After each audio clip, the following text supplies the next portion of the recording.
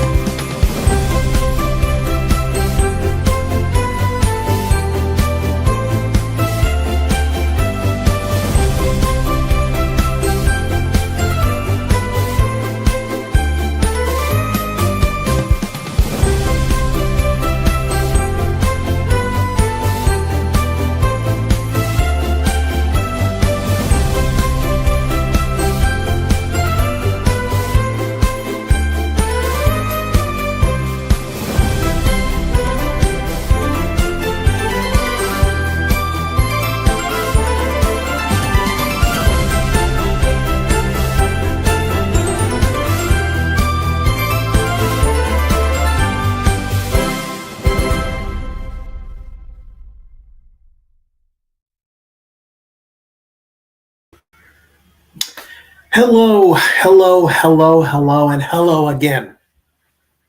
On this December 8th, 2025. Ladies and gentlemen, this is week 14. Monday Night Football watch along here on the Simply Reliable Studios and the Casa D18 studio family of watch alongs. And boy, have I got things to talk about. I'm going to get right into it and quickly and very quickly talk about some personal things that have happened. I talked about it briefly last week. I have a newer car. I have a 2022 Mitsubishi Outlander Sport. But just getting it, it's just so frustrating. But I can announce that I hope it is over and done with. I want to give a big thank you to Stat Girl, Dory Lou. She bailed me out in a bit of a pinch. I needed some help getting this car. I got some help with this car. There are some smaller little minor details left, such as getting it to connect to my phone so I can ride share with it. But I still want to get the Chevy Trax fixed. And that is its own problem in itself. So I'm quickly done with that. I don't want to go into too many details. I want to talk about football because there is plenty to talk about in football world. As the ESPN coverage has officially started at the top of the hour. And on ESPN2, ESPN has partnered up with, of course, their partner, their parent company, Disney. And let me quickly get up to get this out of the way so that if my door opens, it doesn't go all crazy.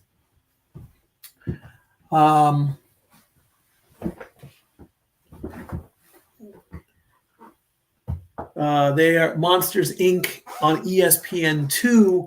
They are going to be possibly 30 seconds to a minute behind the broadcast. And Monsters, Inc. is going to show the game in the monster world. Nickelodeon has done this before. Toy Story has done this before, where they watch the play and all the players get turned into monsters from Monsters, Inc. So this is the Monsters, Inc. version. I might cover that. I really don't know.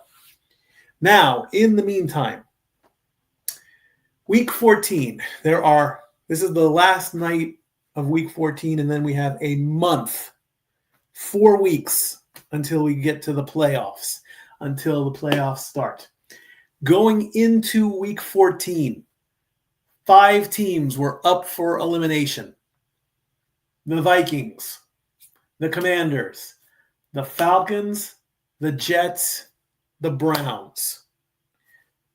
Those 5 teams were up for elimination. If you remember from all the years that I've been covering football, little Bart would be in the corner with his little red spray paint can, and he would blurt out and he would spray them red to let them know that they've been eliminated. Well, one team survived, and it was the Vikings. The Vikings survived. They get to play another week because they shut out whoever they played. The Vikings got shut out in week 13. They turned around and they shut out the Commanders. 31-0. The Commanders got the boot. Justin Herbert had plate and screws surgically inserted into his left hand last week. He's the bionic man. The Titans eliminated the Browns. The Titans, friends, who have had a very bad season. They got their second win. They eliminated the Browns. Unbelievable. Who would have thought that would have happened? The Dolphins eliminated the Jets 34-10. The Jets are out. Where is the other team? The Seahawks crushed the Falcons 37-9 to eliminate the Falcons. So there are now 9 teams that are out. 1, 2, 3, 4, 5, 6, 7, 8. 9 teams are in the hunt. 14 teams have playoff spots, but they're not made official yet. And Kelsey is signing a baby's jersey.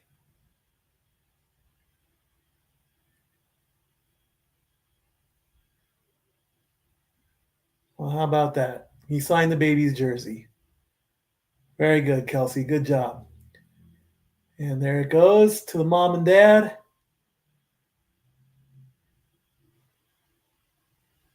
Well, how about that? Well done, Kelsey. Well done.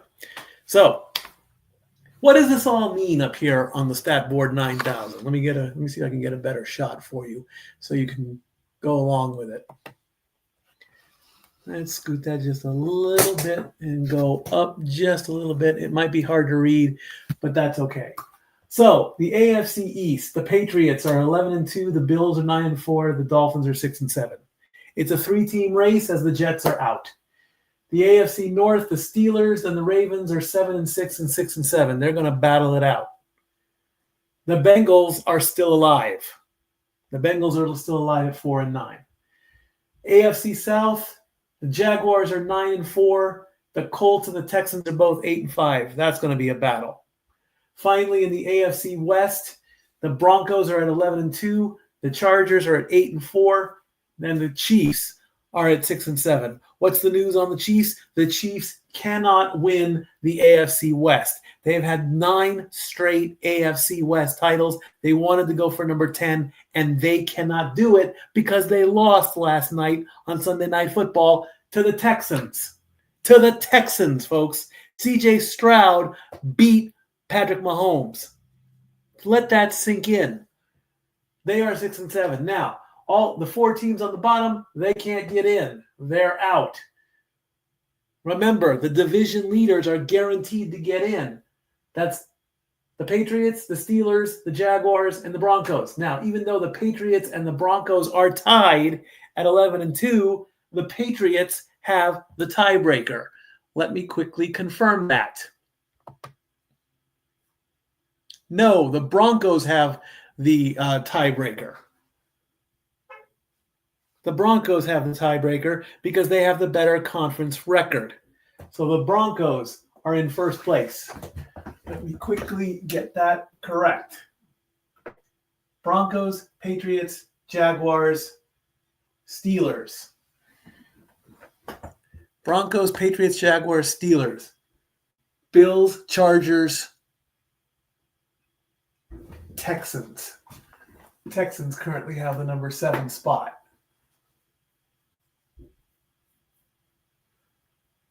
Colts are at 8. Ravens are at 9.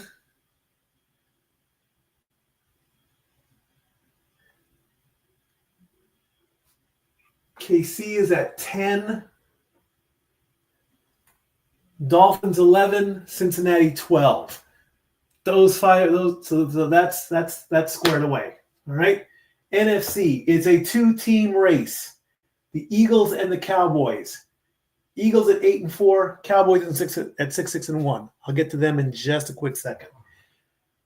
NFC North, still an open battle. In fact, the NFC North is the only division left to still have all 4 teams in it. Every division has at least lost one. NFC South, it's going to be a battle between the Bucks and the Panthers. I'll get to them in a second. And finally, in the NFC West, the Seahawks have a tiebreaker. No, they don't actually. We got to fix that. The Rams have the tiebreaker over the Seahawks. We'll get this right yet, folks. So over here, we put the Rams first.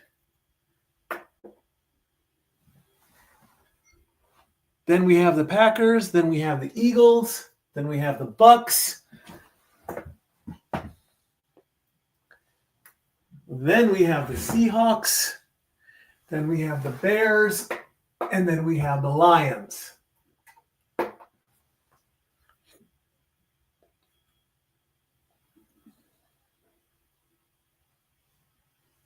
That's not right.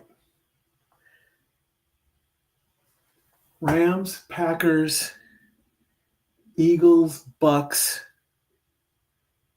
Seahawks, 49ers,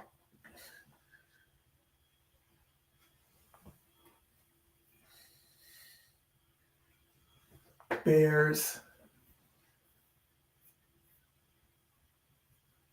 Lions, Panthers, Cowboys, Vikings. Correct. All right. So there are your rankings.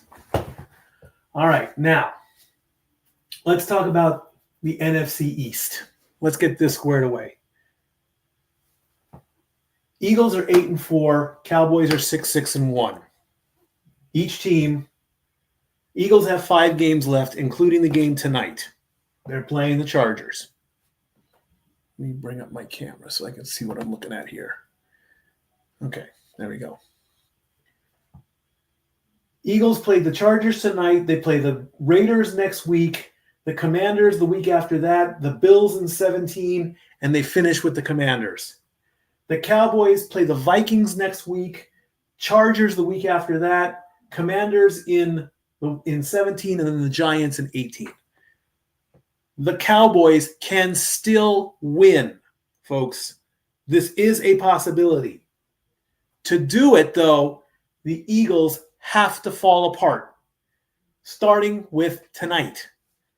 If by some miracle the Chargers win and they start the downfall of the defending champions, and the Cowboys win out, if the Eagles lose all 5 games and the Cowboys win all 4, the Cowboys will be at 10-6-1. The Eagles will be at 8-9.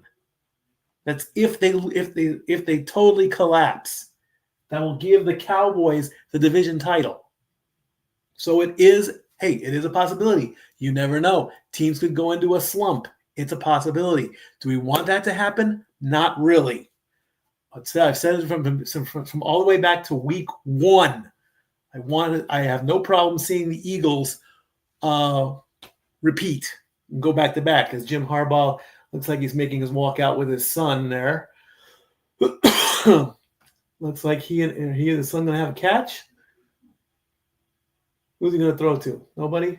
All right, as we take a good long look at SoFi Stadium. So there you go. The Cowboys can still win the division, but they have to win out.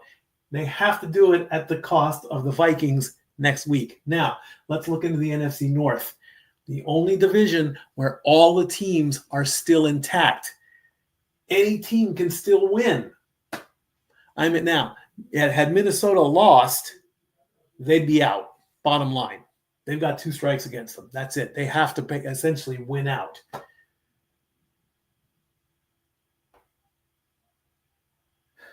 So if they win out, that will put them at 9-8. Let me bring up the upcoming schedule.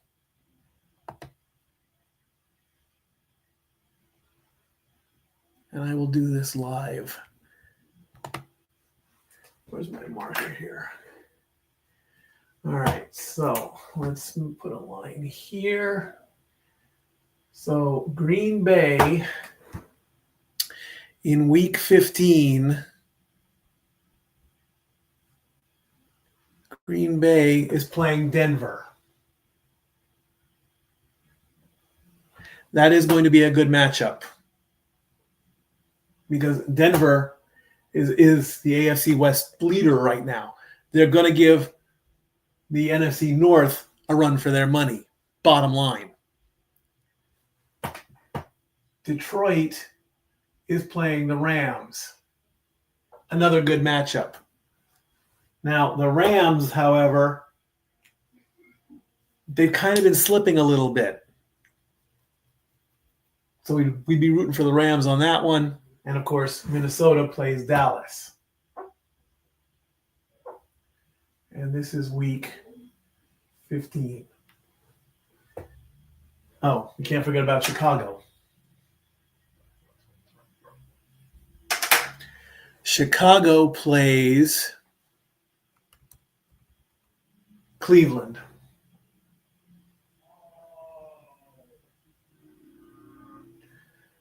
And that's week 15 right there. So we'll circle that. So essentially, in this household, Viking-wise, we want Denver to beat Green Bay. We want the Rams to beat the Lions. We absolutely would need the Vikings to beat the Cowboys because one loss from the Vikings and that's it. I was totally wrong about this. I actually picked that the Browns would beat the Titans. Can the Browns beat the Bears? Probably not. I'll say that one. I don't think that's going to happen. So with if Green Bay loses, that puts them at 9-4-1. Chicago would then go up to 10-4. Detroit would fall to 8-6. And if Minnesota did win, that would put them 6-8. That could give the division, I believe, to the Bears. Because that would put them at 10. That would put them at 6 with 3 weeks to play. And I think the Vikings can't win the division at this point. I think they've already been eliminated for that. I know they've been given, so they have the 2 strikes on them. So then next week, in week 16, where the divisions really start to go, Green Bay is going to play Chicago in a rematch from yesterday.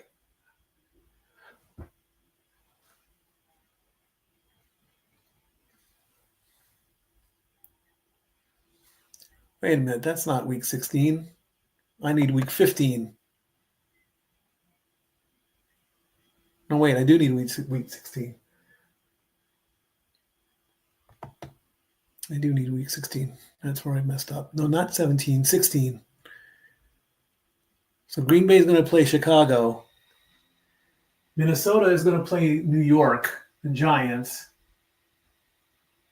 which should be a gimme. It should be almost a guarantee. The Giants are already eliminated unless the Giants want to play spoiler. And Detroit is going to play Pittsburgh. That's week 16. So Chicago would have to lose to Green Bay. Pittsburgh would have to beat Detroit. Minnesota should beat the Giants. Will they? Who knows? I believe so. As of right now, they will. Then on Christmas week, in fact, on Christmas Day, it's Detroit, Minnesota.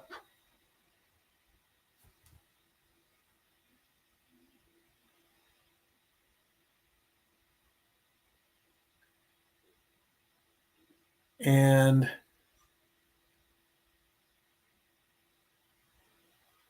let's keep looking. Green Bay is going to play Baltimore. And Chicago is going to play San Francisco. And that's week 17. So again, Minnesota would have to beat Detroit. San Francisco, who should, they're fighting. So that's going to be that is a 50-50 matchup, as it possibly could be. Baltimore, where's Baltimore? They're fighting to get into the North, so that might be trouble too. But in the perfect world, the Vikings would have to beat the Lions, the Ravens would have to beat the Packers, and the 49ers would beat the Bears. Then finally, in the last week, it would be Detroit, Chicago.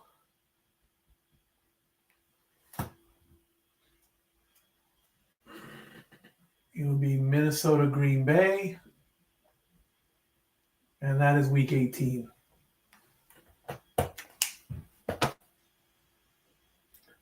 So the winner, I believe, out of those two, Chicago would probably have to beat Detroit. Minnesota would have to beat Green Bay. And I think the Vikings get in on all that. So there's going to be a lot of things happening in the NFC North. In the NFC South, it's a two-team race between the Bucs and the Panthers. The Bucs already have the tiebreaker against the Panthers. Basically, whichever team loses out of the two pretty much loses the division. If Tampa Bay and Carolina go through, and they will play each other eventually, but if Tampa Bay wins out, Tampa Bay's in, bottom line. And that's pretty much it, really. The other divisions, I didn't get a chance to really get them all taken care of, so.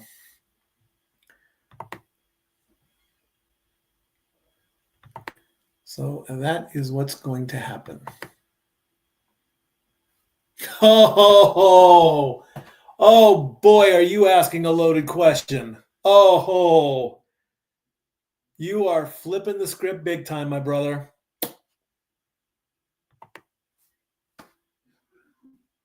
I really don't want to just talk about the bracket itself. I want to more talk about Notre Dame. Okay? Now, the bracket has already been released. It's already come out. And I know I've said this for many, many years, that the CFP they don't get it right. Okay? The simple fact is this.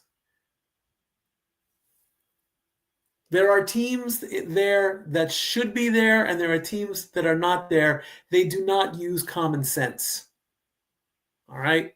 So I will quickly, let me bring up my graphic. I won't post the graphic, though. I just want to look at the picture. And if I have to look up the stats, I will.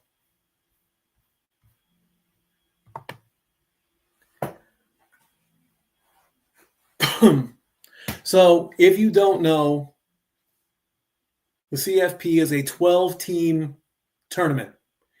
The top 4 teams, Indiana, The Ohio State, which are defending champions, they did win last year.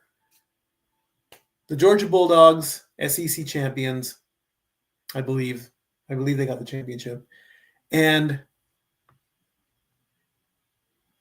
let me make sure I'm getting all this right. I want to make sure I get this right.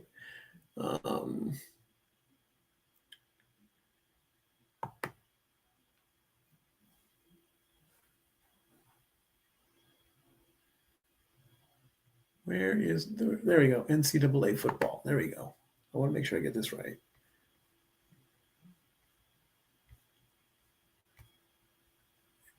CFP bracket.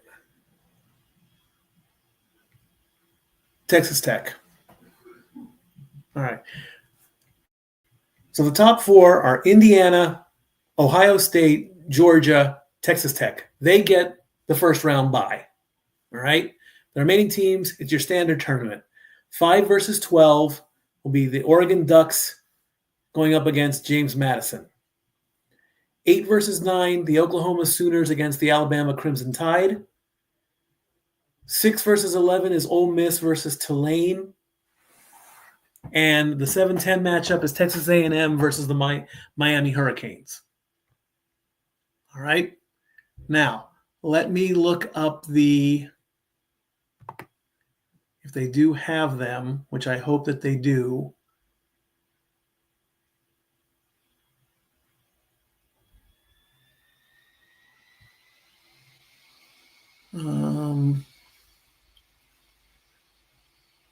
It's not really what I want.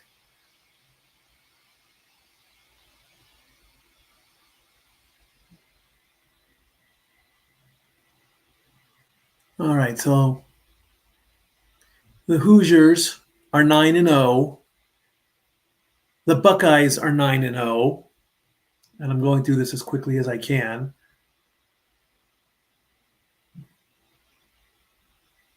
The Bulldogs are 7-1.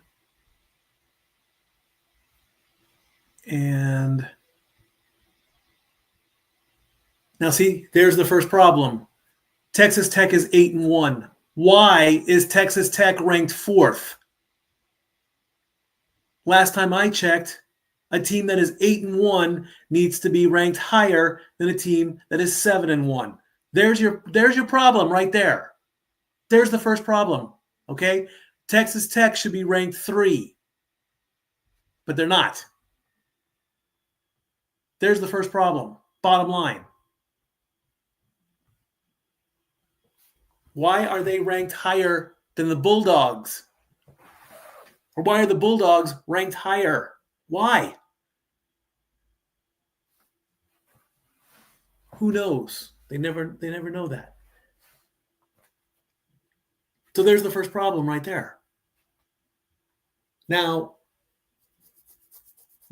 and it's just amazing.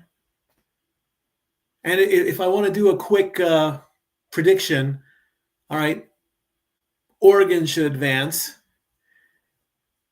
Alabama and Oklahoma, it's going to be a good matchup. But because I live in Tennessee, and it's not that I'm anti-SEC, but Tennessee versus the entire SEC is one big rivalry, just like the NFC or the NFC North.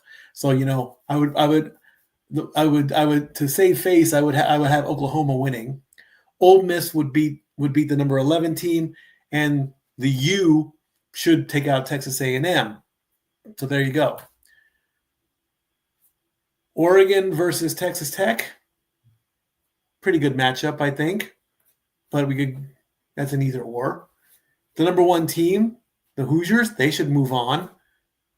Even if it's Georgia versus Ole Miss, Georgia should move on. And then why not throw in? Now, am I okay with the Ohio State winning again and going back to back? Sure, why not? Would I love to see the U go up? Sure, why not? They're good solid teams. But If I go with that, and I don't know if the Ohio State could beat the U. Of course, the people in the SEC would want to see an SEC championship win, so that would probably force Georgia to go against the Ohio State, and Oklahoma probably won't make it to the semifinals, so that'd be Texas Tech. So it should be Indiana versus the Ohio State or Georgia. I'm okay with either one. But again, the CFP, they do not take logic seriously, okay? If you have one more win and you're ranked one spot lower, why? Who knows? Not very many people do.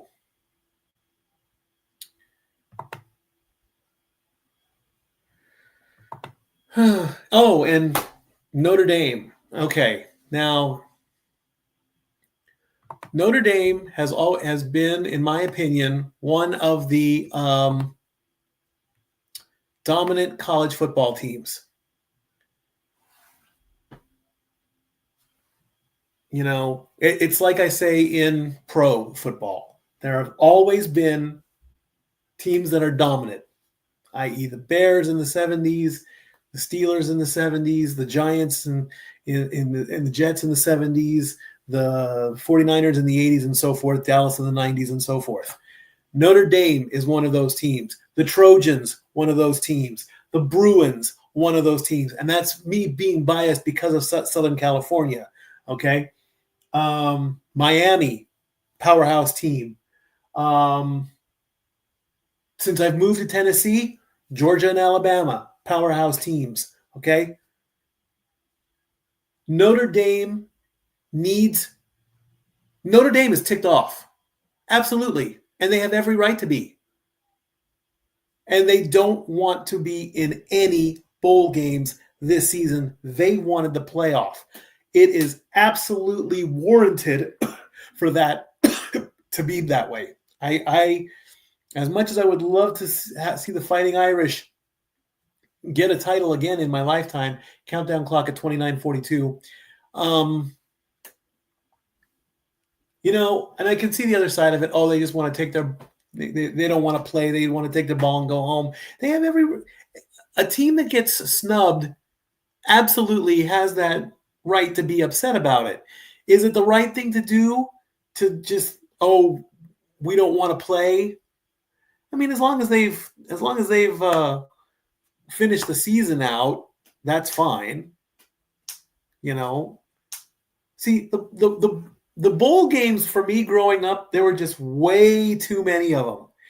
It all became marketing because a lot of product placement came into play as well too. There are so many sponsors for so many bowl games. It's an embarrassment, you know. Before you know it, you'll have the Pepsi Bowl. Before you know it, you'll have. Tostitos already has one, I believe. The Citrus Bowl, I believe, was Sunkist. Sunkist was a soda pop at one point. And if Pepsi gets a bowl game, then Coke's going to want one in the next year. So it's all becoming marketing at this point. There's the Pop-Tarts Bowl. That's Jimmy Kimmel's thing, or it was one time. I mean, and I'm not saying that that's a bad thing. I like Pop-Tarts just like anybody else. 28 minutes and 15 seconds left in the countdown clock. So, they are upset. They deserve to be upset because the yelling starts. And so it's like, what can you do? What can you do, And it's always the teams that, it should be the team with the most wins, but then they go with percentages. And that's the way I do it in my rankings for hockey. If you can have 16 points in a season, but if you play those 16 games and all 16 games go into overtime and you lose every one, you've got 16 points. But the team that's gotten 8 wins, even though the schedule won't allow it, it's a whole different thing.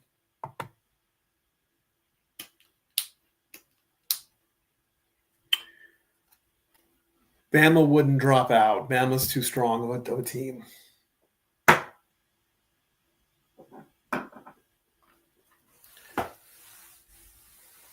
All right. 26 minutes and 55 seconds left as we get closer and closer to week 14, Monday Night Football.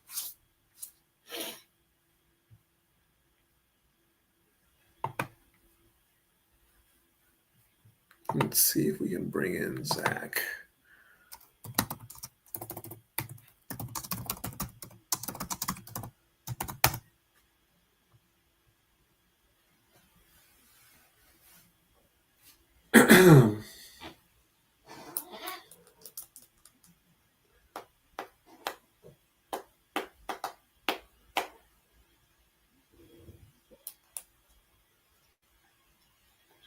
There's Saquon. So there's Kevin Patullo, first season as Eagles offensive coordinator. Clock is running down. So hopefully after tomorrow morning, we can get some clinching scenarios. Mostly I don't want to wait till week 16. Nick Sirianni is at 500 on Monday Night Football games. It's also on Disney Plus. Okay. The Monster Night Football.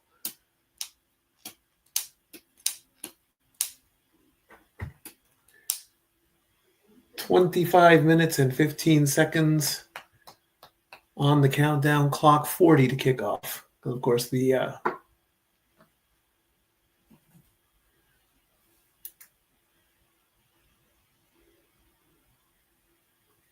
yay, I got a full phone.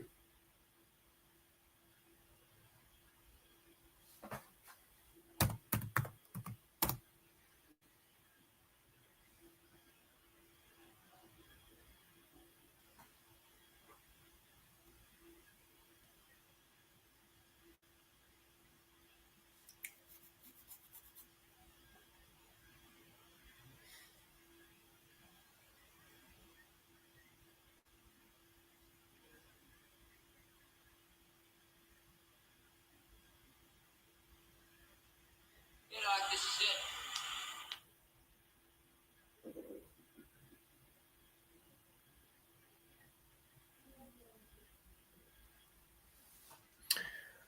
Oh, the new Arby's opened. Yeah,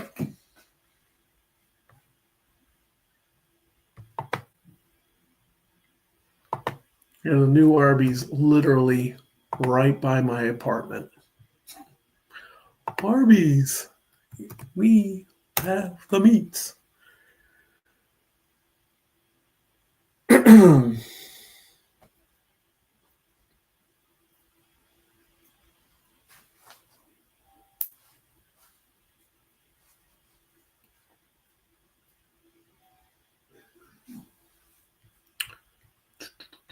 Still haven't decided what we want to do for week 18 or the playoffs.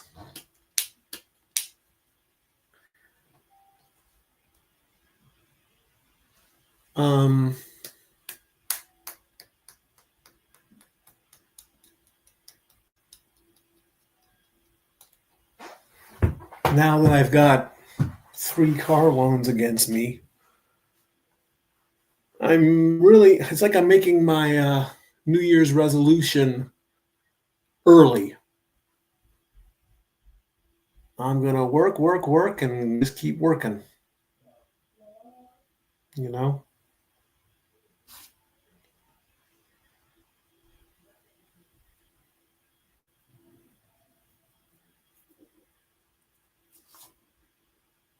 And hope that the car doesn't die.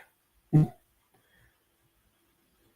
mean, 3 cars in 2 years. That is just amazing to me.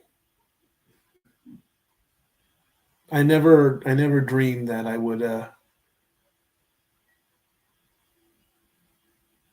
I never dreamed once that I would own 3 cars in 2 years.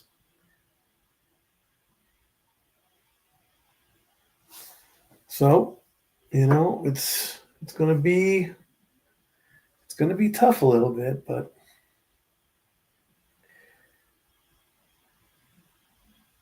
it is what it is.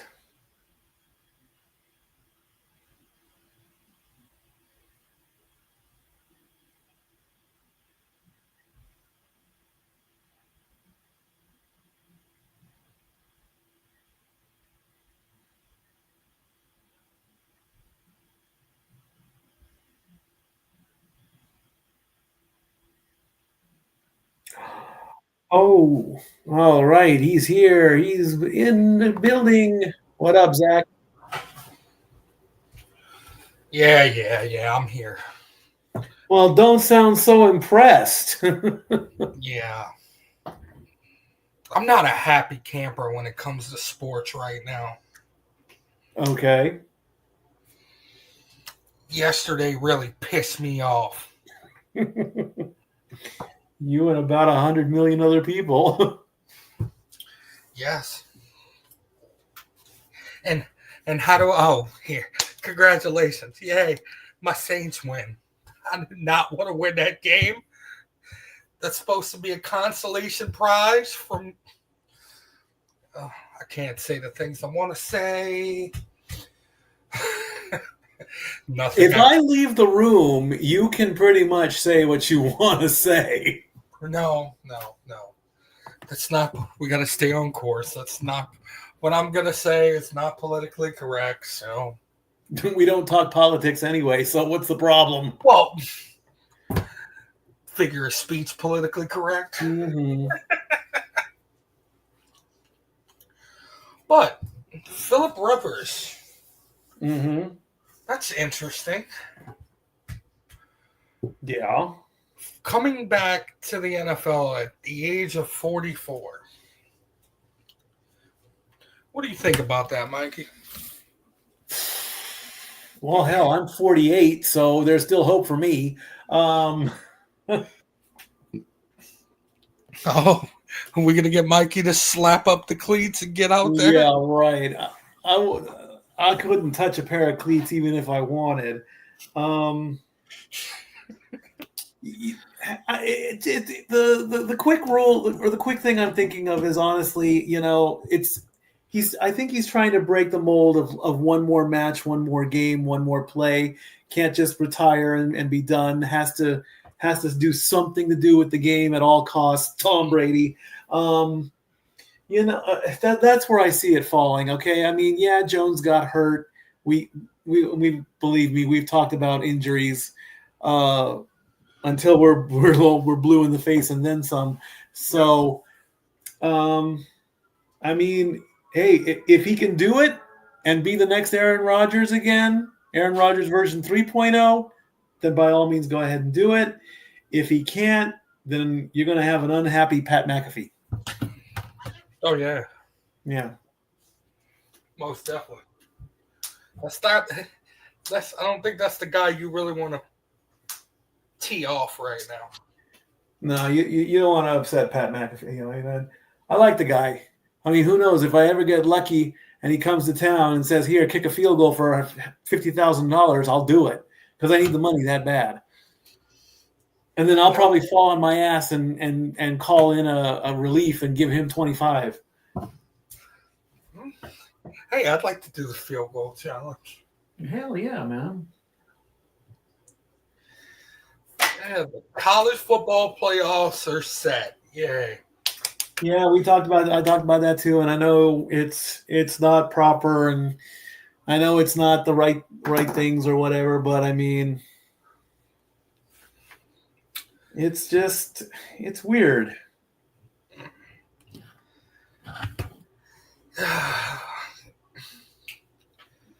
The CFP can go to hell.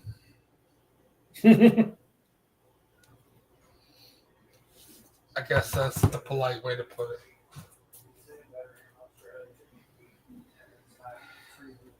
the polite way to put it. They can go to hell. I don't like them. Yeah, that's putting it nicely, I think. So we got the Eagles and the Chargers. Huh.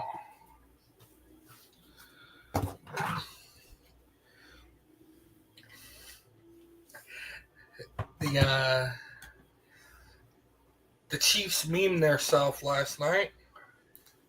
Yeah, and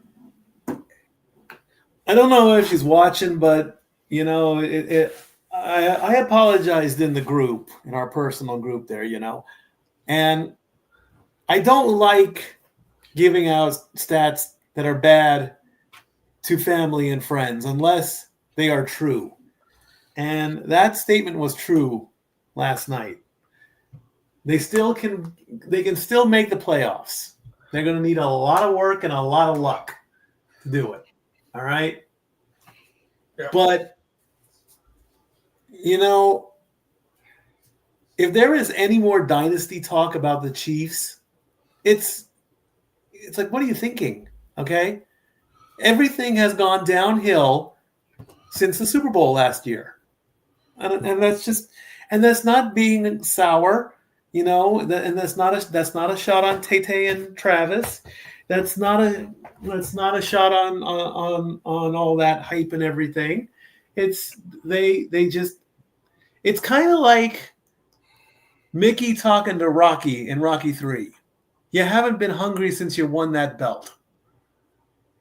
You know? They're not a hungry team anymore.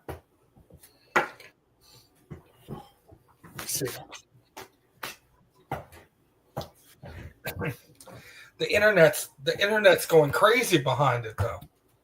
Well, that's because of Taylor and Travis. They have brought, because of their pop star social media presences, I mean, Travis is looking to retire at the end of the year. Taylor is looking to retire at the end of the year because I think she's doing a few more concerts and then she's finally done. And so she can finally enjoy her money and settle down. And I think she's doing some event on Disney Plus. So there, I mean, I didn't even think she was at the game last night. They showed Donna Kelsey, but they didn't. I don't know if she was there or not. Right. But it's like just something has broken the Chiefs. You know, they're 6-7 now. Don't give me that 6-7 crap. Don't get. Don't, okay? I hear that joke at work all the damn time. I still don't get it. I don't want to know what it is. I want it done. Okay? It has no meaning. Oh, it has a meaning. The youth of America just don't want to explain it to us old folks. No, literally, it has no meaning. It's just numbers. It may be just numbers, but not to all the it's annoying. All the social media superstars out there.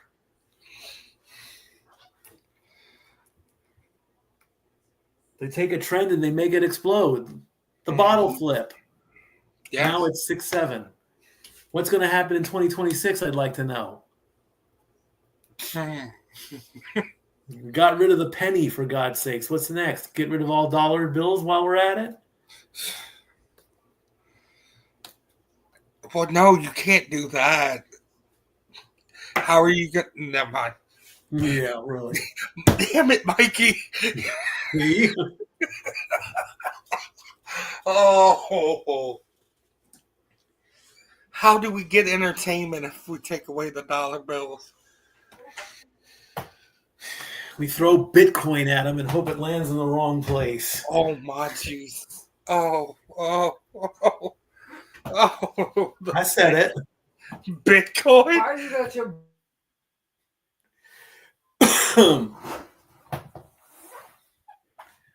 Yeah, Bitcoin. Mm-hmm.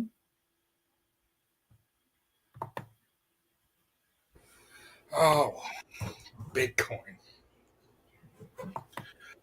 That's expensive. Is it? Yes.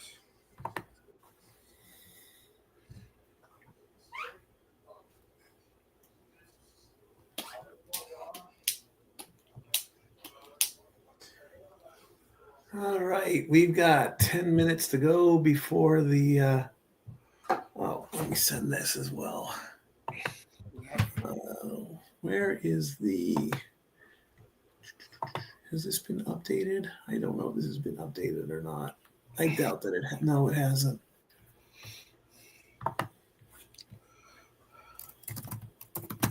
Got Cena Gunther. Yay. Yeah, unfortunate. I mean, that's the dream match as we see the sunset on the West Coast with 11:20 to go from the countdown clock.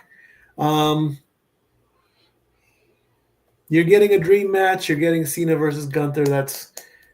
I think this is a true first time match for the last time ever type scenario. I really don't like that they're Cena's really going to quit. He's not really quitting. He's just fulfilling his contract and walking away proud. I don't see quitting. To me, the word quit is like you just walk off and in a huff and you just don't want to do it anymore. If you do it the right way, I mean, you're agreeing to stop working in a respectable way. The actual word quit itself is a very bad word in the work world. You walk around and you say, I quit, walk off the job and all that, and take this job and shove it type thing, which I've done once or twice in a couple extreme situations. I mean, it's a good play on words. It's a good, it will help tell the story a little bit, but and Gunther's a very good heel as he is anyway. So if he came up with that, more power to him. If the writers did that, then he how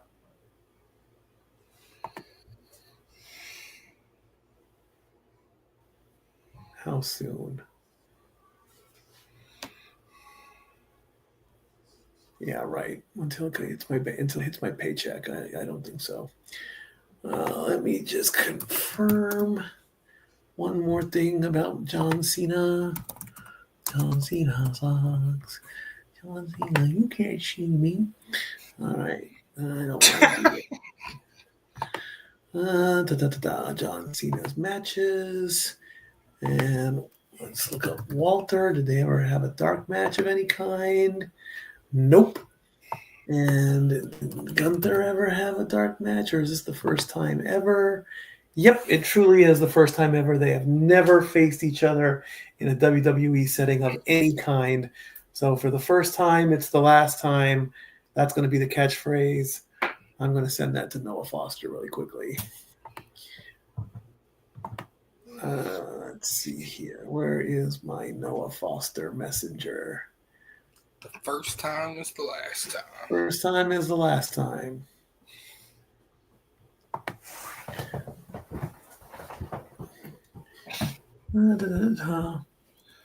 I hope Dwayne comes out there afterwards and says, no, you can't retire.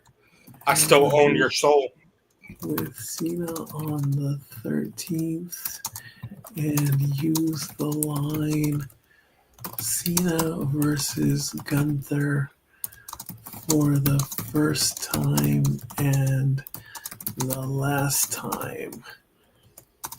They have never faced each other in any type of WWE setting. Hashtag Statboy approved. There you go.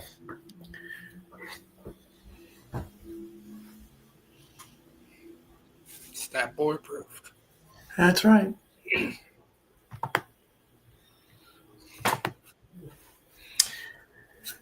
7 minutes and 25 seconds. Yes, sir. If they don't sign Philip Rivers, what do you do? Start praying. Don't- Start praying, bottom line. What is Jonathan Taylor just going to play quarterback and run the ball the entire game? I mean, they don't have another. If that is totally legal, then yes. I mean, what else can they do? Really, honestly, what else can they do? I mean, They don't have another active quarterback. DraftKings playbook: Jalen Hurts anytime touchdown, Ladd McConkey 5 or more receptions, and Omarion Hampton 50 or more rushing yards will pay 7-1. ESPN bet is gone. ESPN is now partnered with DraftKings. New customer bet, get $5, get you $200 if in bonus bets if your bet wins. Use the code Monday. And if you do have a gambling problem, call 1-800-GAMBLER. I did. Long time ago. As we get a good flyby look over SoFi Stadium with the Goodyear blimp in the background. Why don't you just call Peyton Manning and see if he wants to play? Just one game. He ain't going to play. Just one game.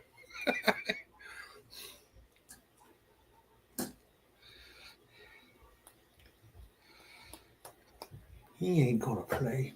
And the person who wants to play, they won't let him play. So, what you gonna do, man? I feel like the situation's only happened once in the last, what, 20 years? Something like that. Denver ran into the situation, I want to say 3 years ago. They had to use their wide receiver was their starting quarterback for the game. And he only threw the ball twice. Yep.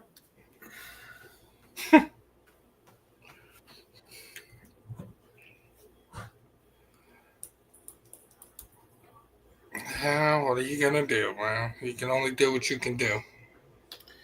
Yep.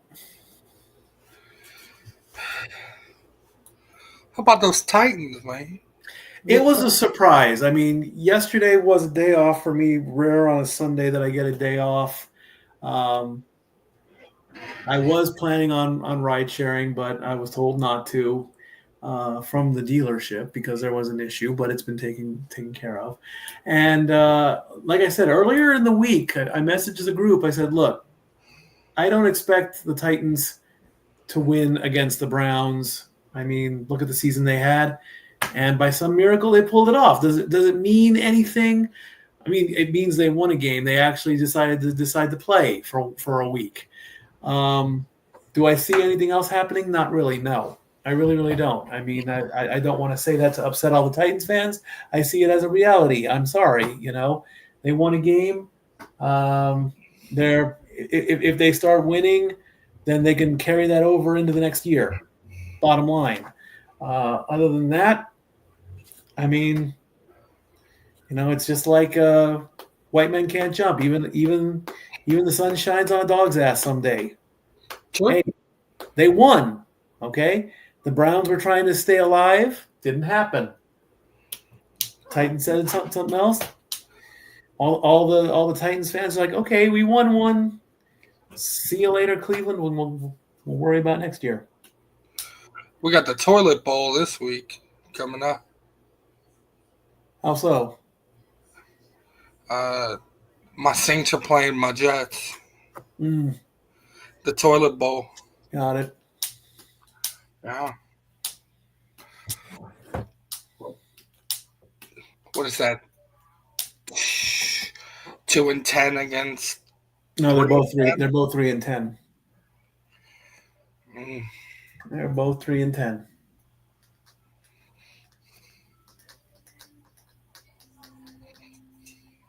Two and a half minutes to go before the top of the hour. We'll see. I think they're going to do final predictions, and then we'll take a look at the stuff, and then we'll call week 14. Officially, 3 weeks left in the Monday Night Football schedules, 15, 16, and 17. But still haven't decided what we're going to do for 18 yet. More than likely, it might just be a preview, a playoff preview on that Monday night. The Browns have announced that Shedeur Sanders is going to start for the remainder of the season. I would hope so. So they're probably going to get him prepped for next year, I think. Oh, shit. Urkel's in the house. Jaleel White is on the screen. He is an Eagles fan. Oh, shit. It's the Iceman. How about that? UFC in the house. Chuck Liddell, the Iceman. All right, the ESPN squad, along with Stephen A. Stephen A. making a rare appearance in Los Angeles. Oh, that guy. Let's see what they say. Stephen A. says that the Eagles will win 27-23. Marcus says the Eagles will win 27-21.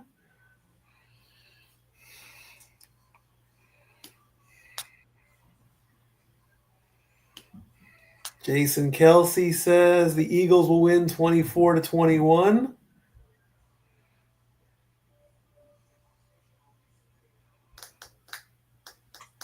Ryan says the Chargers will win 24-21.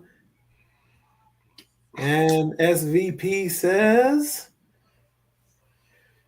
the Chargers win 28-20. So we got a full house, 3 Eagles and 2 Chargers. What you got, that boy? Hey, there's Billy Crystal. As ESPN officially goes into kickoff mode, as so do we in a sense, as we take a look at the stats. And Army Navy on Saturday. Good rivalry there. Go Navy, beat Army. That's right. That's what Pop wants. There's my hometown. There's Los Angeles. There's the skyline. Who's your pick tonight, Mikey? Oh, if I want to keep the Eagles in the Super Bowl, I got to go with the Eagles. I know the Chargers are going to put up a fight. They're gonna make the Eagles work for it. Bottom line. 28-17 Eagles. 28-17 Eagles. Mm-hmm. I'll go 28-21. I think it'll go a touchdown battle, really, because I just don't want to see a field goal victory. Monsters Inc. on ESPN2 and Disney Plus. Yes, it is. They're going to be a little bit behind the action because unless they do it live, I don't know how they're going to do it. You gonna watch the Monsters Inc. version, Mikey? I don't know. Why not? Let's go first quarter. Let's go ESPN2. Why not? I'm a little curious how this is going to work anyway. So I'm going to switch over to ESPN2. And if it becomes an issue, then I'll just go back.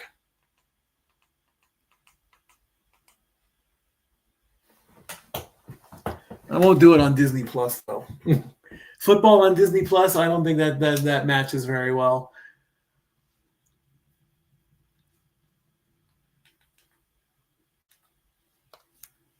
ESPN matchup predictor says Philadelphia wins 59% to 41%. Jalen Hurts, 226 of 342. 2,514 yards. 19 touchdowns, 2 interceptions. Justin Herbert, 265 of 396. What do you mean browse plans? I'm already signed in to ESPN Plus. Really? I do have ESPN2 on this thing. I'm fairly certain I do.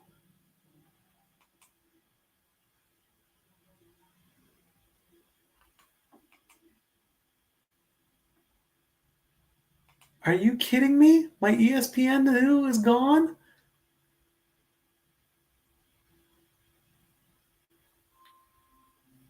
All right, can I log in on Disney Plus then?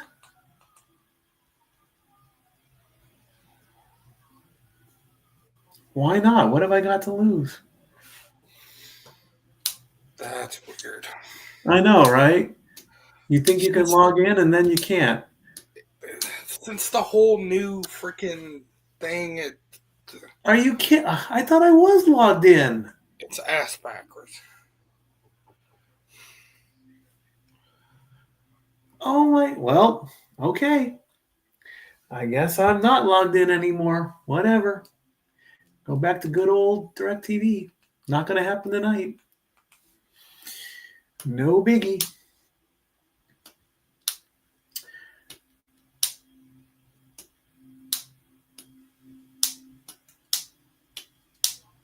Come on, come on, come on, you stupid you stupid computer. Yeah, that's real good.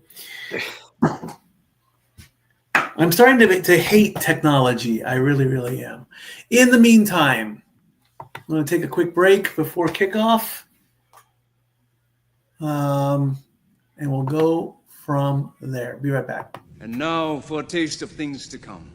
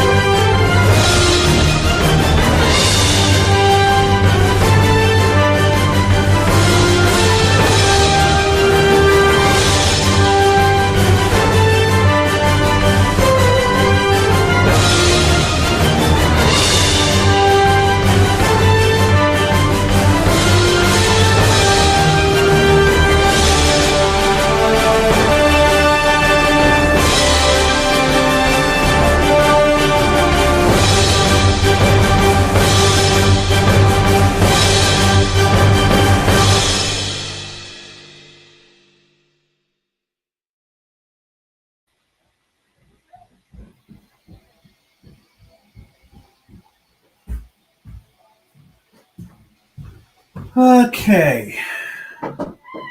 Coming back here. Jalen Hurts coming out, getting ready. Lisa Saunders. The flags are on the field. Looks like Zach has left us, but that's okay.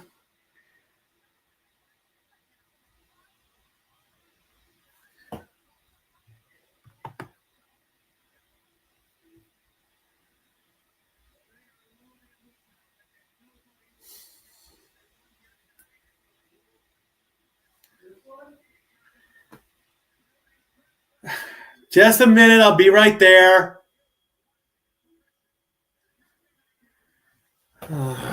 Be right back again, friends. But this time I'm just going to put the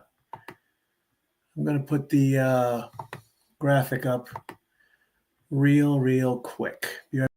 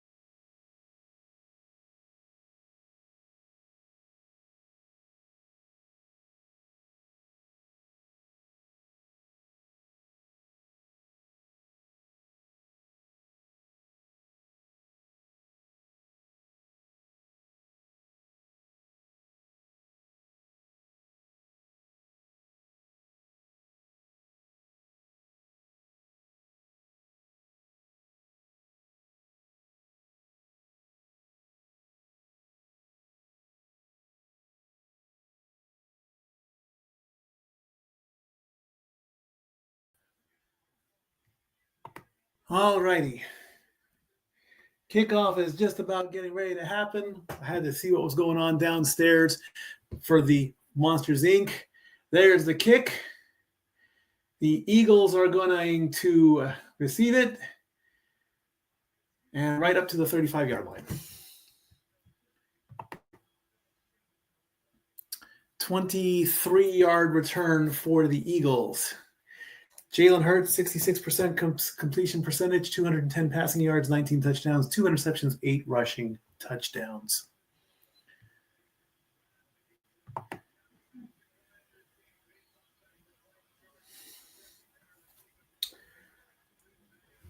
All right, let's see what Hurts is going to do.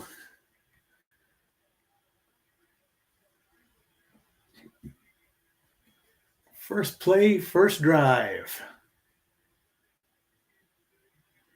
Gets a snap, looking, still has the ball, throwing already a long one, and incomplete.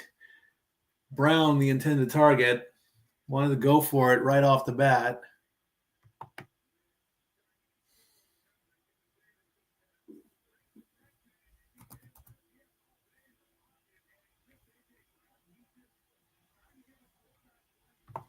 Wanted to get that first pass off the bat. Nothing happened.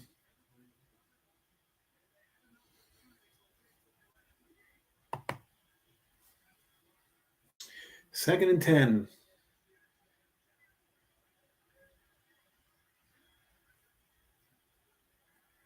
Jalen Hurts gets the snap, hands it off. Nowhere, really. He'll be lucky if he gets a yard on that one. Barkley got nothing. Take a look at the Eagles' offense.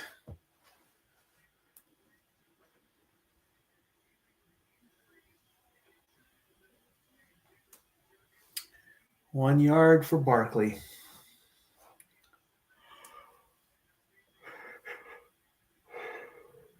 And the yawning starts. 3rd and 9. Can the Chargers defense cause a 3 and out right off the start?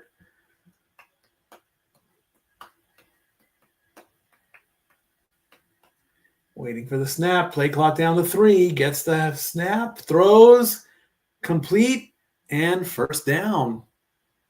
Goddard gets 9. Keeps the drive alive.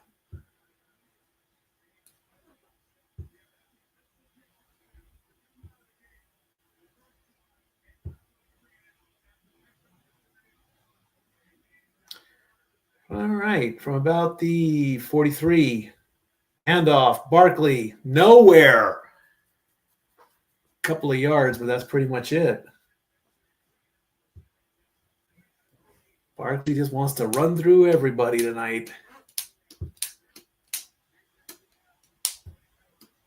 Take a look at the Chargers defense.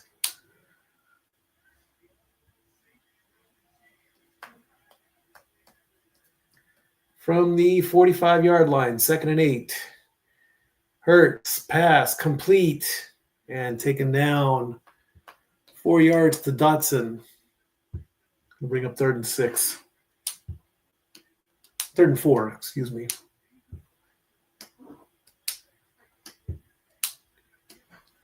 Clock running down at 12:45. Chargers have only allowed 9 20-yard completions. Tied for the fewest in NFL. In the whole league. 3rd and 4. Just on the 49-yard line.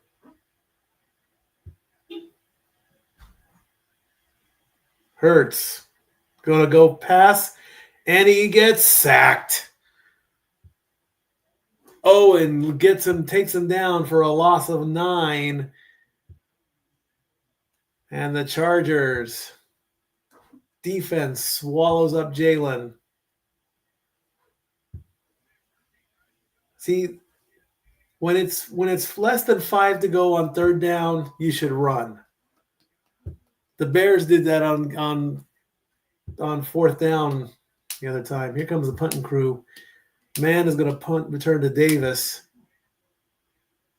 There's the kick. Going to go to about into the end zone, and that's going to be a touchback.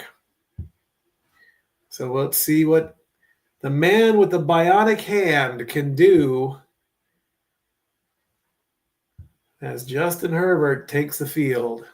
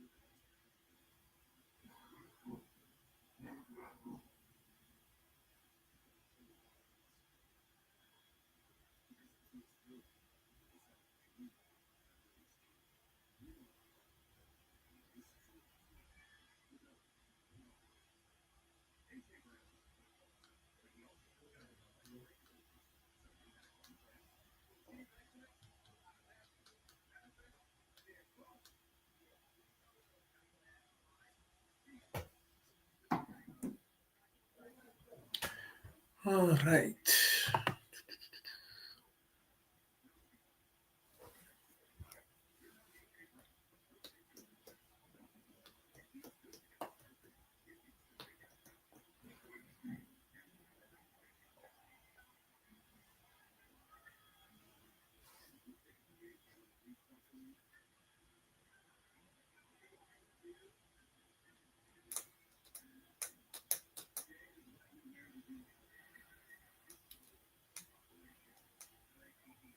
The rookie goes in and out. We do watch the rookie here. Oh, it's the new season. Oh, okay, cool. All right, Justin Herbert, 8-4, 237 passing yards per game, 21 touchdowns, 10 interceptions. Had surgery last week on his hand.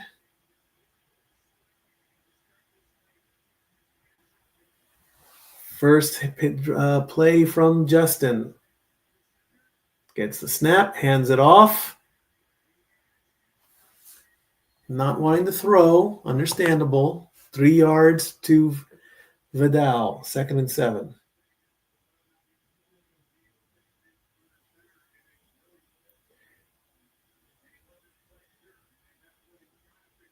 His left hand is very heavily taped.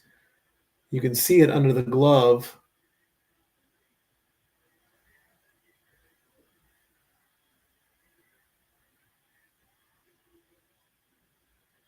Gets the snap, throws with his right hand. That's incomplete.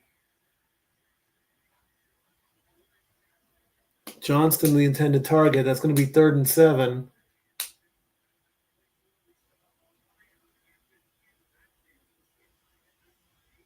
Ball was a pretty good spiral. I mean, it's not as so. I don't know what hand he normally throws with.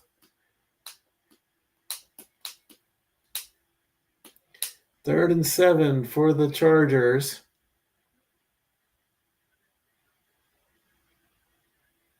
Gets the snap, backs up a bit, gets through the pocket, quick little short pass. First down and then some. He's still going. He could go 60 yards to Vidal. That's going to fire up the Chargers.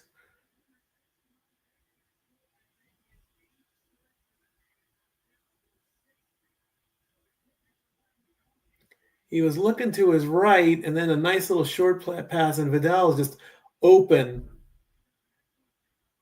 Stays along the sideline and just gets finally pushed out of bounds. 60 big yards. Unbelievable. That's going to make it 1st and 10. They are in the red zone. Quick pitch back. They'll get 11 as Hampton gets pushed out of bounds.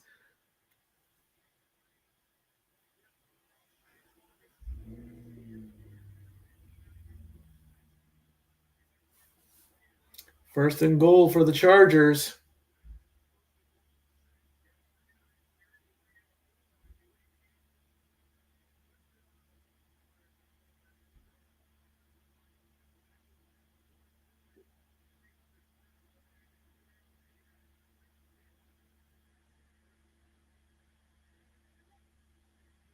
And I hand it off.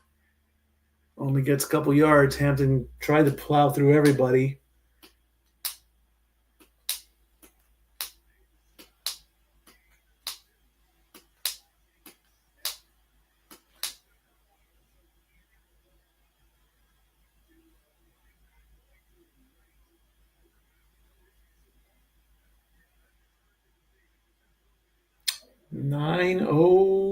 Nine minutes left to go. Second and goal. Chargers on the 4-yard line.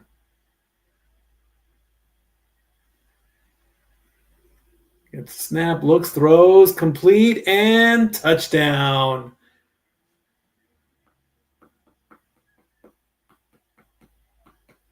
Chargers strike first as Amarian Hampton gets a 4-yard touchdown to make it 6-0.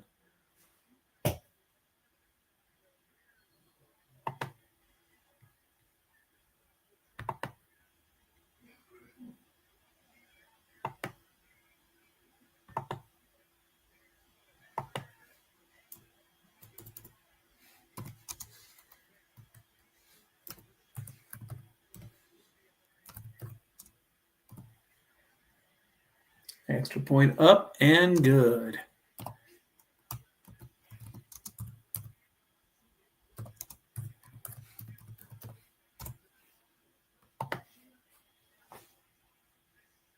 ESPN goes to commercial, so do I. Be right back.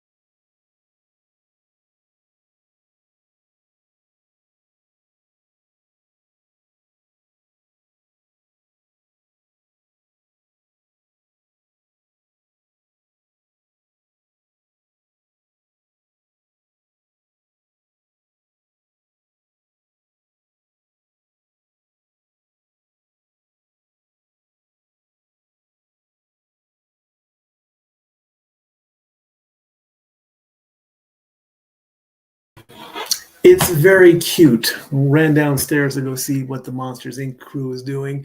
They'll drop the football on a claw and put the ball down, and then Sully and Mike Wazowski will play various positions in the game.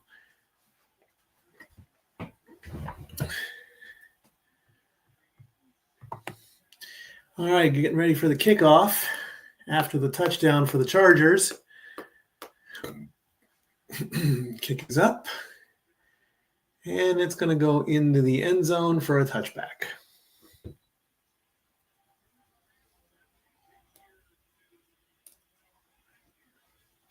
take a look at the Eagles' offense. They were second last season in rushing yards per game. They're now 22nd this season. Fifth in yards per rush, now 24th. Seventh in points per game, now they're 19th. 10th in third down conversions, now they are 28th. Makes it sound like the Eagles just aren't doing anything right. But they're leading the NFC. All right, let's see what Jalen Hurts does in the first drive. Or first play, second drive, first play, 8:49 to go in the first. Gets the snap, hands it off. Nice little run, first down and then some, gets a bit of a block.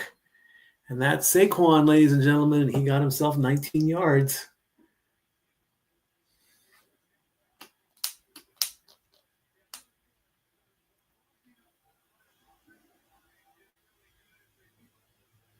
Gets a nice little opening, gets a nice little block. Runs to his left, gets pushed out of bounds. All right, they crossed midfield. We're on the 43.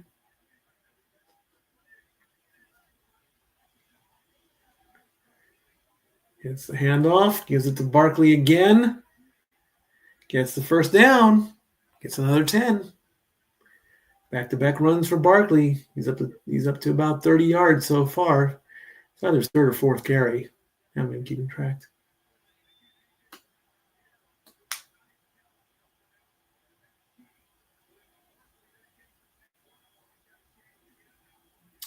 All right.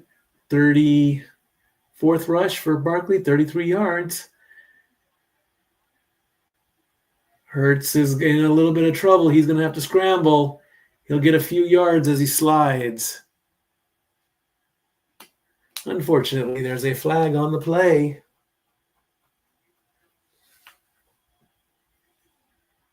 Holding. Offense. On Steen. So that's going to push him back 10 yards. As Barkley gets some hydration. Let's take a look at the hold. Let's see if he did hold him. Let's see. Yeah. He kind of pulled him on the jersey a little bit there. That's going to make it 1st and 20.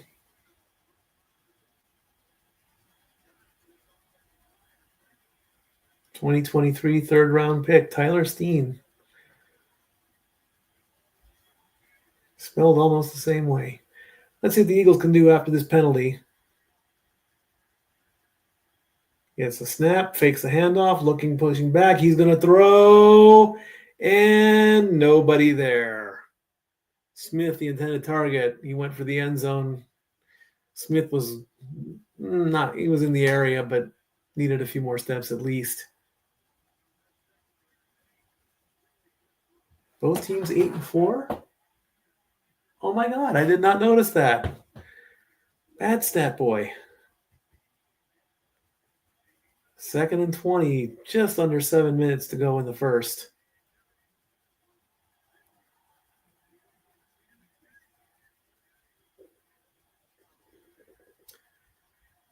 Jalen Hurts gets the snap, looks for a quick pass, gives it to Barkley. Barkley's going to go get some of that yardage back. He got 8.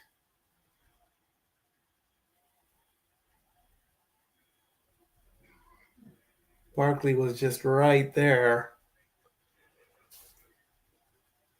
Standing right next to Hurts.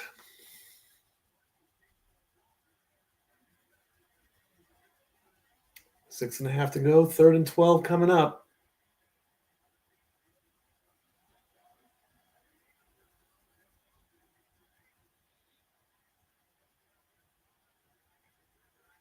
Five on the play clock. 3, 2, 1. Gets the snap. It was kind of low. Quick pass. Completion to Goddard. That will get the first down. 6 minutes left to go.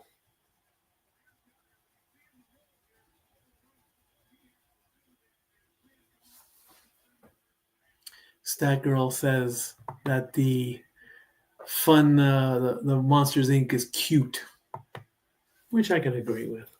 I took a quick look at it down there. I don't get it up here. All right, just before the 30-yard line. 5:35 to go in the quarter.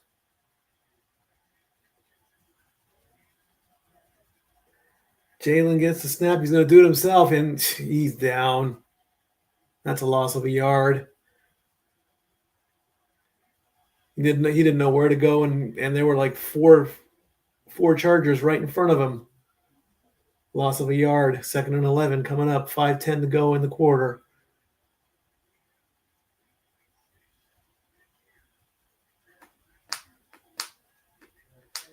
Five minutes on the clock.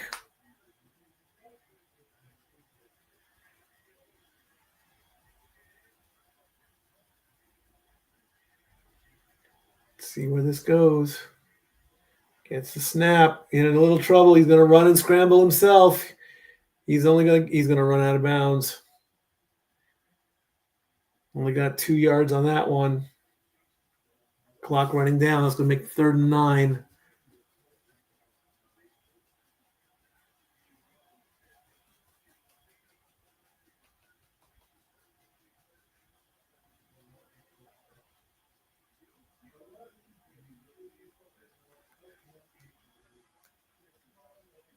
Eagles have 983 yards after the catch all season, fewest in the NFL.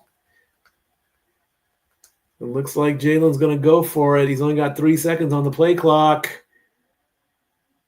Barely gets it off. It's a short pass to Smith. Smith is going to get swallowed up at the line of scrimmage, and that's going to make it 4th down. Ended up losing a yard on that one. Defense is just finding something.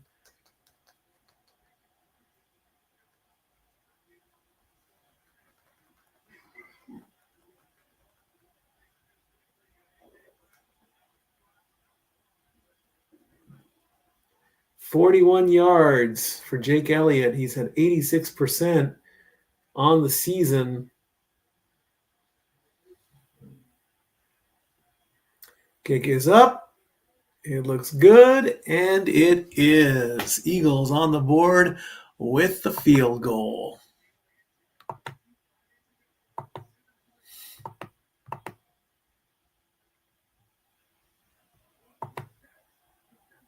What is this?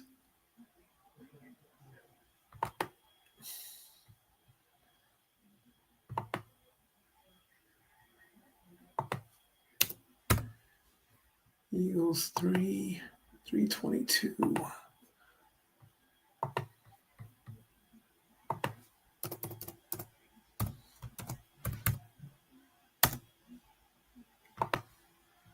Be right back.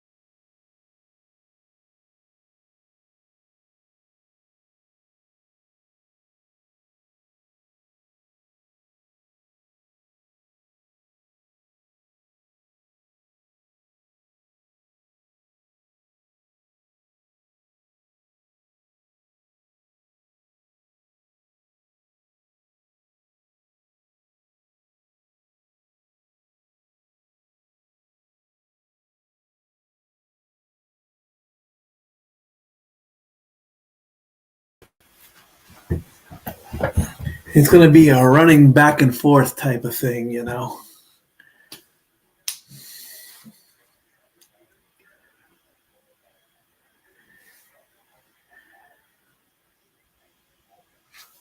Don't clap your hands, Justin. It's broken.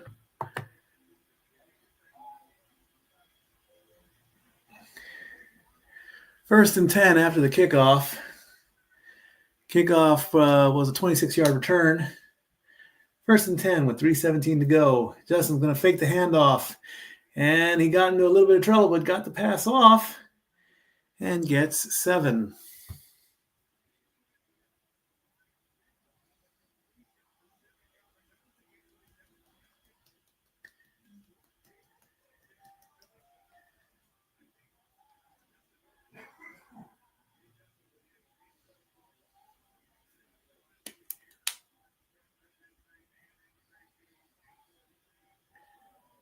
Second and 3 coming up. 2 minutes and 41 seconds left. Gonna hand off and gets nowhere. Loss of 4. Hampton gets swallowed up by Davis, number 90. He's a big boy.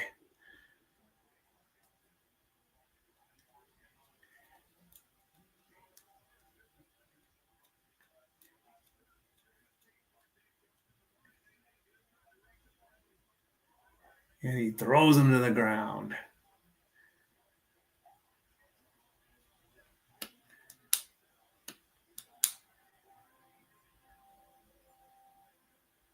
Third and 7 for the Chargers. And we got a flag on the play, folks. Somebody moved. False start. Offense. Non-Pipkins, number 79. 5 yards. Going to push him back to 3rd and 12. A sea of green in SoFi Stadium. Jaleel White was there. Billy Crystal was there. Santa Claus was there. Santa Claus is right there trying to get the fans hyped up. 3rd and 12 with 1:40 to go in the quarter. Almost a false start. Yep, the flags flew on that one. So Herbert's got a free play. He's going to throw it, and that is an interception, ladies and gentlemen. Let's see what the penalty is.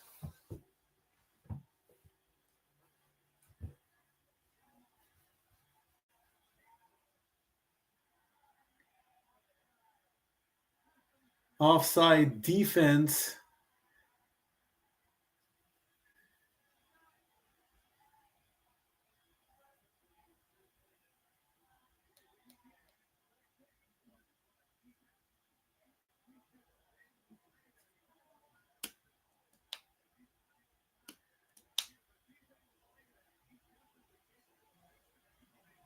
There was some movement, so the interception is negated, giving the penalty or giving the Chargers an extra 5 yards.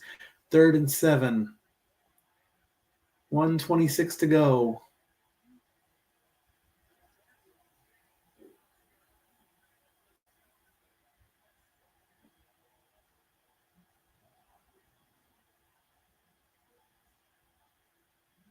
Herbert takes the snap and nearly gets it away.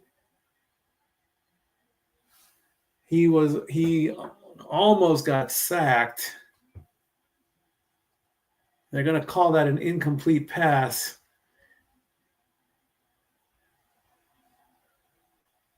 Fourth down. Let's take a look. Dean got to him. Herbert got the ball away, so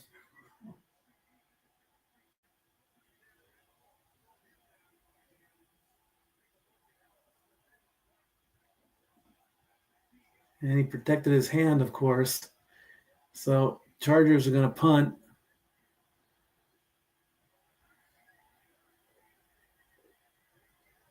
And right at the 10-yard line.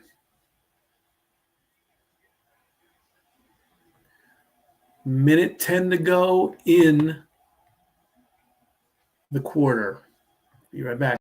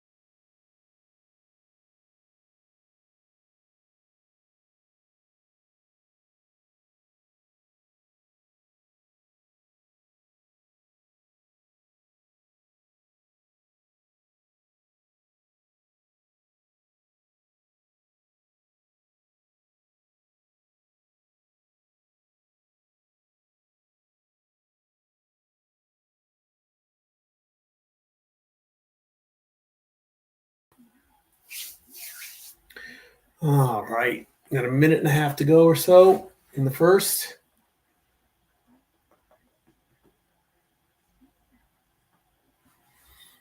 Eagles looking not to lose this one, because if they do, that will help the Cowboys out.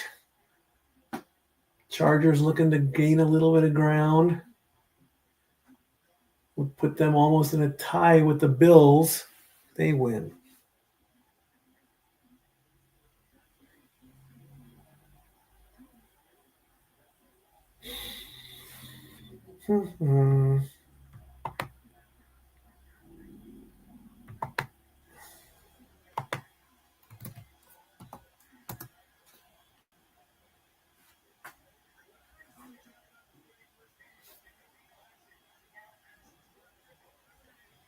Take a look. Bring those up for the first intermission. Take a look at that in a bit. From the 10-yard line, minute 10 to go in the quarter. Hands it off, nowhere. Barkley goes nowhere.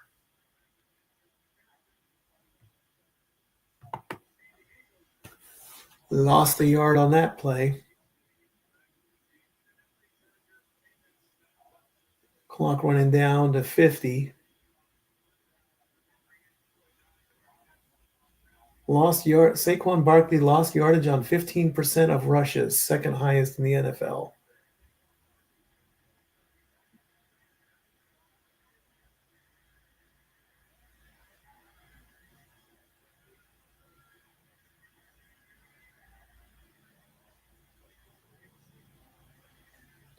Gets the play, but only gets 6 yards.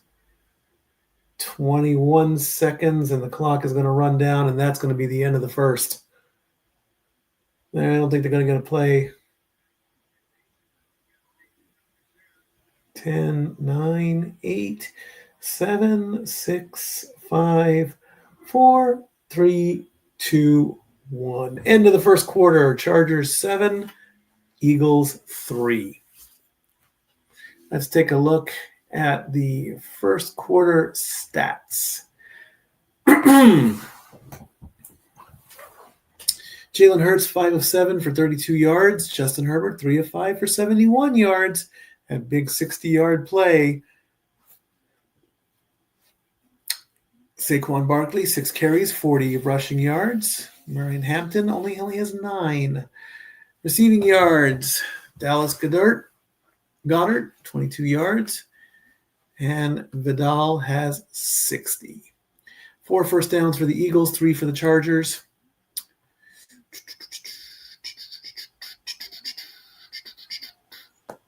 Officially, there is a sack for the Eagles. 2 penalties for the Eagles, 1 for the Chargers. No turnovers, nothing like that. Let's take a look at some basketball. Only 3 games tonight. Sacramento is playing Indiana. Indiana is up by 10 with 1:24 to go in the third. Suns and Timberwolves are at halftime. Suns are up 61-57. And the Spurs and the Pelicans, Spurs are winning 60-37 with 6 minutes to go in the half. As far as your standings go, top 10 teams go to the playoffs. Top 6 are guaranteed. Your top 6 teams from bottom to top in the Eastern Conference.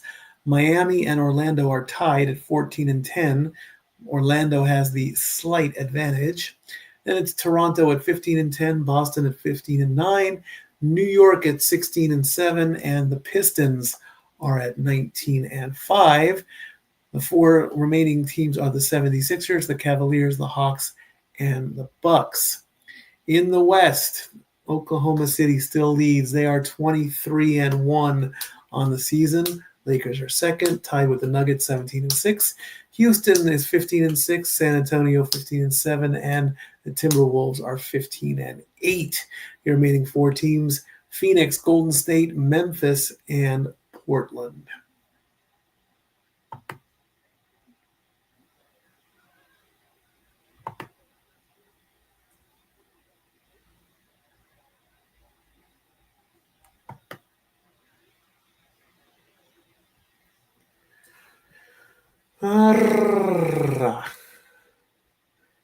Jalen Hurts facing a 3rd and 5 to start the second quarter.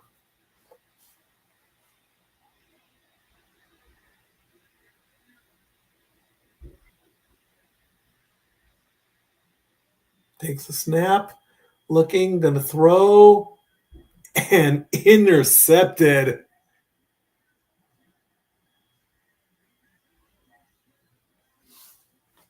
What is happening here, folks?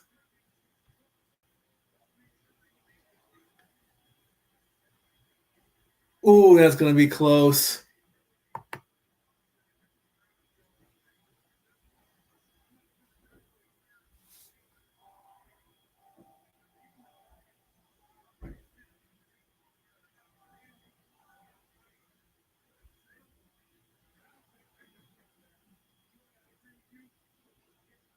Ball hits the ground. That's what they're saying.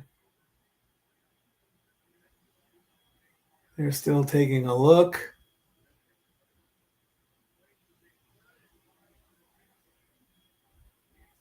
He cradles it just as it hits the ground.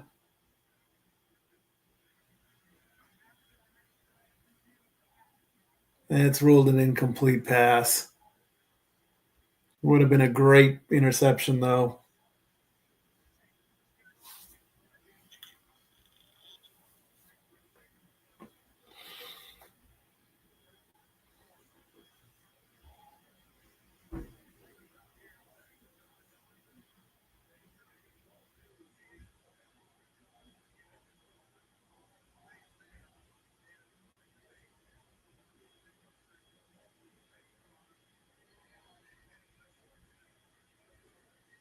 So the Eagles are going to punt. And they do. Davis is going to take it, and he's going to go with it a little bit, but he's got people chasing him, and he's going backwards. And the ball comes loose.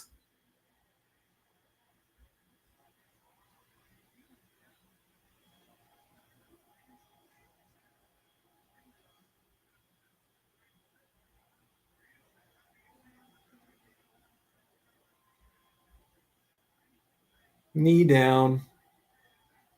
Then the ball comes loose, so he's safe. So he loses 10 on the return as ESPN goes to commercial break.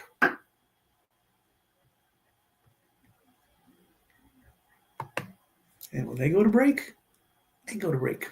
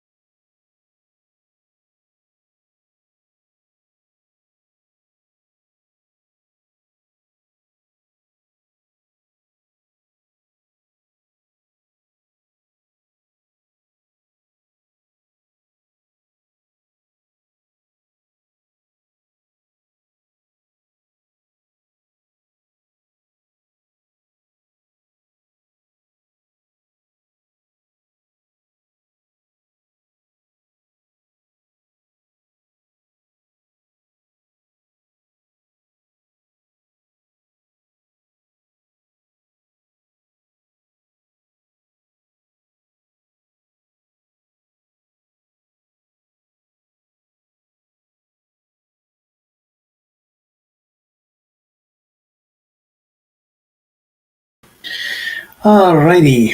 Looks like there was a penalty. Yep. Holding.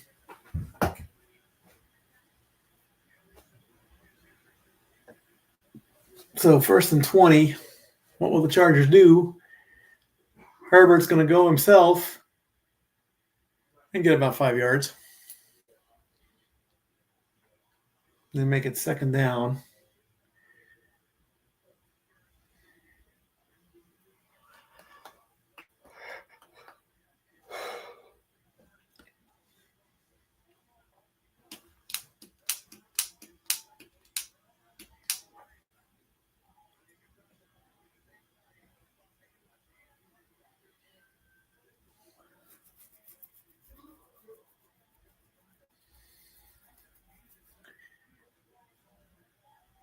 Second and 15. Justin's going to his right. He's going to throw. Incomplete. Gatson was the intended target.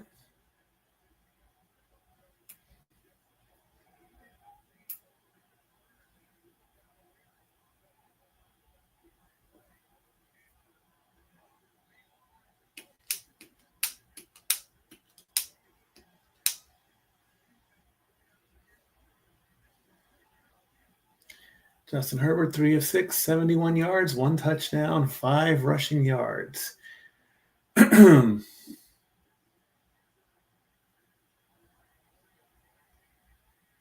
Scrambling around. He's going to get a play, get a throw, and DeJean just bats it down. He could have batted it and picked it up.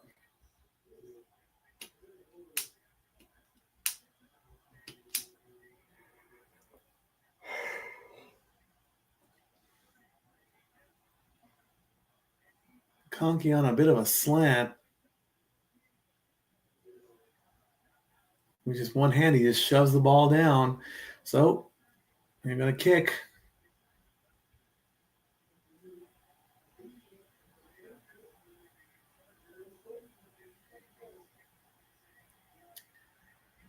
About the 15, 20, 25, 15-yard return. And it's starting to get cold in here, so I'm going to put my hoodie on. Well, as we go to commercial, but I'm not going to go to commercial. 12:35 to go. Chargers still lead 7-3. Avatar, Fire and Ice. No interest.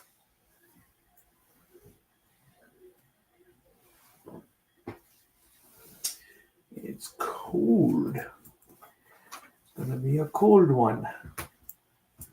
Put the hoodie on. That's better. Whew. Chile. Oh, chile.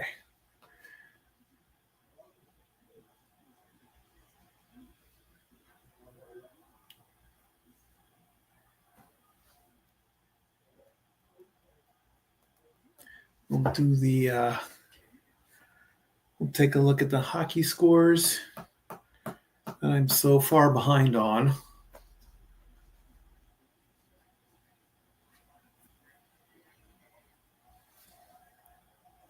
Second half, and then go to bed.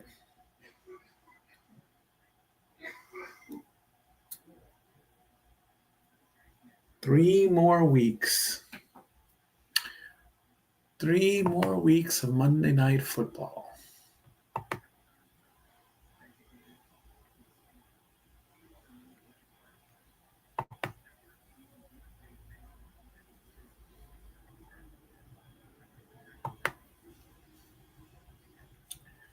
Three more weeks. Miami, Pittsburgh, San Francisco, Indianapolis, Rams, Falcons.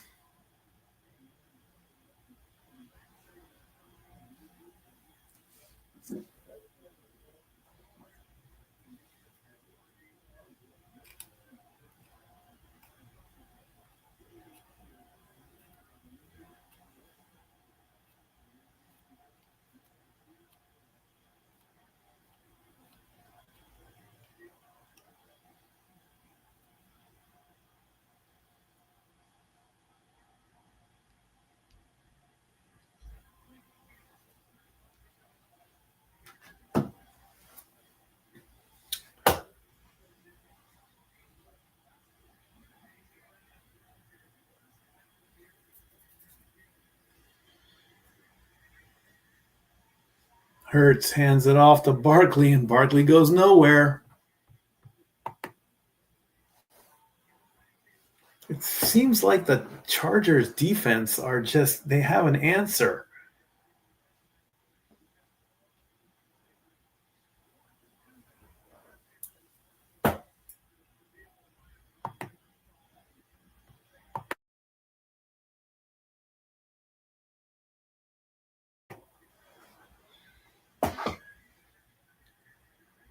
"12 minutes to go in the half." Waiting for the snap.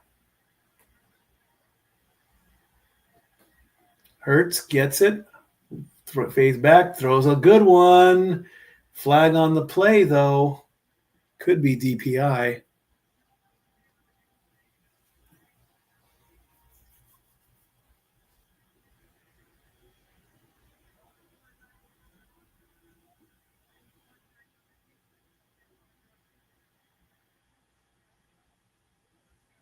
Illegal contact from the Chargers.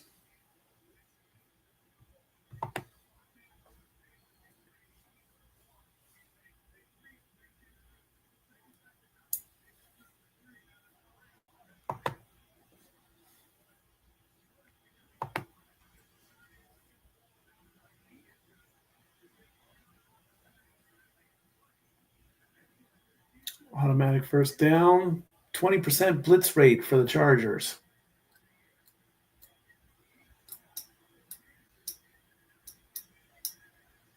Just before the 30-yard line.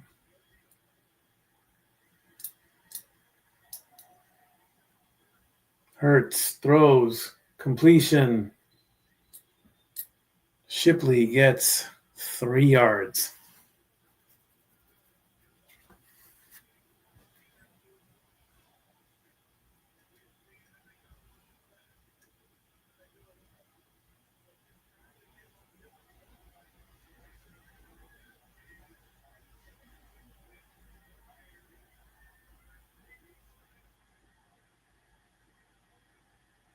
Second and 7 coming up. Hurts fakes the handoff. Looking, throws, completion, first down. It's Goddard. Goddard's going to get 16 total, first down.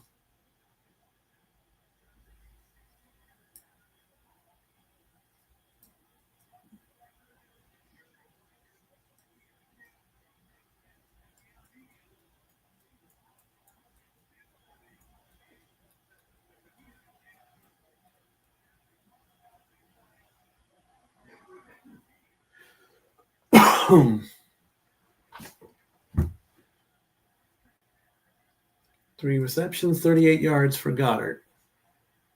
First and 10, 49-yard line. Hurts fakes the handoff, rolls, throws, completion. 22 yards to Brown. Keeping the drive alive. Lots of Eagles fans in Los Angeles tonight.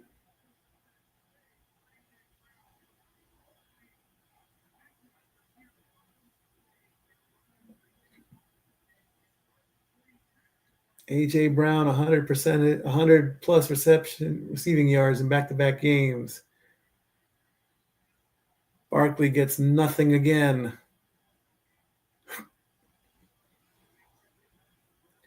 A.J. Brown, second-round pick in 2019 by the Titans. 3-time second-team All-Pro. 1,000-plus yards in 5 of the first 6 seasons.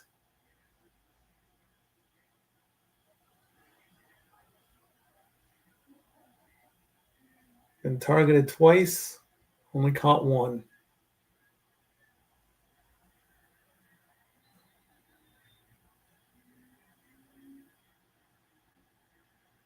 "29-yard line, Hurts. Has it, still has it. Rolling left. He's going to get some runs. He's going to scramble on his own. He'll get 9. As he plays Thanos. He'll do it himself.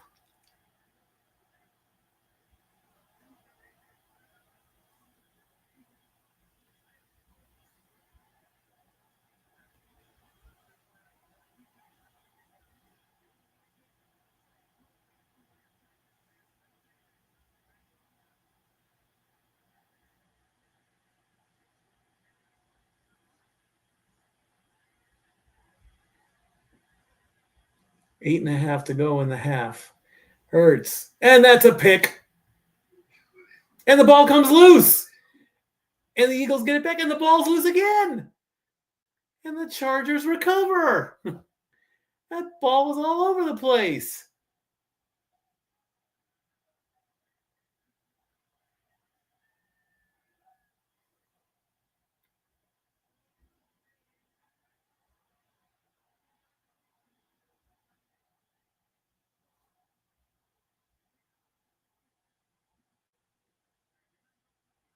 Let's take a look at this. Hurts with the ball, passes, picked off. He starts running, gets hit, ball comes loose. It bounces, gets control, ball gets loose again. Unbelievable. I got to go see how that gets played downstairs. Be right back after this commercial break.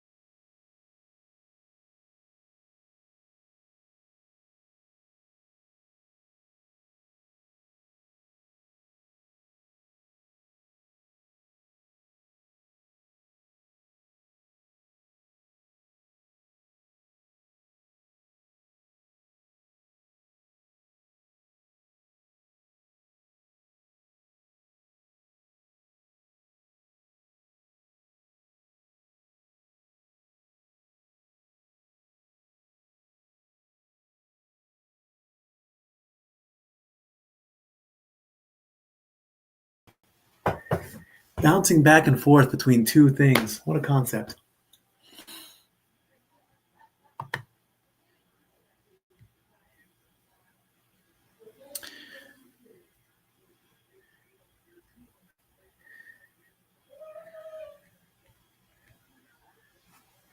Chargers get 8 after the interception and double fumble. 2nd and 2 coming up. Justin with a quick throw, but right back at the line of scrimmage. Johnston goes nowhere after that one. I wanted to see how that was going to get rendered. See, what's happening is they are rendering the game as it happens. So as I'm calling it, ESPN2 is like 30 seconds to a minute behind, so they can render the computer graphics. Sully and Mike Wazowski are not doing what they are doing what the important players are doing, not necessarily the quarterbacks. Justin Herbert, He has the ball, and he's going to throw, and we have a completion as he gets 18 yards to Harris.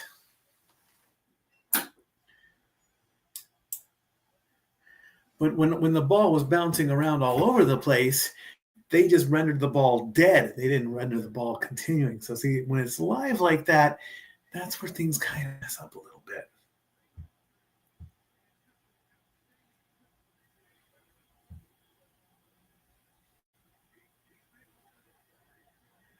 And we do the arrow. 5 of 9, 89 yards for Justin Herbert. 1st and 10 coming up. Going to hand it off. Going to get some good yardage there. Got about 6.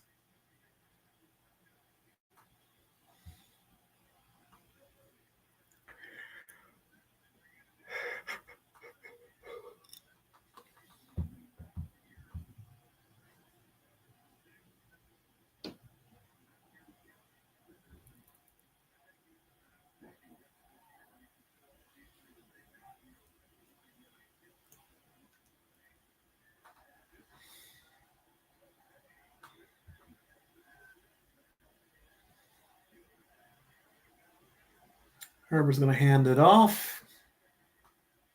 Hampton goes nowhere.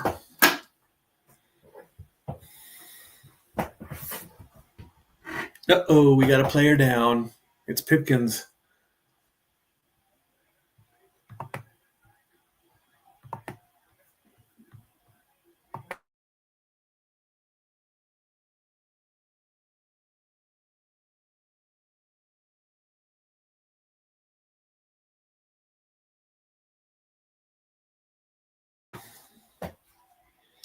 And ESPN's going to take a timeout while the medical staff takes care of Pipkins.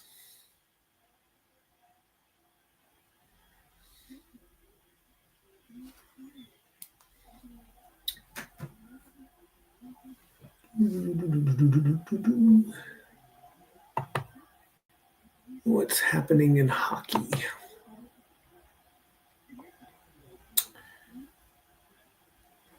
Five games, it looks like. Maple Leafs are defeating the Lightning 1-0. They're getting ready to go to the second intermission. Kings and Mammoth, no score. Just about halfway done in the first period. Same with the Sabres and the Flames. They're about halfway through. 2 late games as the Red Wings are about to take on the Canucks and the Wild take on the Kraken.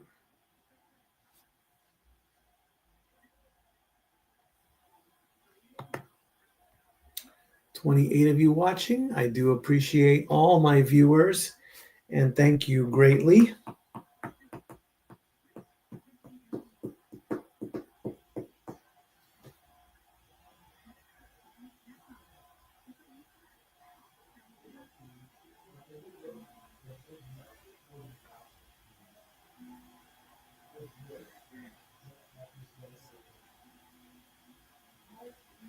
Let's take a look at some commercials.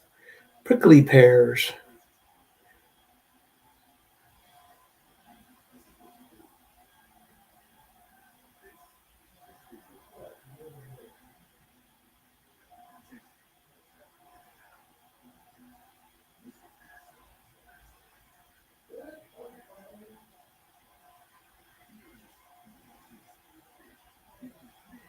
Next week, Dolphins and Steelers.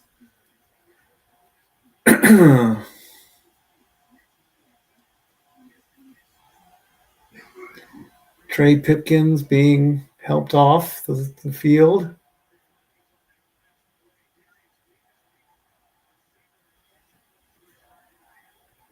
Third and 4 coming up for the Chargers. Herbert, he's going to do it himself. Flag on the play.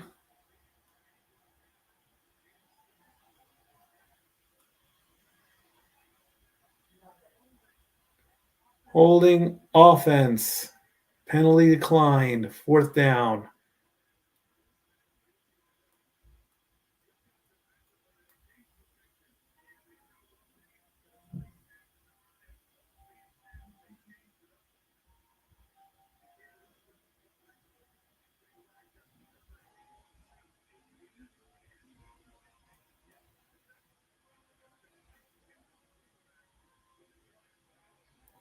Looks like we're going to go for a field goal here. Looks like it's going to be a 45-yarder.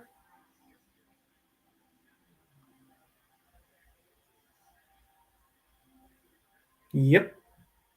And it is, well, a bit wobbly, but it is good.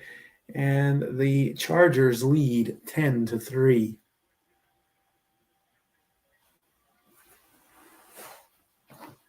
It's a beautiful day in this neighborhood.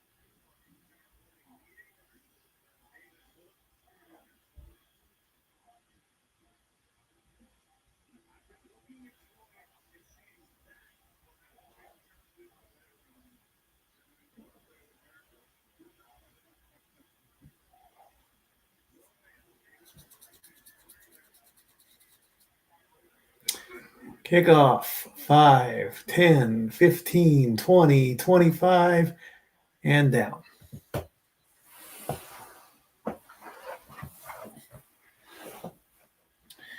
I hope I get some new shoes. I need new shoes.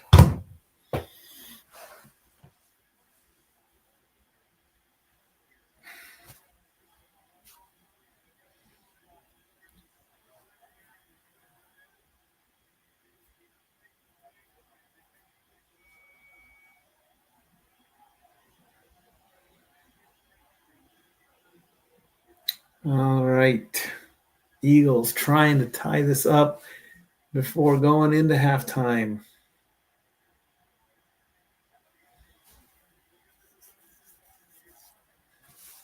It's the snap, fakes the handoff. Jalen looking, nobody there. Incomplete. Barkley was the intended target.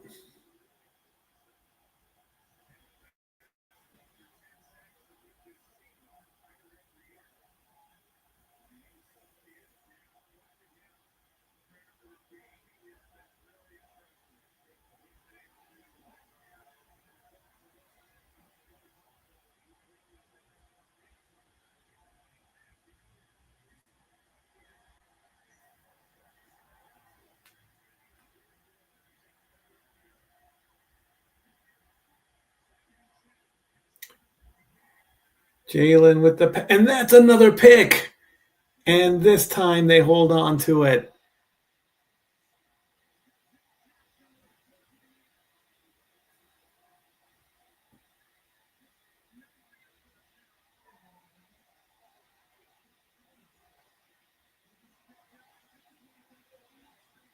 Smith was the target. Jackson with the interception.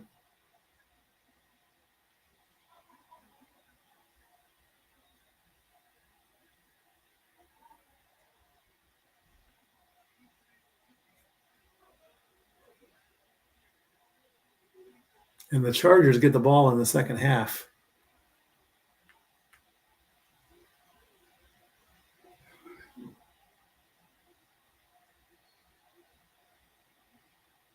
Jalen Hurts interceptions this season, and only one in the first 11 games, 3 in the last 2.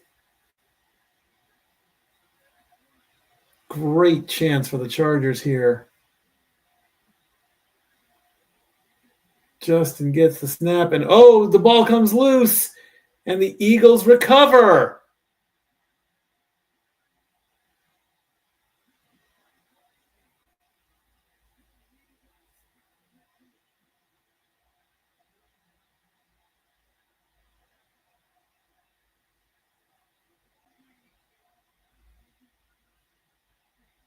Sack, fumble, recovery.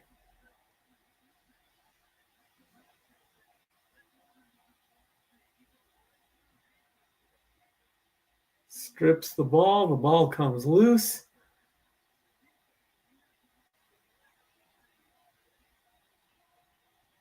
Justin is grimacing like crazy because every time he lands, he's landing on that hand that has steel plates and screws in it.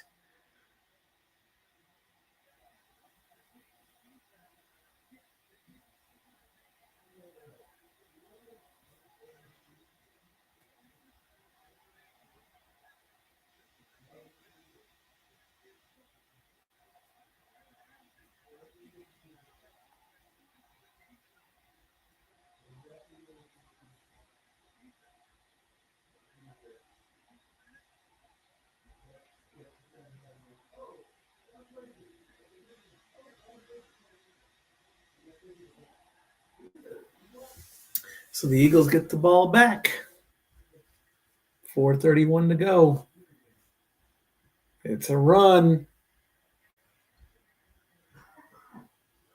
And Barkley gets 9.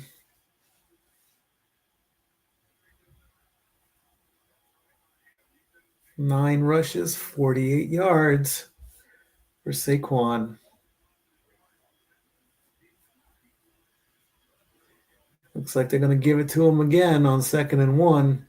He's in the backfield. He looks hungry. There's the handoff. Gets the first down.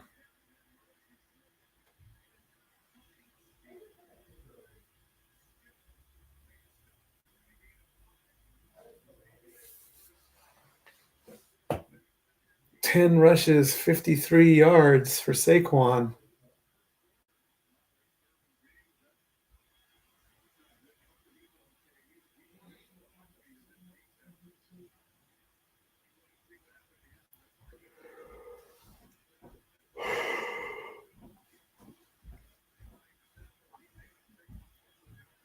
.320 to go in the half.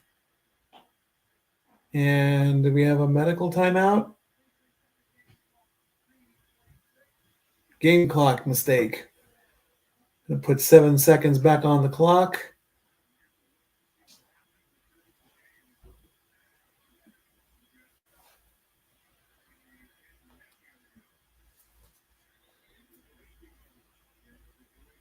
.346 was on the clock. So they ran that back.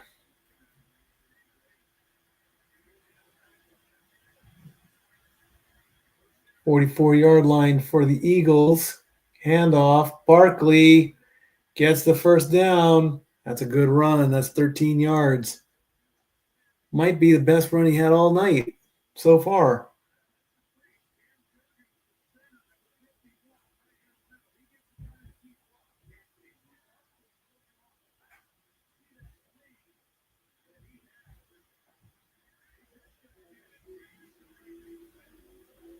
.11 rushes, 66 yards. Here comes rush number 12, but that one only goes for like 3.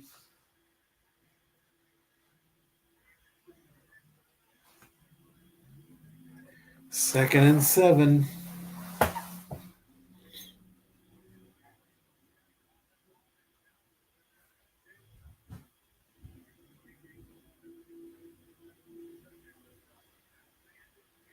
.13 rushes against the Bears last week. Dickerson's limping off the field on Philly.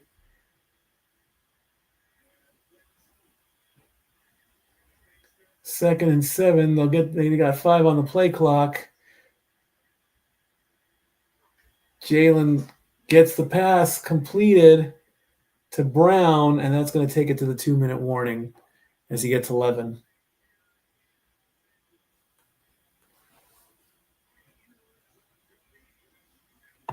Two-minute warning. Be right back.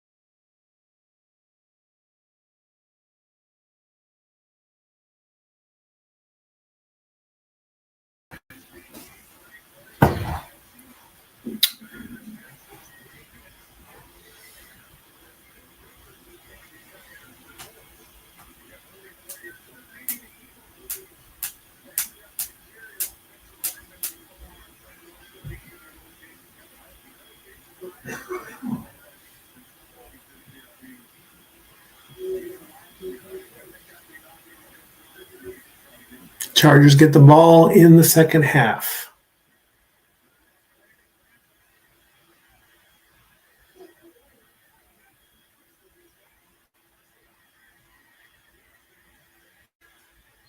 First play. Bigsby gets 4.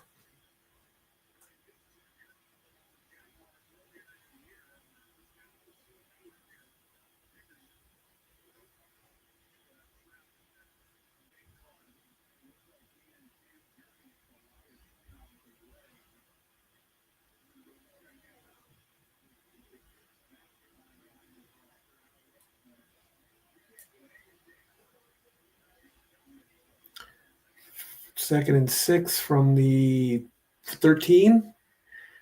Jalen fakes it, gets it to Goddard. Goddard gets the first down. He's down to the 2-yard line, first and goal.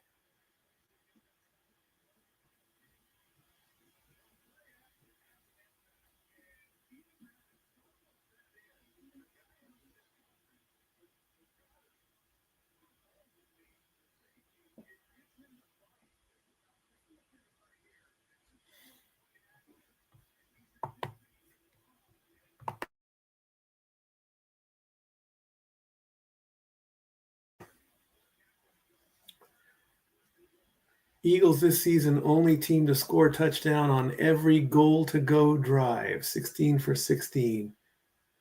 And it looks like the Eagles are going to call timeout, their first, with 1:13 to go.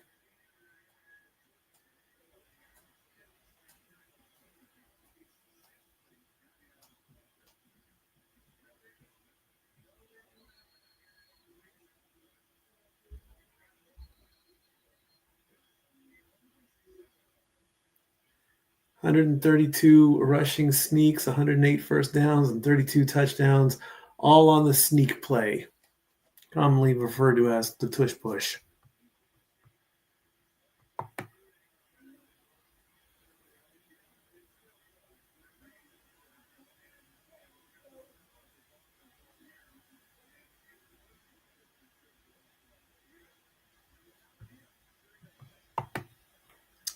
Super Bowl prediction, I still want Colts and Eagles. Barkley goes nowhere. Ball was down, whistles blowing. I still want to see Colts Eagles.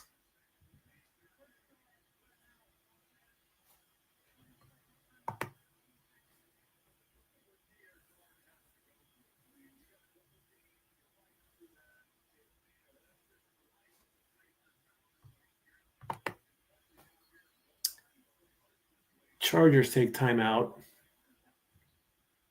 with a minute 10 left on the clock.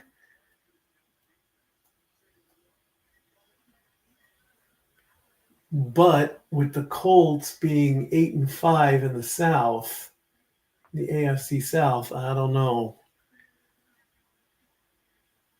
I mean, the Colts were so hyped up at the beginning of the season, too. Hurts is going to hold on to it. There's a flag being thrown.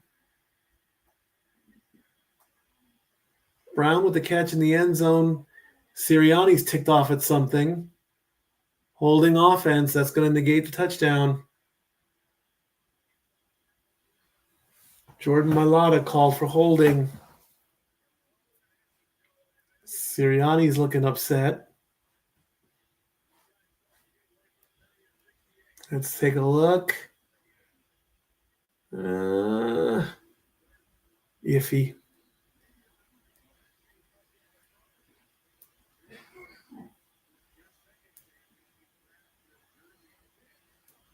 Oh, call the FCC. He said a bad word.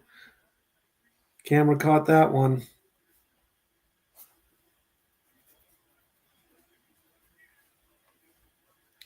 Still second and goal. Hurts. Looking, getting chased. Throws it away. Nobody there.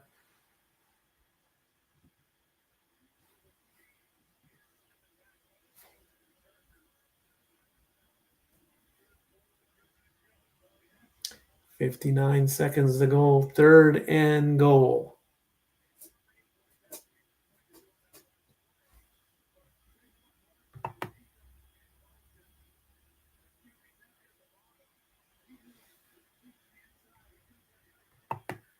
Yes, the Colts have brought in Phillip Rivers, 44 years old. We'll see what he does. We're gonna work him out. What we briefly talked about it. What choice do they have? We really don't know.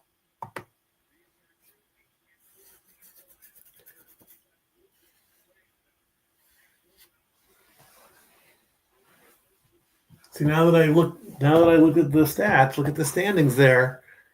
With the Patriots and the Broncos at 11-2, the stats say otherwise. I haven't really been keeping an eye on the Patriots and the Broncos this season. I blame Pat McAfee for that.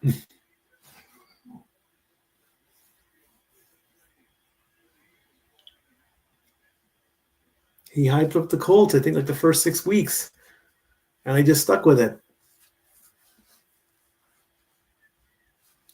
3rd and goal from the 12. Hurts with it, looking, escapes, loses the ball. Are they going to call that a interception or a fumble? It's going to get reviewed.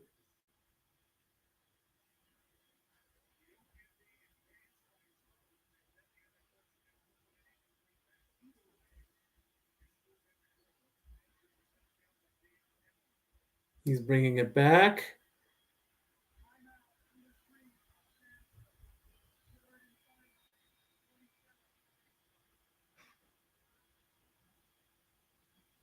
They can't call that an.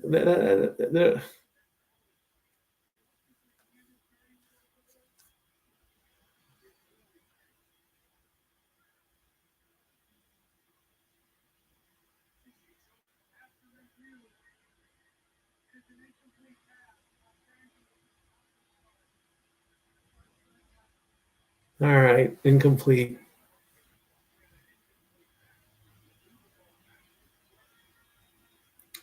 So 4th and goal. What do you do there, Nick?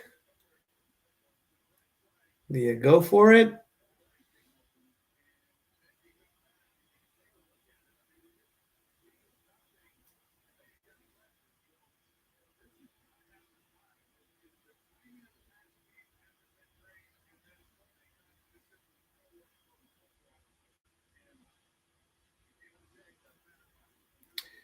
I'm going to kick the field goal.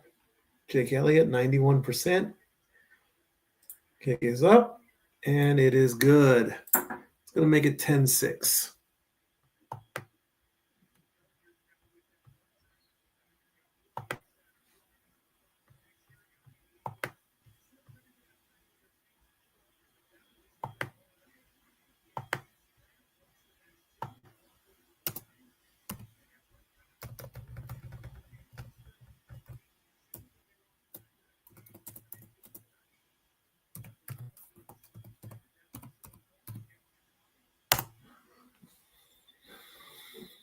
So what are the Chargers going to do with 48 seconds left and 1 timeout?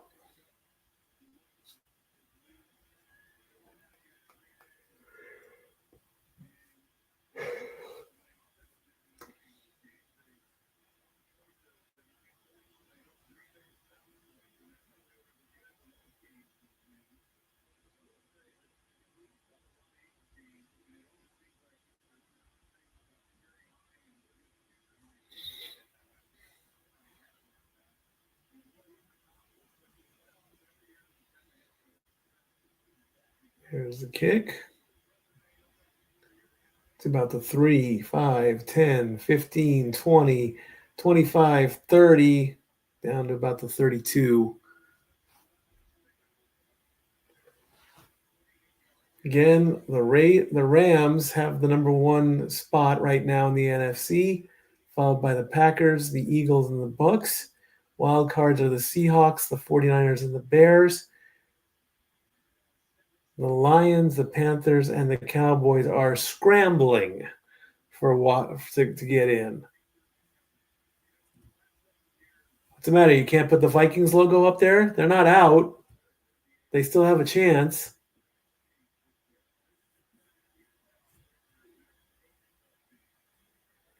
"43 seconds. Justin Herbert has the ball, and he is going to look, and he's going to throw, but there's nobody there. That is incomplete." McConkey was the intended target.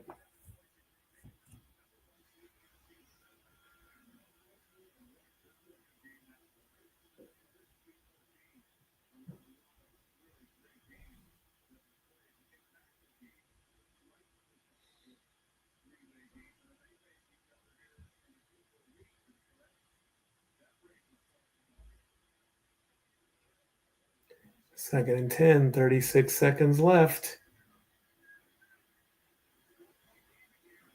Quick pass, quick tackle, 6 yards to Allen. And are they going to use their last timeout? They're scrambling to get to the line.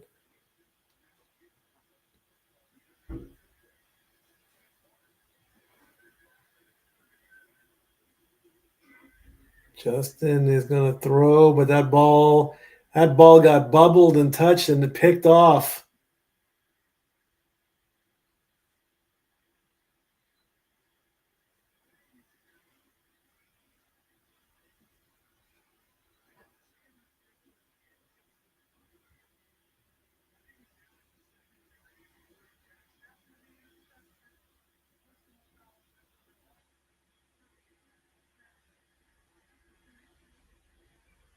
After the interception, personal foul on Vidal.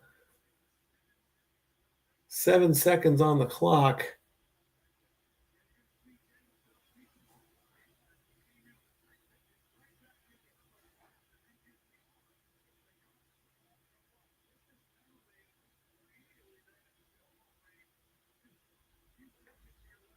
Arm on arm to cause the interception. Phillips got a hold of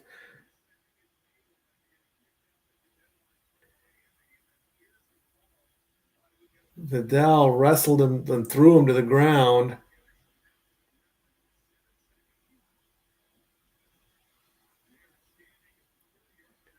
Six turnovers in the first half.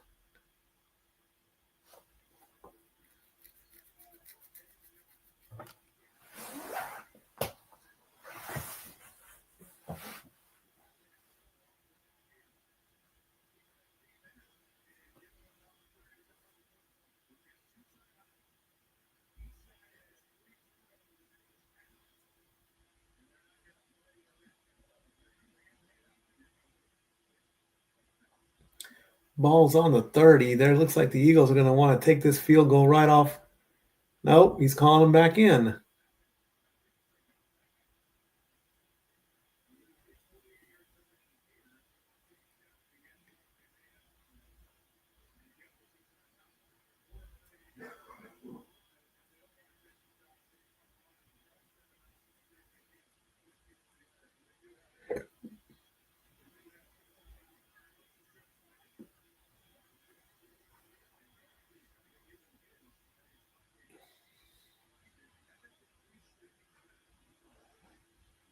And now there's, 13 seconds? Nope, 10 seconds.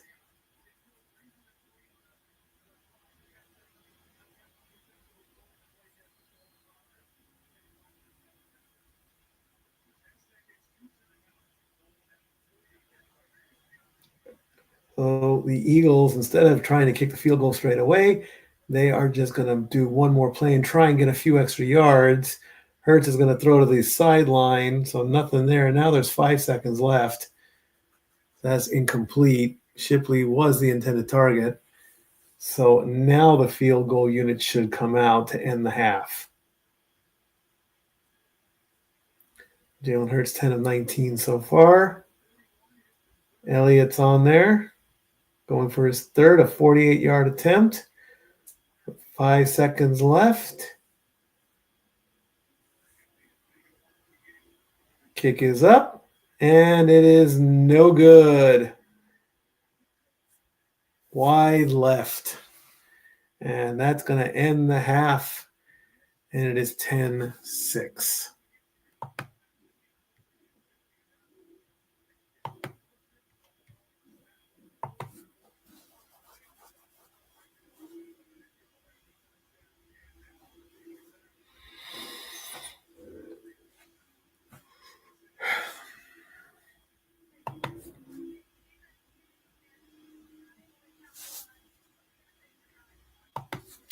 What's the most interesting stat, in my opinion, from this past week's action?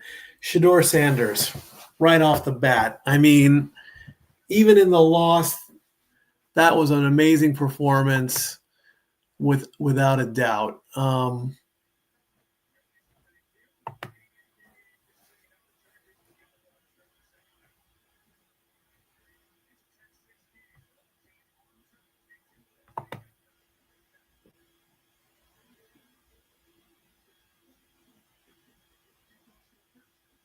I mean, he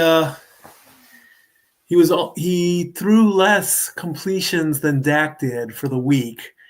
I mean, Dak is Dak. I mean,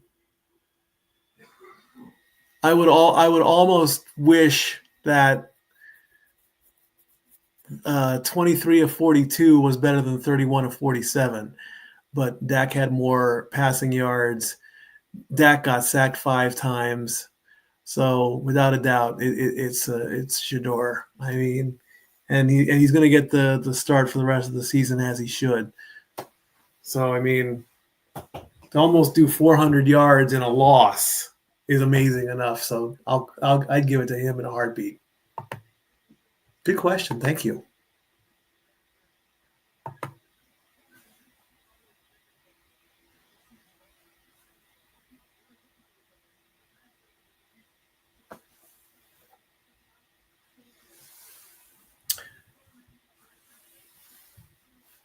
Very good question. I like it. Let's see the halftime stats here, and then before we go, take a quick a restroom break. And both quarterbacks, Hurts and Herbert, each have 95 passing yards. Hurts is 10 of 19. Herbert is 6 of 12. Hurts has 2 interceptions. Justin has 1. Barkley's at 69 rushing yards with 13 carries. And Vidal is still the leading rusher, or leading receiver, at 60. 11 first downs for the Eagles, 5 for the Chargers. 3 penalties for the Eagles, 4 for the Chargers. Time of possession, 18 minutes for the Eagles and 11 minutes for the Chargers.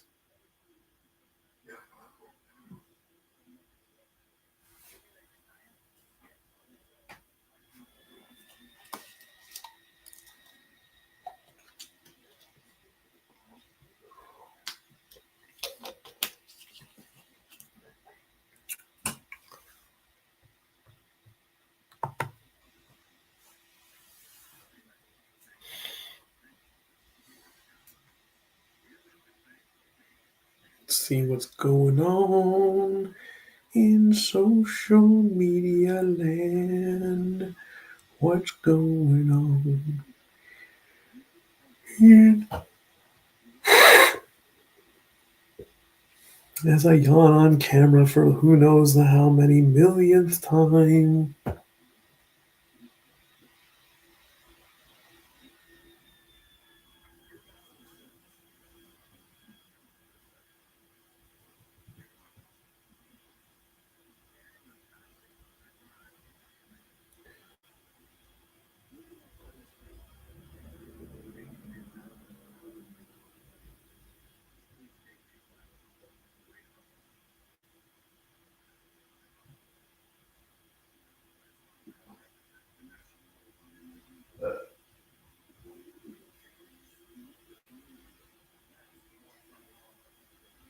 That Jalen Hurts play broke the ESPN Monsters Inc.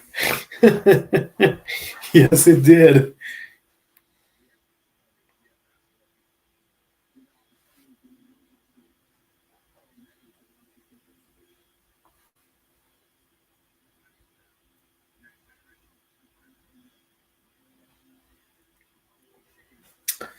The NFL has struggled with producing good primetime games this season, but this has to be the ugliest. No, I don't think so. The NFL is unwatchable, for real. Here's your solution to that problem.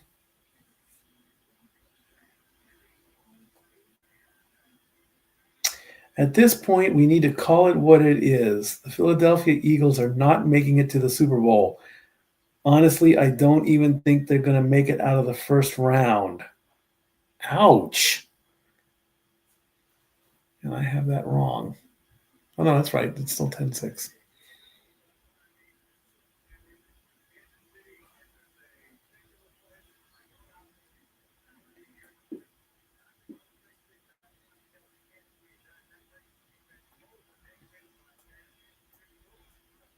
By far the worst half of football I have seen out of 2 8-4 teams. Ouch.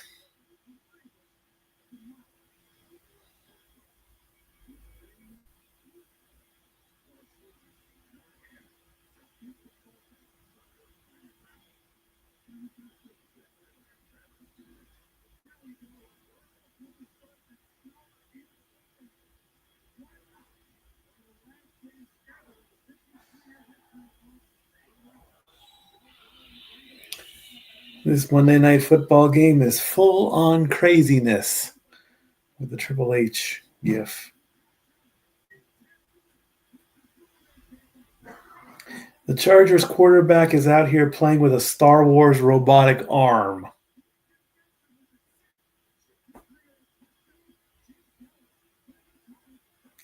Six turnovers in one half.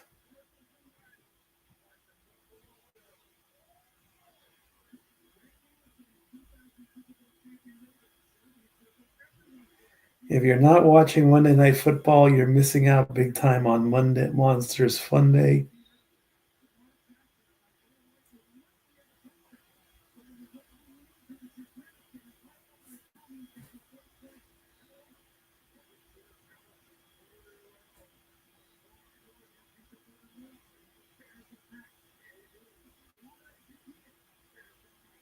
Monday Night Football means my baby is making homemade buns and mackin' burgers. They look quite delicious. I better not hear anyone say Jalen is better than Dak. Right now, nope. That ain't happening.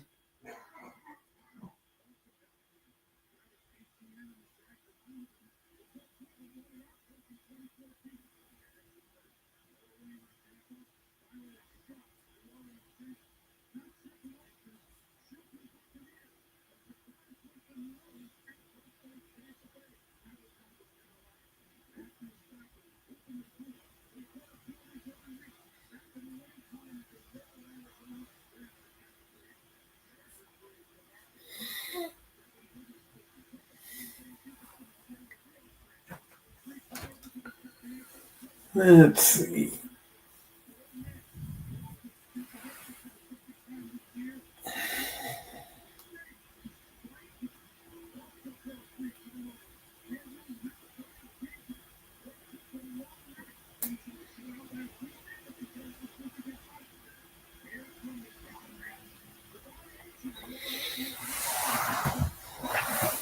Forgot to say in the beginning, well, by the way, Adam Thielen is a Steeler now.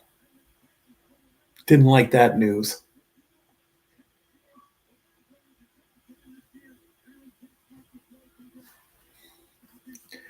All right. Oh, that's the fastest 3 minutes, yeah. It is what it is. Second half starts in about 4 minutes, so we'll call it a break at that time. Be right back after a restroom break. Be right back.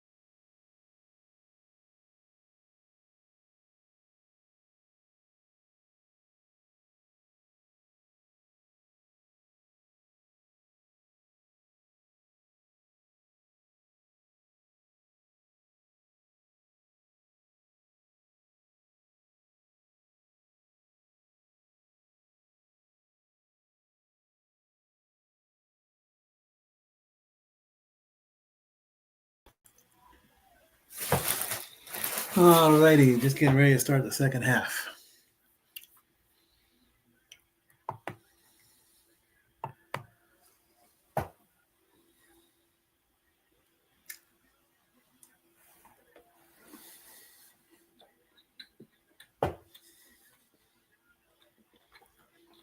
Chargers only have 5 first downs in the first half, fewest this season.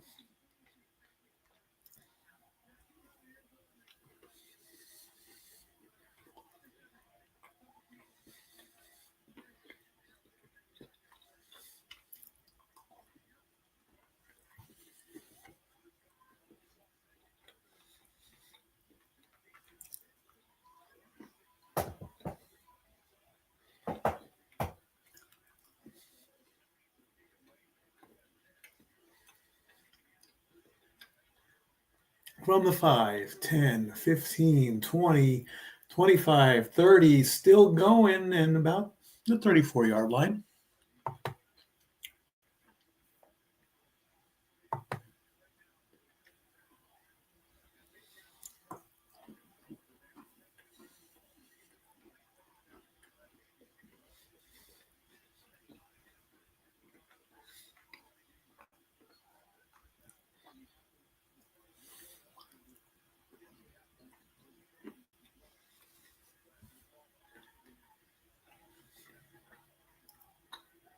Hand off to Hampton. Goes right back to the line of scrimmage.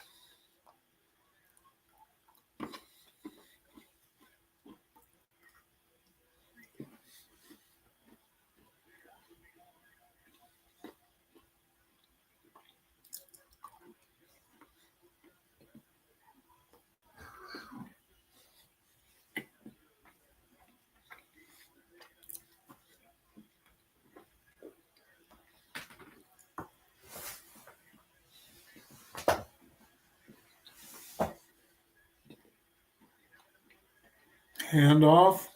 Bit of a run. 6 yards to Vidal.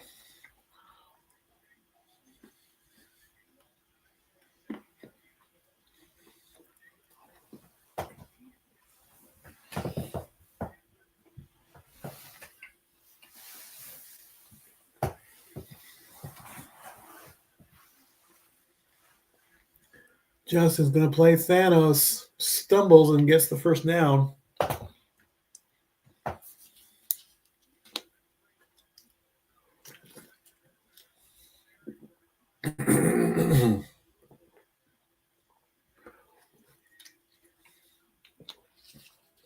He's got a cut on his elbow, and the flap that has the plays on his wrist guard. That thing is just not staying put. 1st and 10 coming up. Hand off and nothing. Vidal gets swallowed up into the line of scrimmage.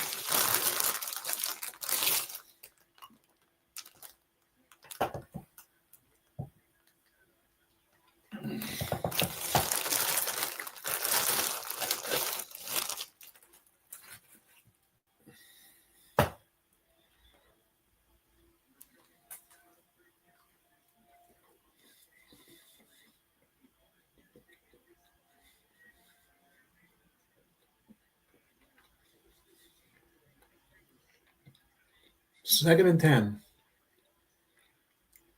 Justin throws complete. It's 8 to Johnston.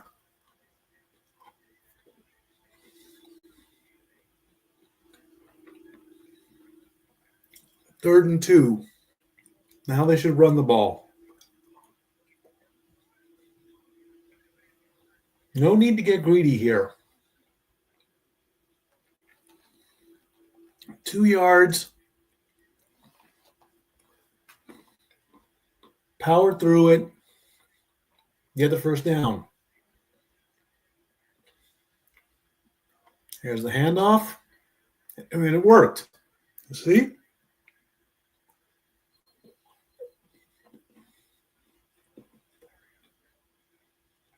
Hampton gets 3.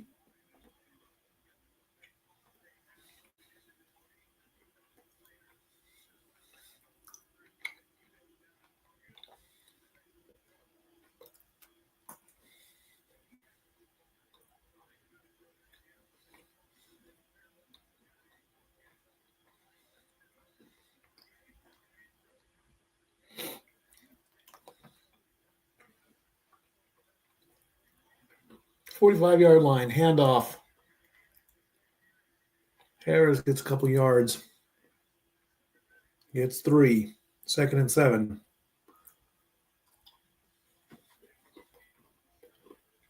Second and 8. Don't see how.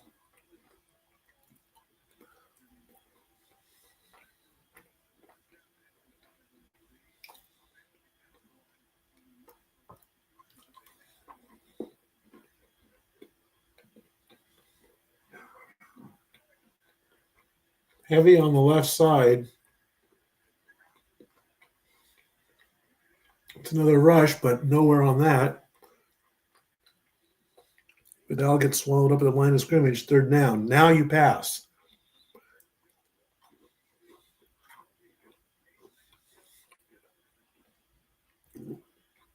Now you should go for the pass.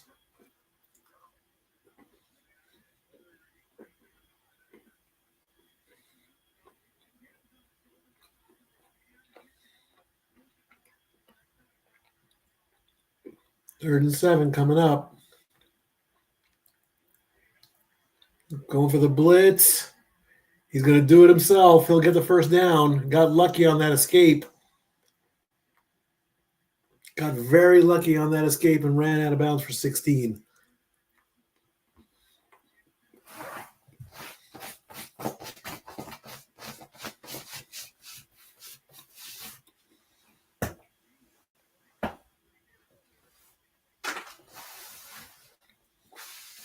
Very, very lucky. I thought he could have passed that, but the blitz came in too quick.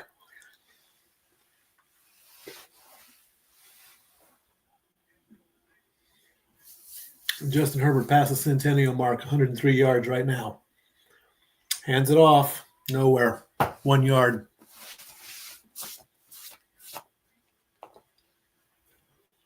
See, I say this. First down, 1st and 10, short pass. Depending on the run, after the catch, 11th play of the drive coming up. If you're anywhere between 2nd and 6 and 2nd and 8, it's a 50-50 draw. Third down, anything less than 4, run it in. Justin's going to get the catch. Ball's going to be short. You got 7 on that one. It's going to make it 3rd and 2. 3rd and 2, and you're on the 18-yard line. Run it. Run it. Don't get greedy. Run it.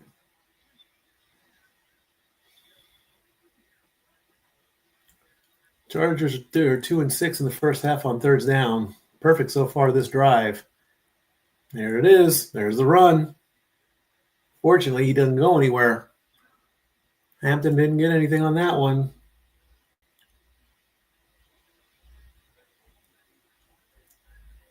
It's going to make it 4th and 2.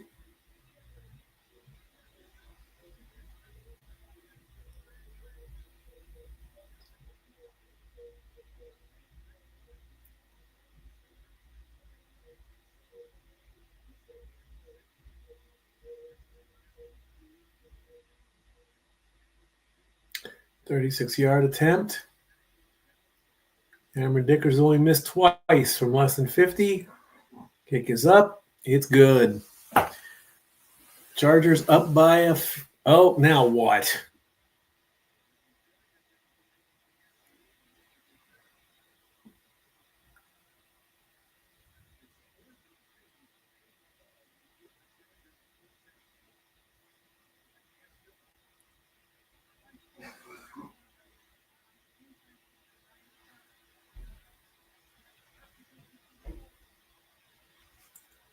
Leverage.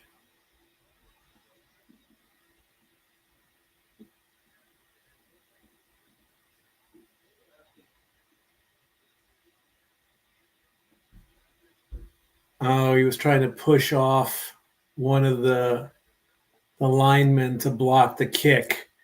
You can't do that.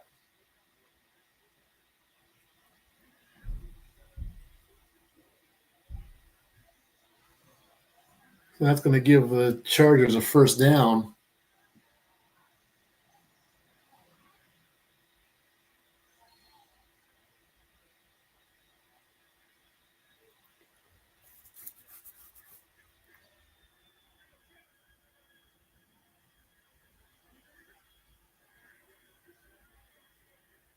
Idell goes nowhere. Loses 4.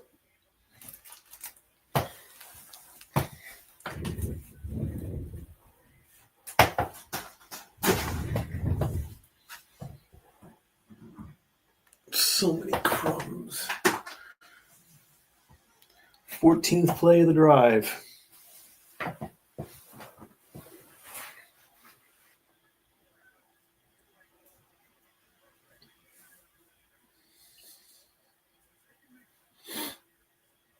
Six and a half to go in the third.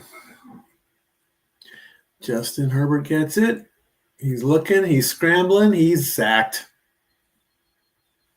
Lost the 3.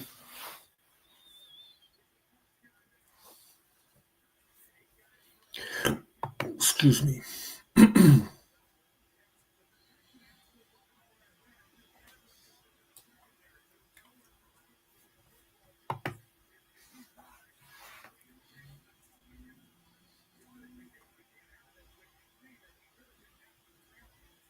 Ooh, oh.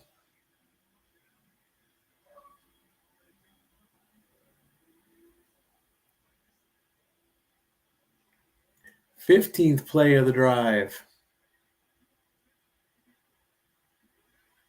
Incomplete, bobbled.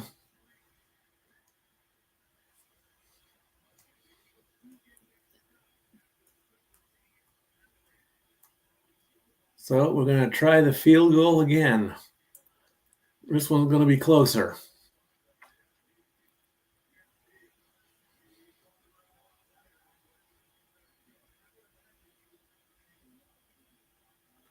"34-yard attempt for Cameron Dicker.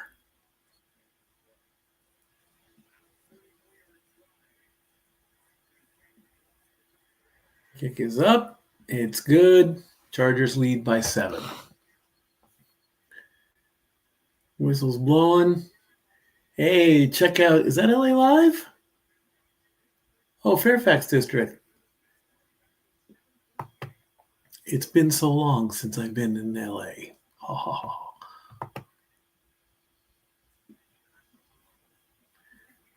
All right. Schedule. Week 15.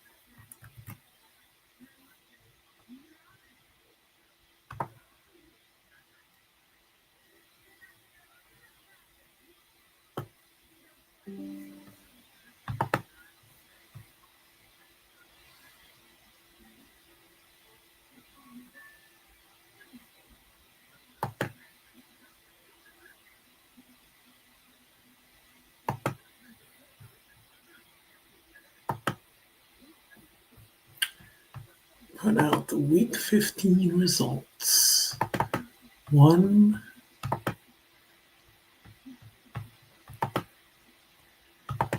2,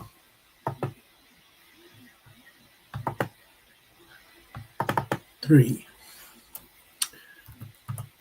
Week 15 matchups. Results sometime tomorrow after driving.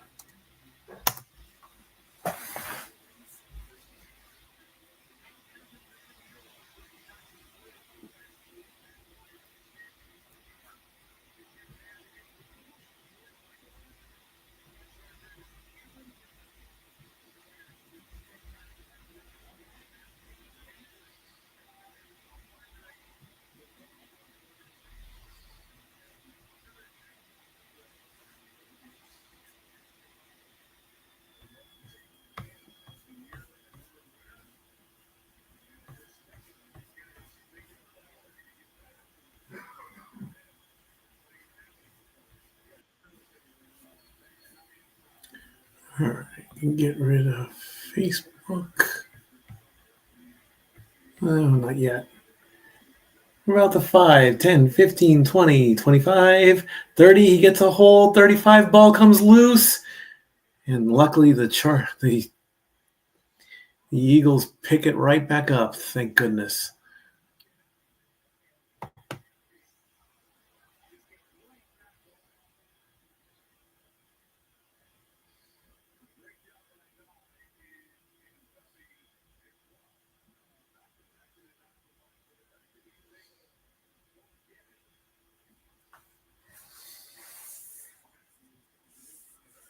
You get a turnover. You get a turnover. You get a turnover.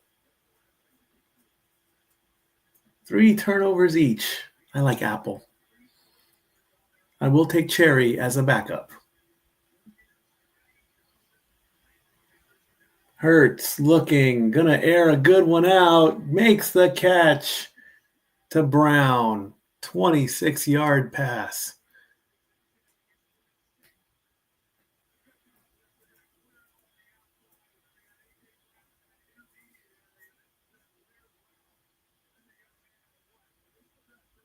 See, when it comes to turnovers, Carl's Jr. has the best. Carl's Jr. Hardee's. You see, McDonald's used to have the fried apple turnover. KFC has what McDonald's had from 30 years ago. Hurts is going to slip and he's going to think about doing it himself, but he throws and hits the camera instead. So that's incomplete.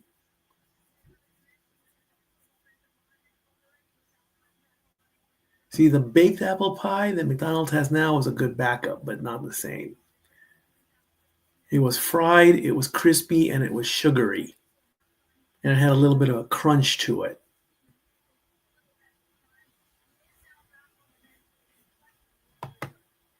I'm just saying.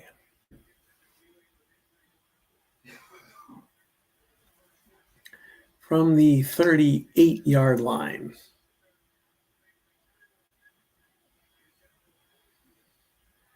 Hurts with the handoff, and Barkley spins out, but Barkley's going to lose yards on that one.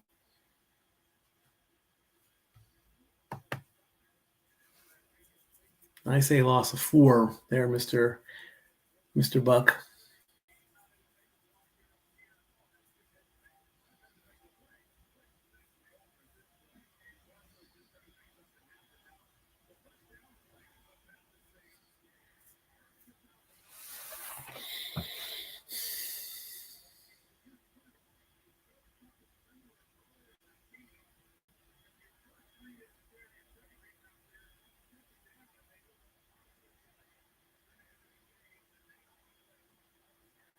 Hurts gets the completion to Brown. That's another 6 yards. Clock should run to about 3.5.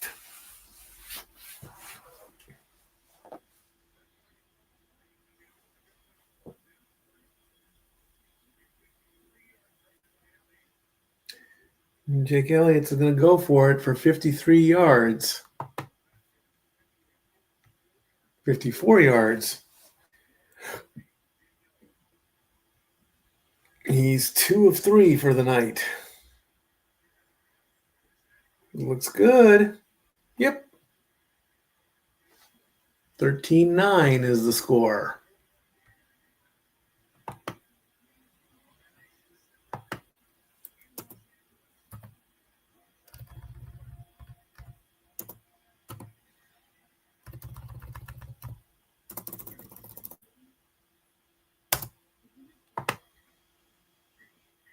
Be right back.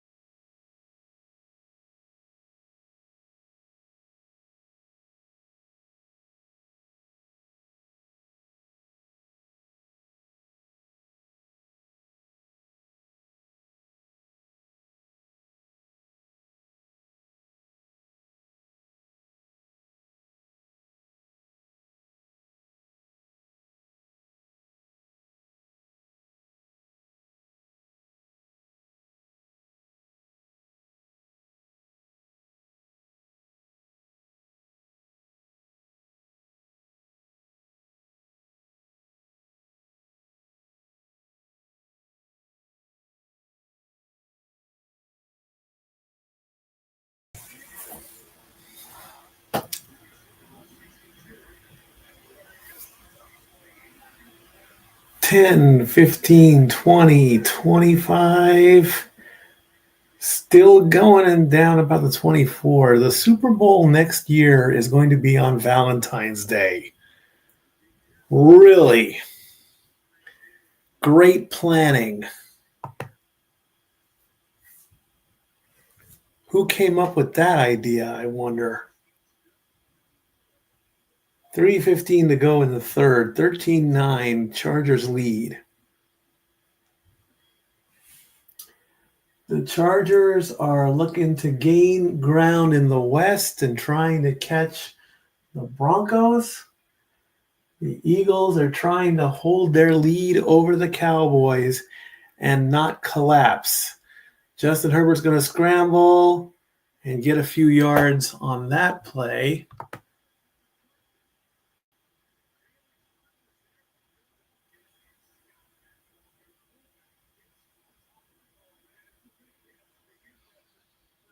Ball comes loose.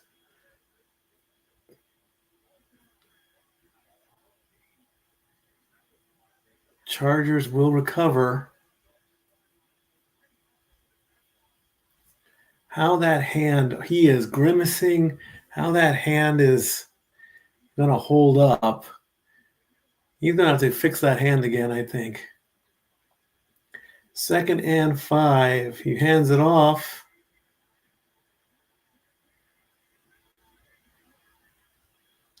Flags flying on that play. Holding offense.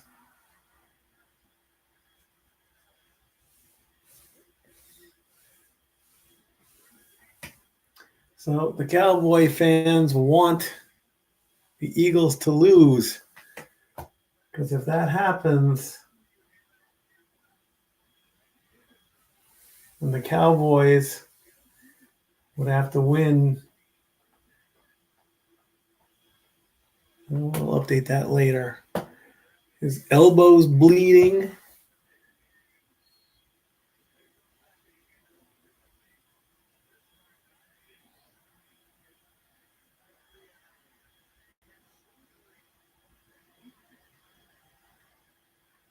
Second and 13.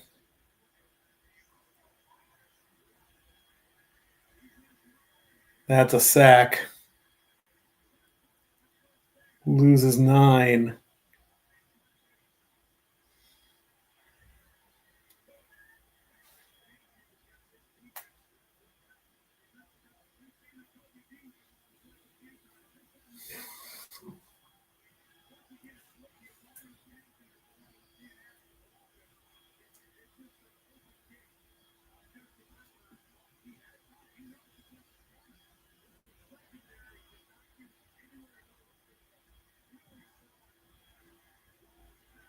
Third and 22. And they're not going to get much back on that one. That's going to be 4 yards, as the Philadelphia fans in Los Angeles are happy.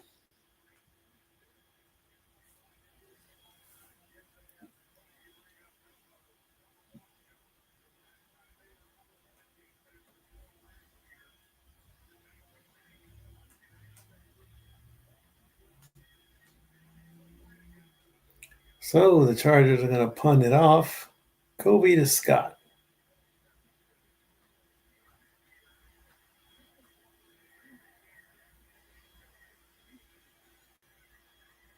Fair catch at the just before the 40. 38 seconds left in the third. They'll get a play before the quarter ends. But they're going to commercial. So unless the Eagles decide to turn things on, that would drop them to 8-5.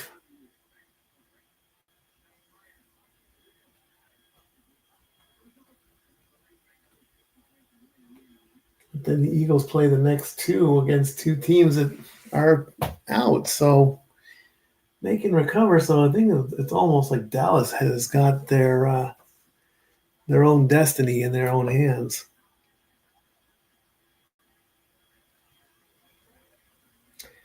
That's what I think.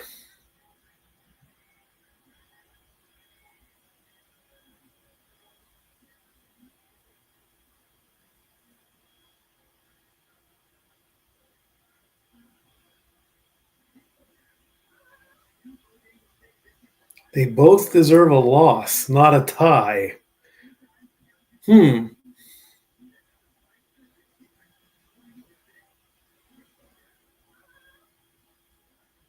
All we want to see is the interception, fumble, and fumble recovery in Monsters Inc. mode.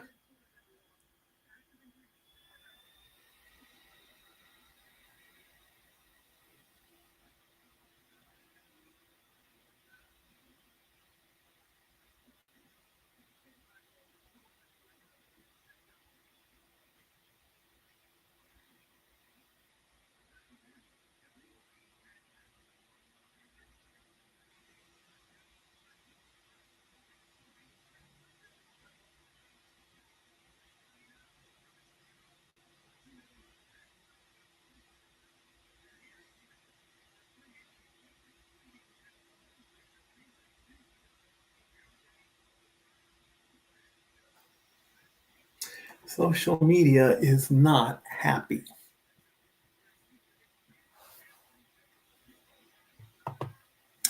$35 fans.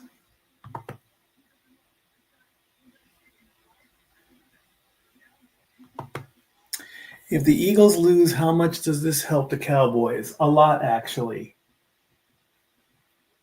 If the game goes the way the way it is now, that'll drop the Eagles to 8-5. Eagles play the Raiders next week. Cowboys play the Vikings.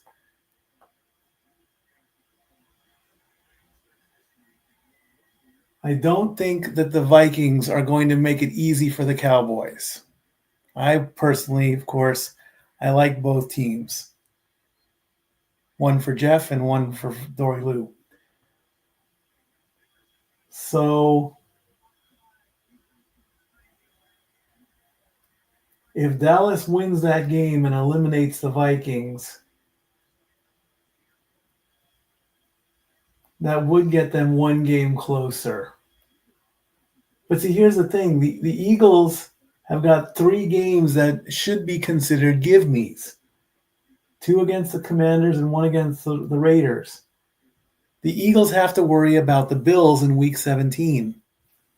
It helps, but not so much.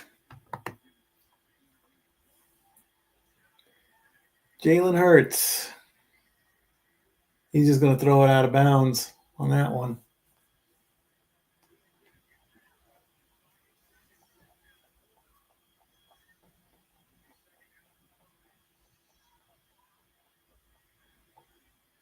And that tie, of course, that the Cowboys have is just making everything worse.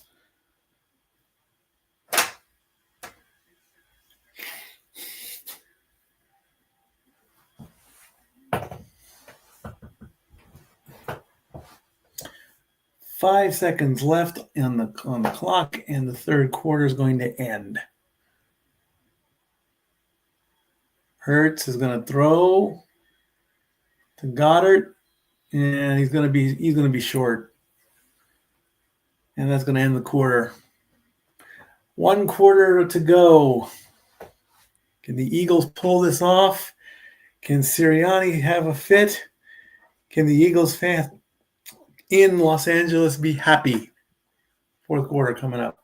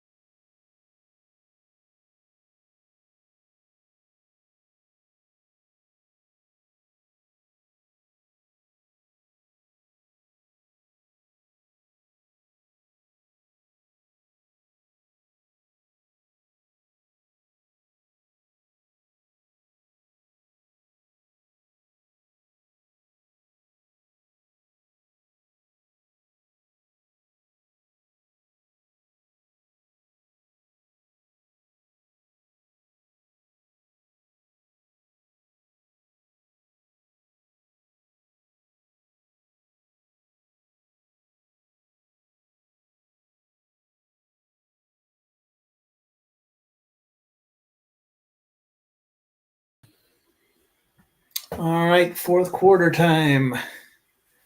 I think before the game, or just after the game ends, as Barkley finally bursts through, and Barkley's going to run it into the house for a touchdown.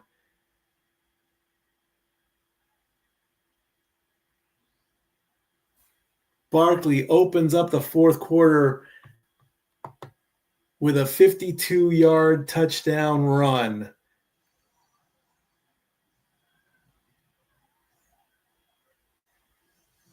There's a lucky fan.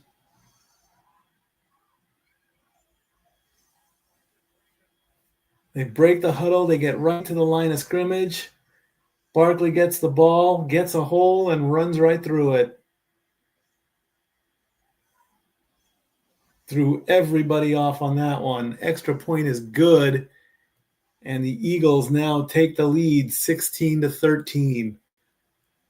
That was quick. Well, you make a plan, and it gets thrown out because Saquon Barkley's like, I'm going to wake up the Eagles fans in Los Angeles.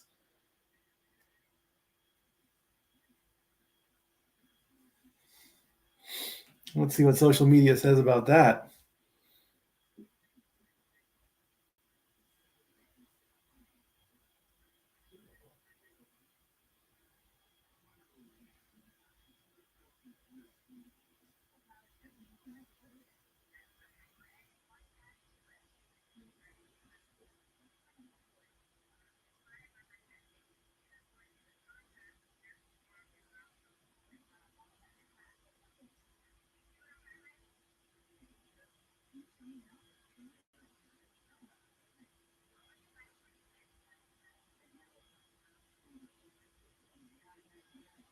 Saquon Barkley, Eagles touchdown. Finally. Yes.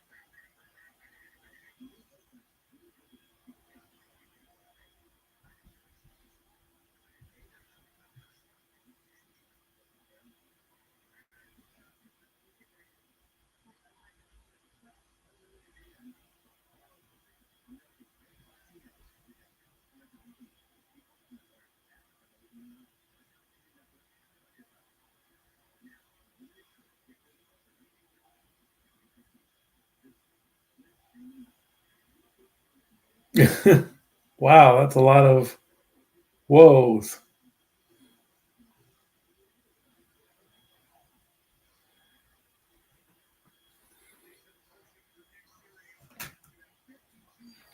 Looks like he's going to get in someone's face there.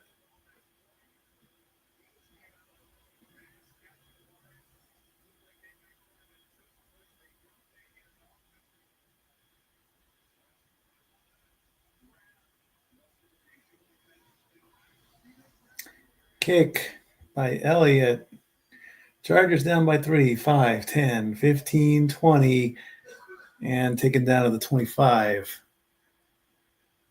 for a 21-yard return.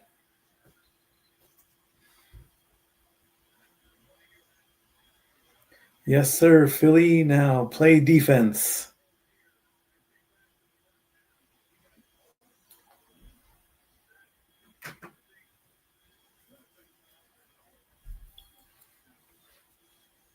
Twelfth rushing touchdown of 50 or more yards, ties the third most of all time. 15 rushes, 117 yards. Scratch that off your bingo card. 4 yards for Vidal. Going to make it 2nd and 6.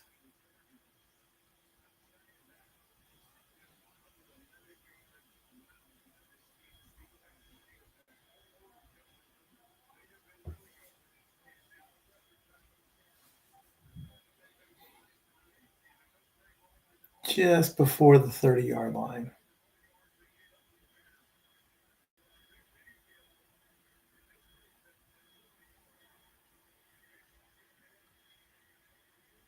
Gets the first down. Jukin and jiving. Gets 12 from McConkey.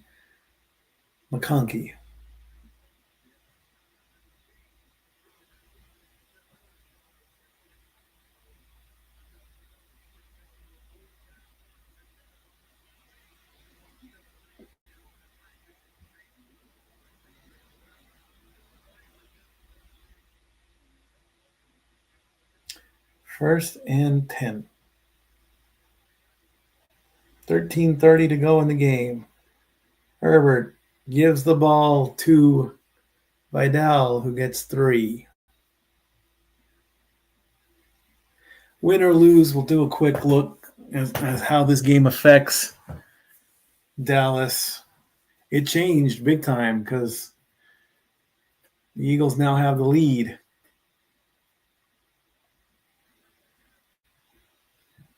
A tie will make things a lot worse. 13 minutes to go. 24 dropbacks, 13 pressures, 5 sacks for Justin Herbert. Just on the 45-yard line, 2nd and 7 coming up.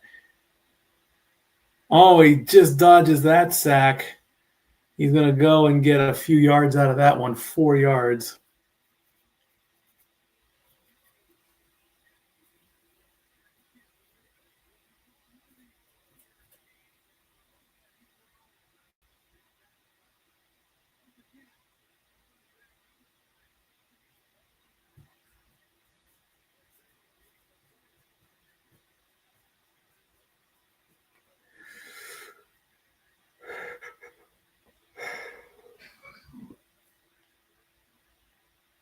Third and 3 coming up. Run it, Justin. Run it. Nope, he's going to pass. He got greedy on that one. Incomplete. He should have run it. 4th and 3. What do you do?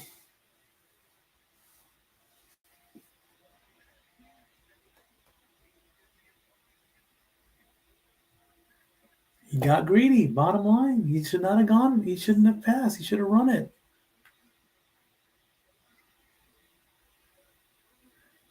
And they're going to punt.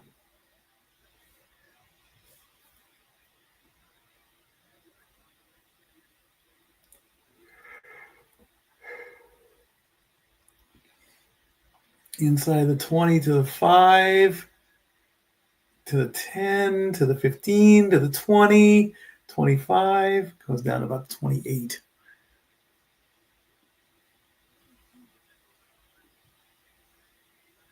Eagles with the ball with 11:49 to go.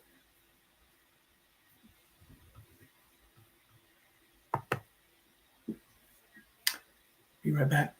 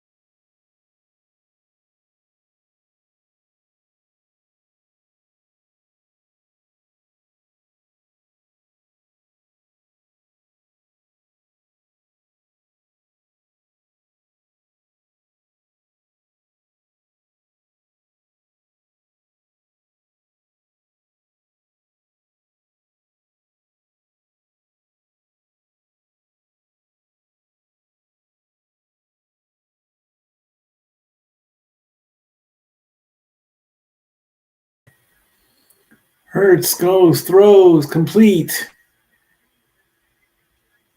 Finds Cooper. It's 19.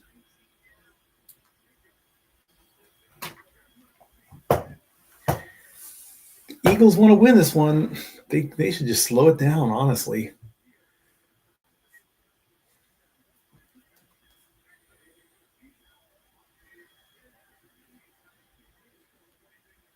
Jalen Hurts at 150. Throws. And it's bobbled and picked off.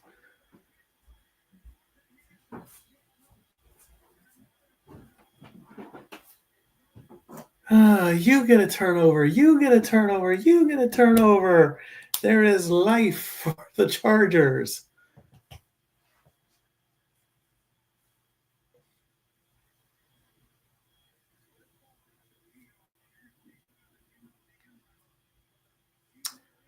Ball was going to go to Brown. Goes off his hands. Hart picks it up. Well, off the deflection anyway.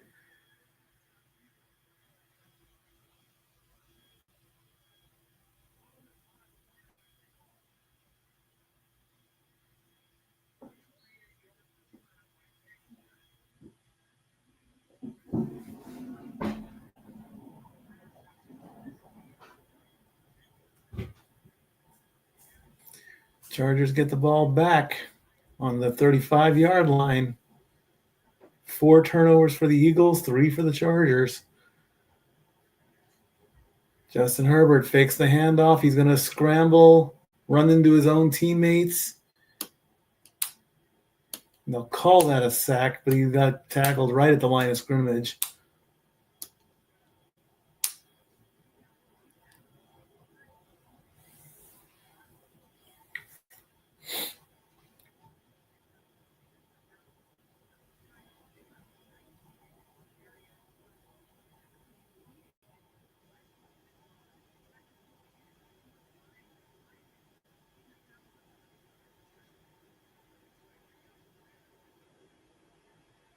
Handoff. Vidal gets 5. It's going to make it 3rd and 5.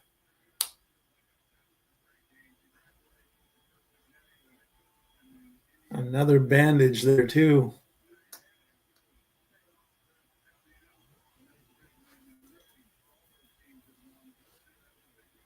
Ten minutes to go in the game.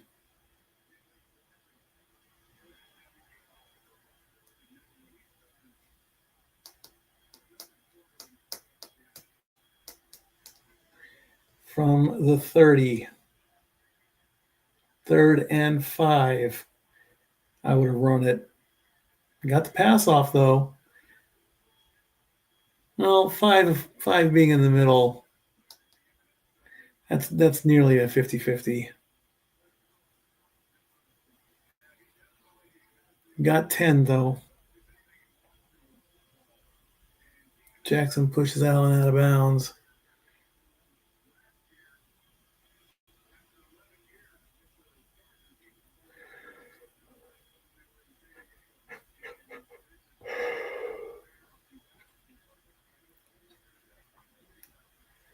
.21-yard line.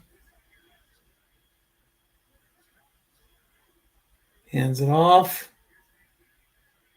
Hampton gets 3. Gonna make it 2nd and 7.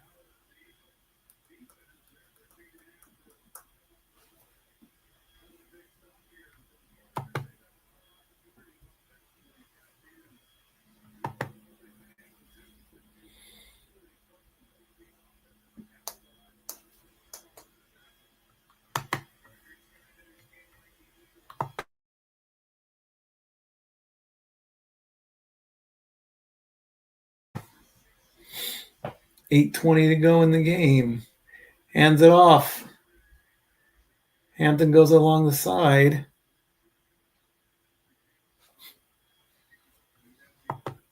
It's going to get another 4.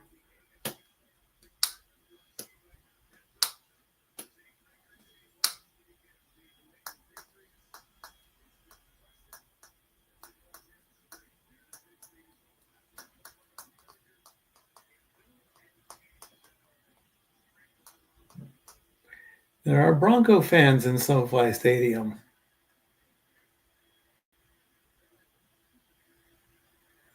Third and 3. You've run it twice. Run it again. Nope. He's going to fake it. Now he's going to try and run himself. Throws it away. Way out into the NC. 4th and 3. So are they going to go for the tie?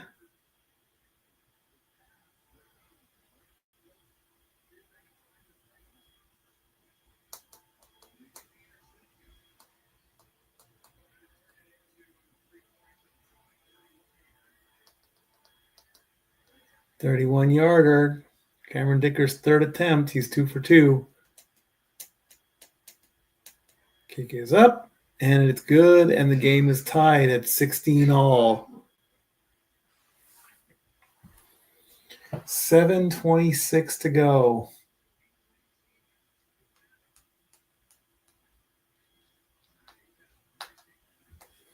7.5 minutes left. Who knows what's going to happen next? Be right back.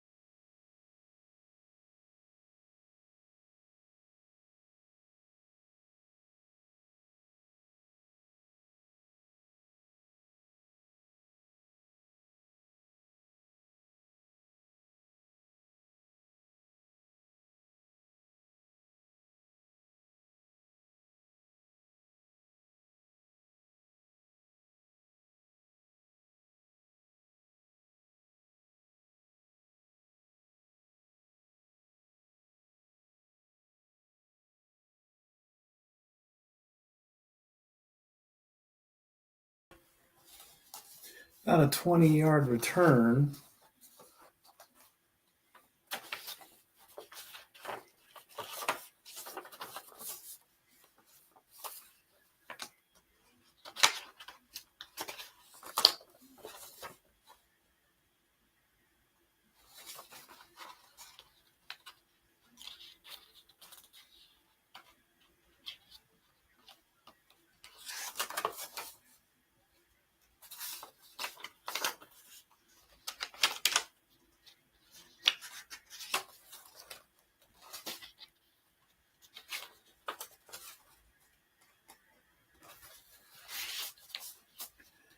Hurts gets a quick pass and down.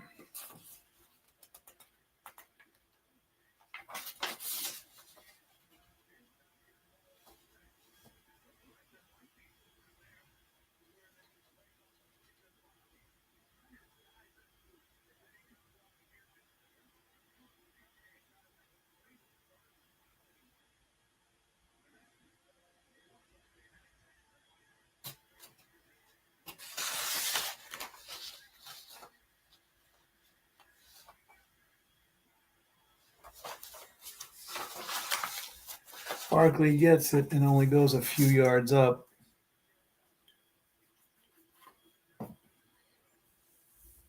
Two touchdowns, 6 field goals, 4 interceptions, 5 fumbles.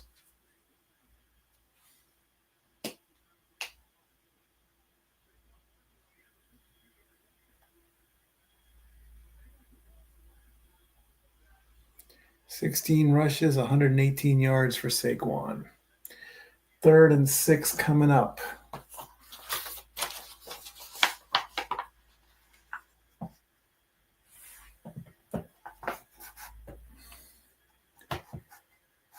Jalen throws.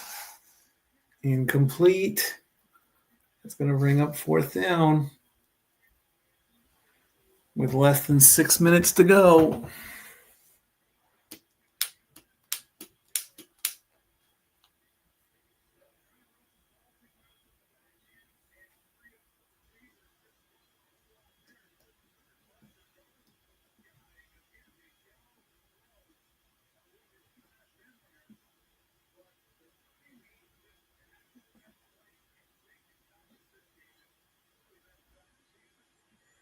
And they're going to punt.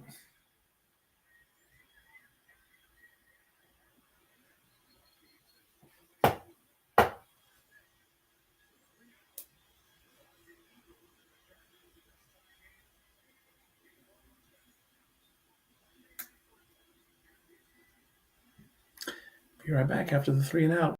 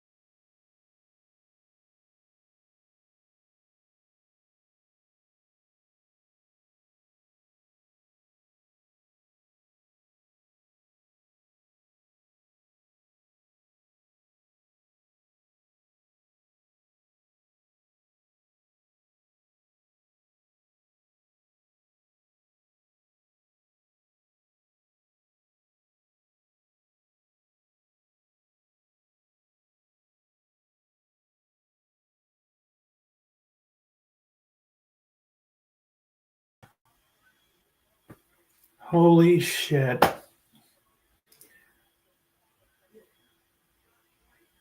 Oh no.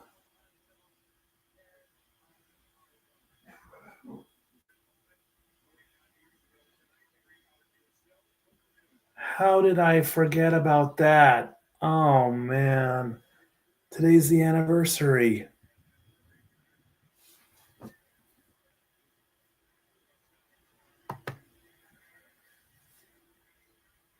Boy, do I feel dumb. 45 years ago, John Lennon tonight.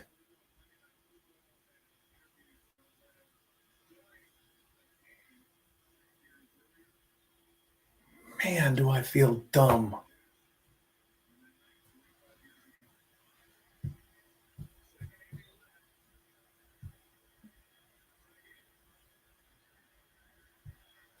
Second and 11 coming up. Herbert looking, scrambles, run, takes it himself, gets a few yards. Gets 4. I cannot believe that I totally forgot about that. I was 3 years old when that happened, too. Man, I feel embarrassed, ashamed, stupid, because they played the clip of Howard Cosell announcing it to the world during Monday Night Football. 3rd and 7. Herbert's going to scramble again, and he's going to get sacked. Loss of 7. It's going to go back and forth. Sack number 7 for the Eagles.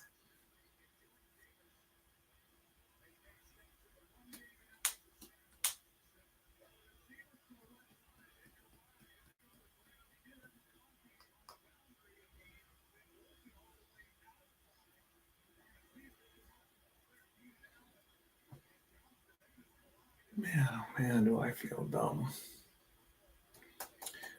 All right, I'm going to punt away.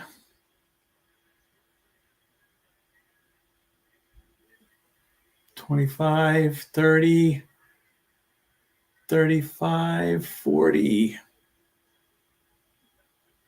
3 minutes and 33 seconds to go in the game in a 16-16 tie.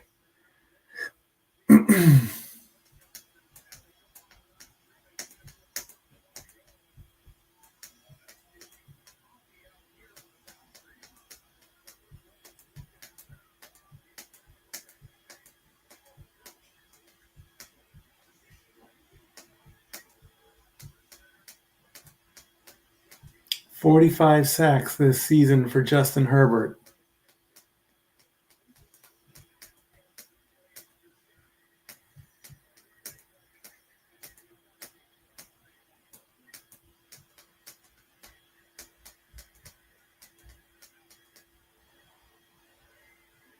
Barkley gets the ball, but nothing. Gets a yard, if that.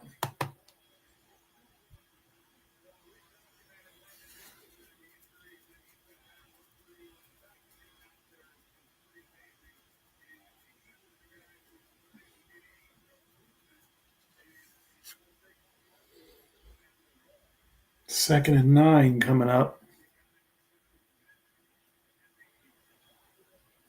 3 minutes to go.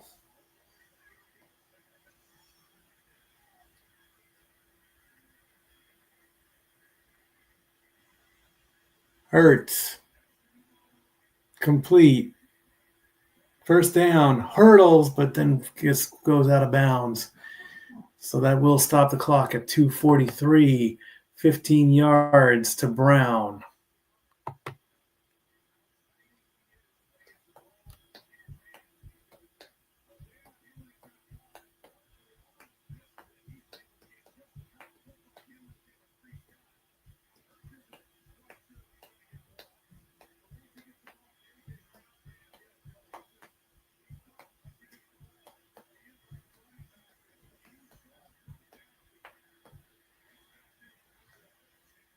First and 10. Hurts hands it off to. Oh, it was a fake. It was a fake to Barkley and went to Goddard, but that was incomplete, so it's going to make it second down.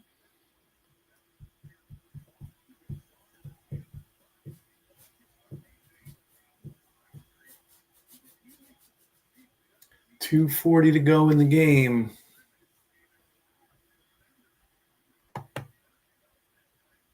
$44-yard line.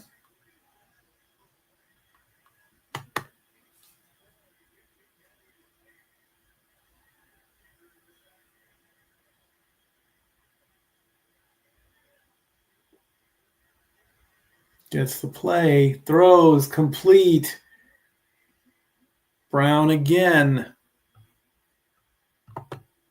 19 yards. And it looks like they might take this down to the 2-minute warning.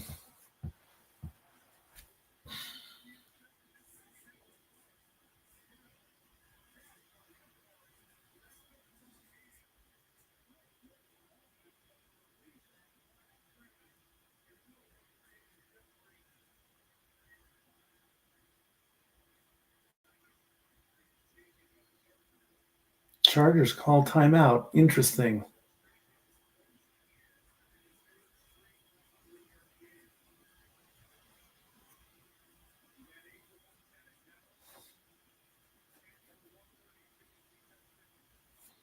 Just needs a yard and they'll get 100, 3 in a row.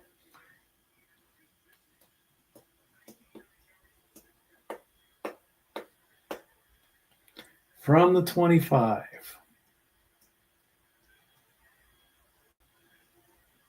Hands it to Barkley. They got Barkley. They got him.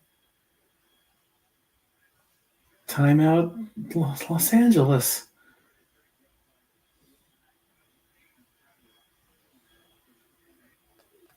The Eagles play the Raiders, the Commanders twice on 16 and 18. And they play the Bills. The Chargers play the Chiefs, the Cowboys, the Texans, and the Broncos.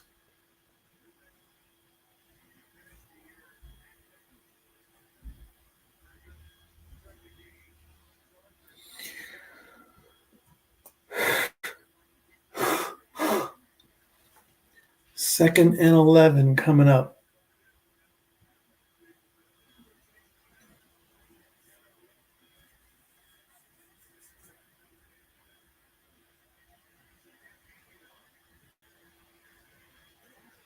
Jalen throwing for the end zone.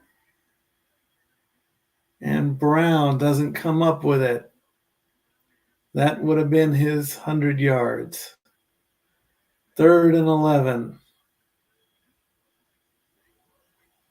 Right off his fingertips from his chest to his knee.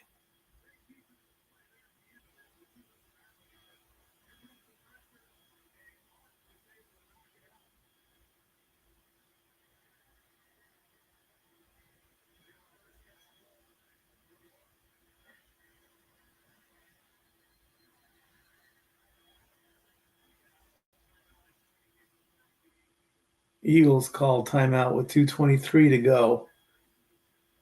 Very interesting. I wonder why.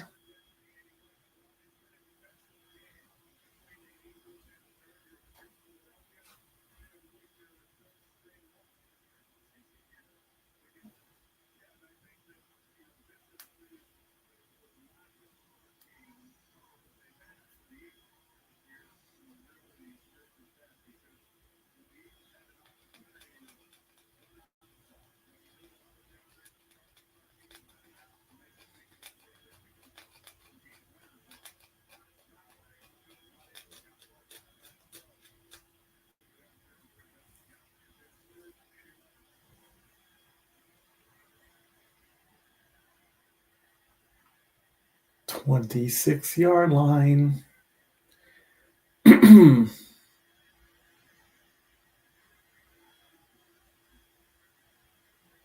Hurts. Bobbled, incomplete. Smith did not even come close.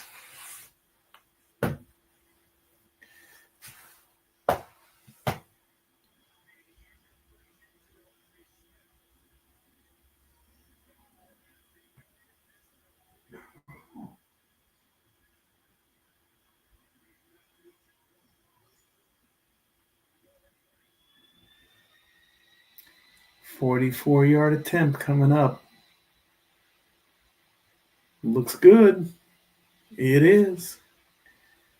Eagles take the lead, 19-16 with 2:16 to go.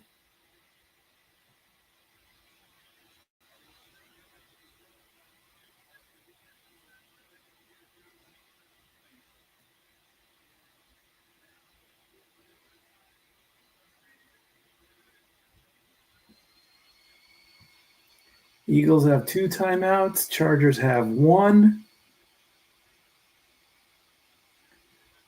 17 of 33 and 186. Sacked once is Jalen. 10 of 19, 132 is Justin. 1 touchdown, 1 reception, and sacked 7 times.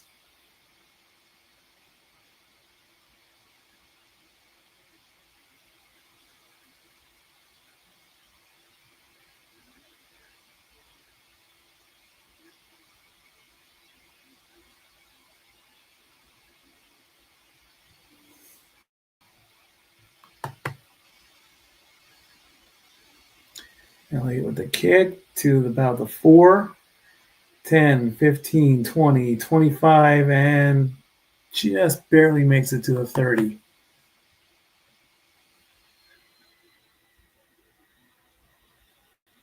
Nobody's leaving SoFi yet.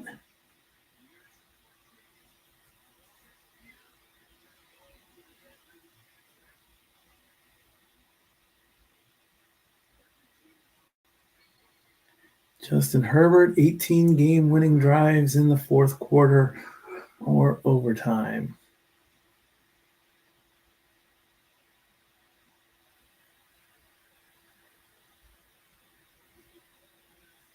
Gets the snap.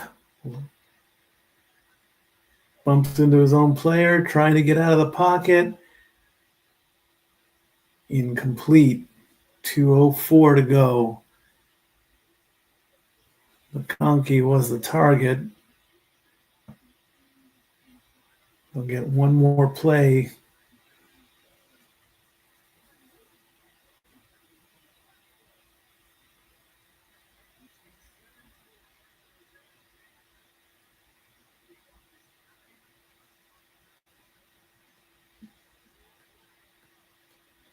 Second and 10.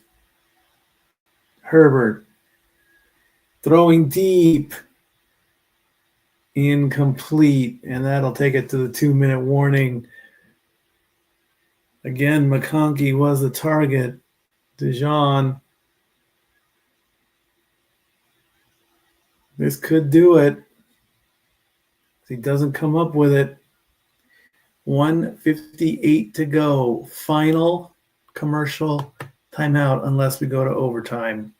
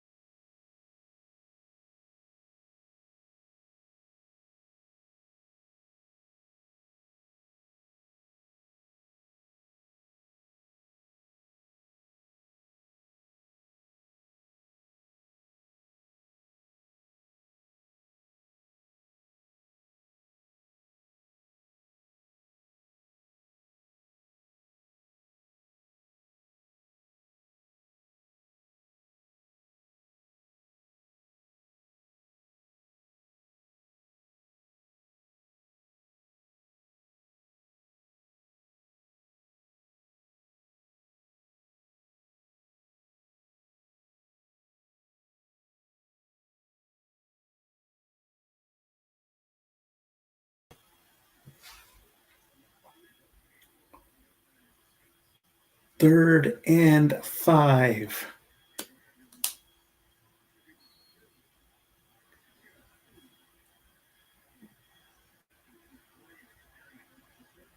Oh, 3rd and 10, excuse me.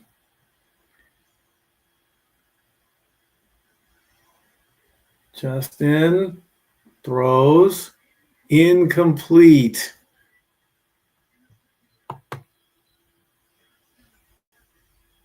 But there's a flag. DPI, pass interference. Automatic first down as Quinyon Mitchell.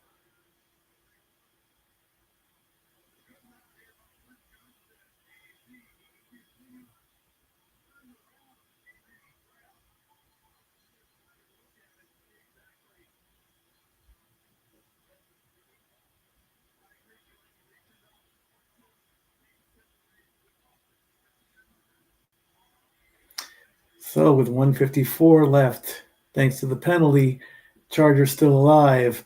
Herbert fakes the throw, scrambling. He has no choice but to do it himself as he gets 7 and runs out of bounds. 146 on the clock.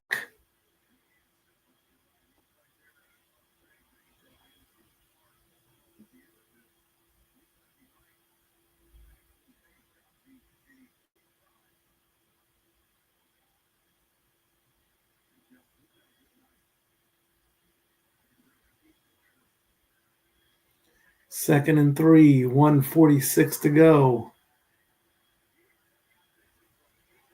Hands it off.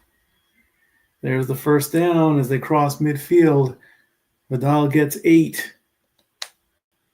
Clock running down to 1:35.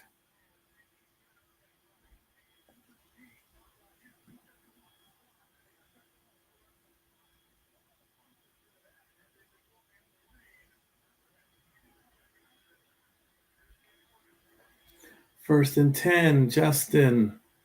Complete. Gets 6.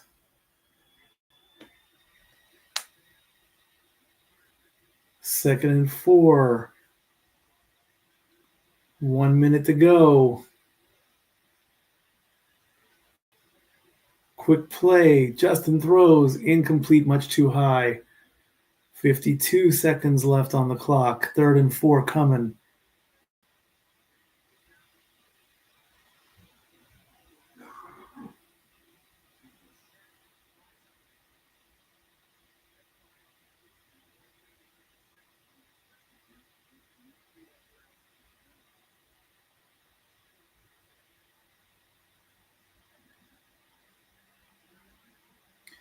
Third and 4.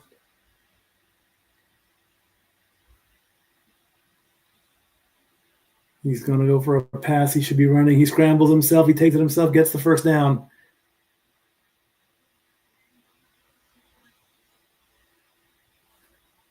"40 seconds left as the clock keeps running.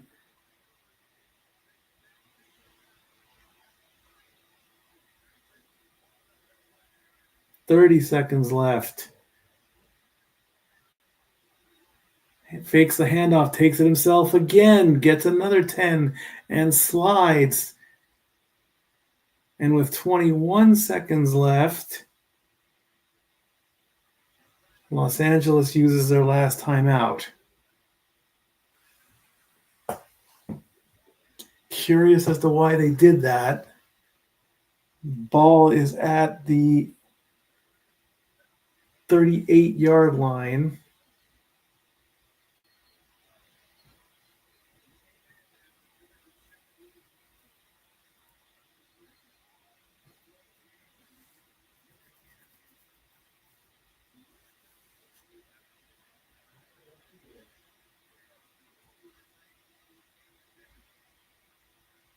"99 out of 101 from less than 50 yards.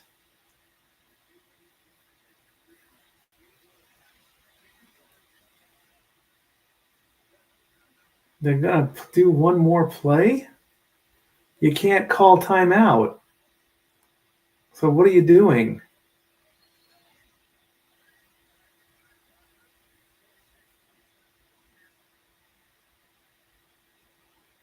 He's going to go for the pass. Incomplete. 15 seconds left. They might as well just kick it right now.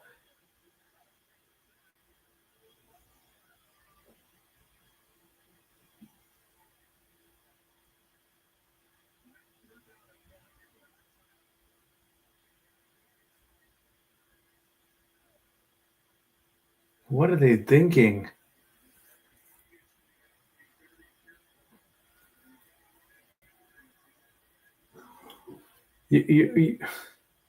What are you guys doing?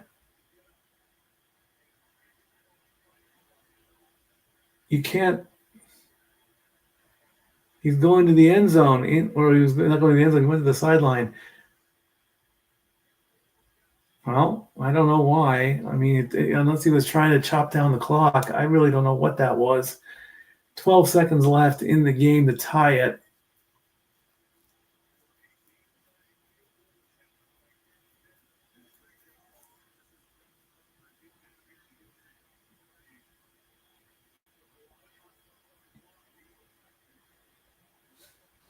.46-yard attempt to tie the game. And he does. It's good.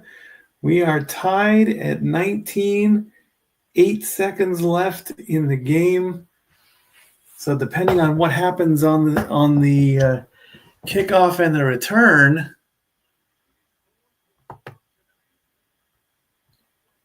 more than likely we're going to overtime. Is this the first overtime game of Monday Night Football? Let's see. No.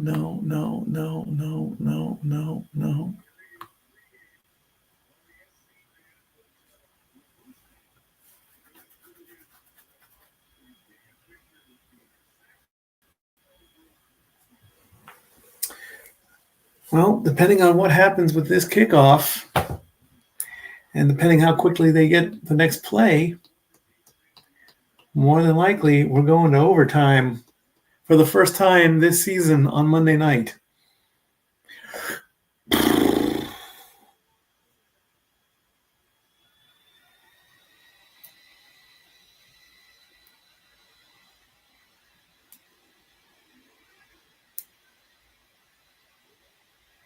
Five, 10, 15, 20, 25, and down. So there is 3 seconds left. So are they going to kneel and take it to overtime? Or are they going to do overtime rules? 1 period, 10 minutes. Each team has the opportunity to possess the ball. And each team has 2 timeouts.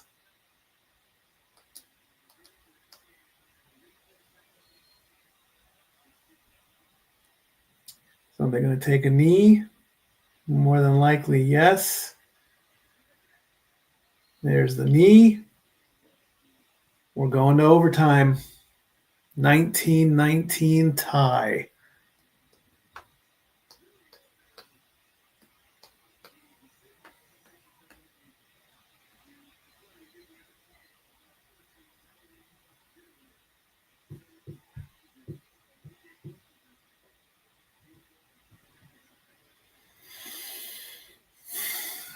So for the first time this season, Monday Night Football goes to overtime. Gone it. I wanted to be in bed by midnight. I needed to drive tomorrow.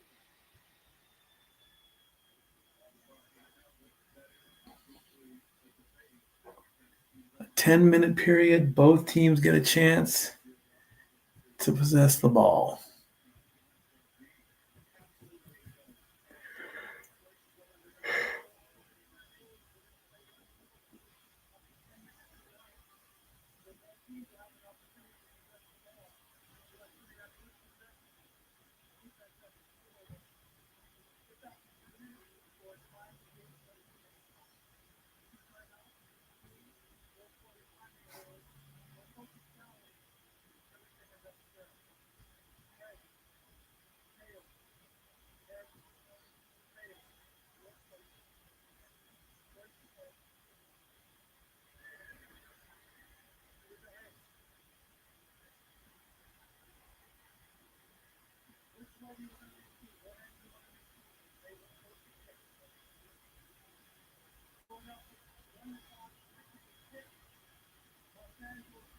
Philadelphia wins the toss, but they choose to kick. Very interesting play. 10 minutes of overtime. Each team gets a possession. unless the defense scores or when there's a safety. If the game is tied after 10 minutes, it ends in a tie.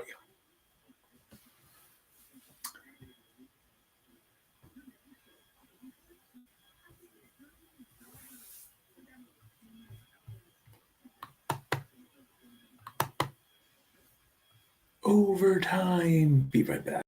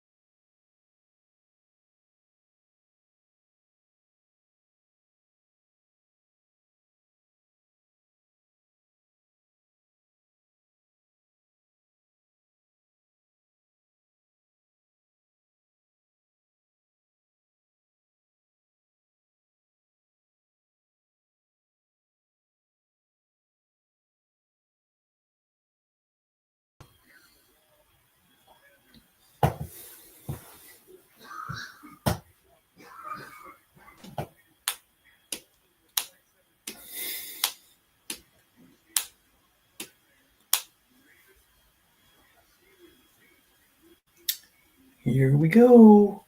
Overtime.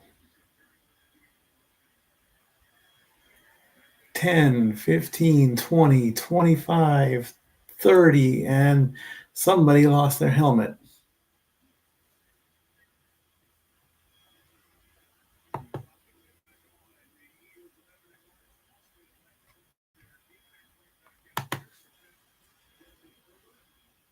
And it was Fidel. He got hit so hard, he lost his helmet.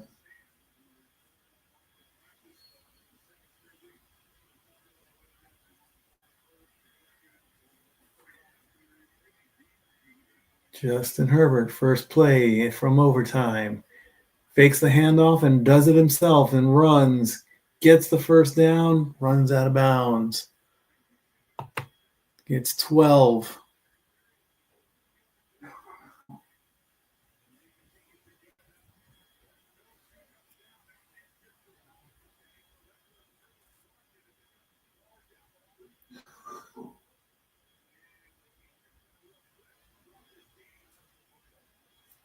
$65 rushing yards for Justin Herbert.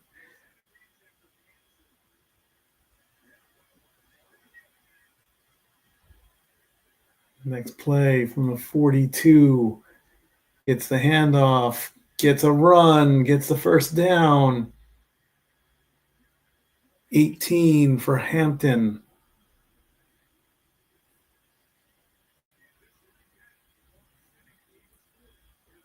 Nine minutes to go.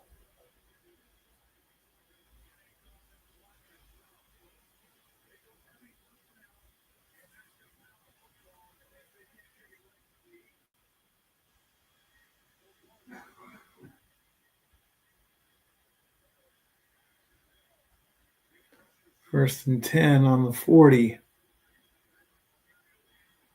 Handoff. Couple yards.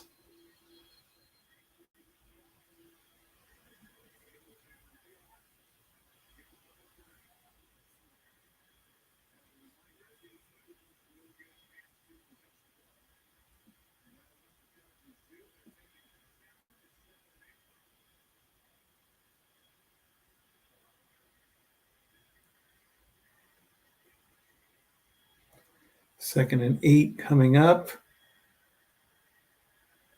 8 minutes to go.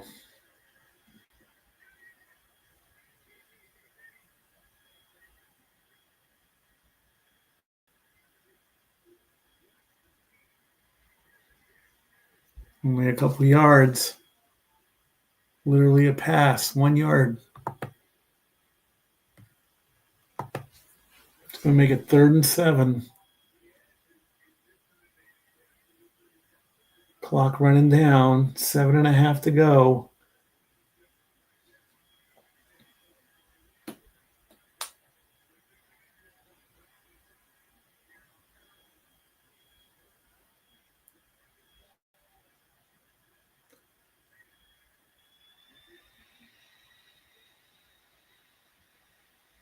Herbert gets it. Scrambles himself. Only gets a couple yards. If not that. 4th down, 7 minutes to go.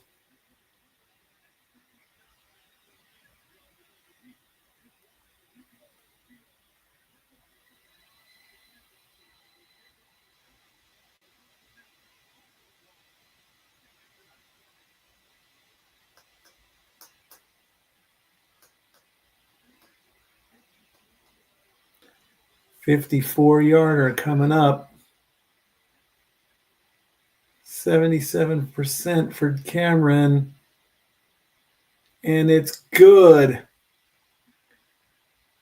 Chargers take the lead, 22-19.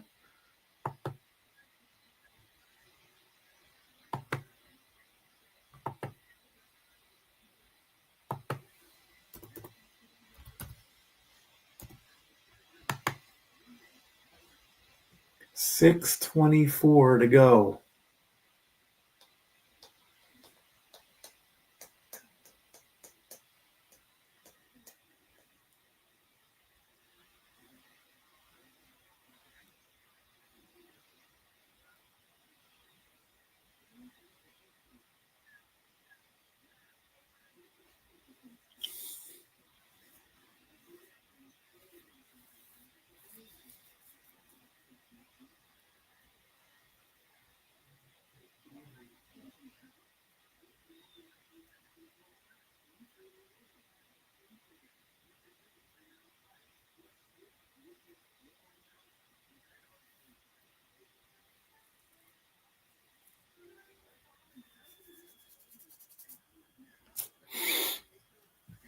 Overtime. That's happening in hockey.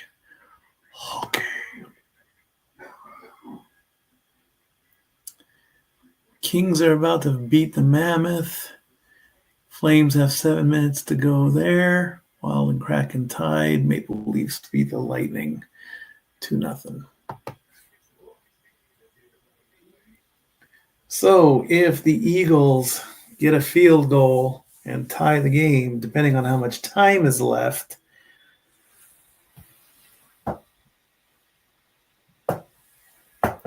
Eagles get the touchdown, they win.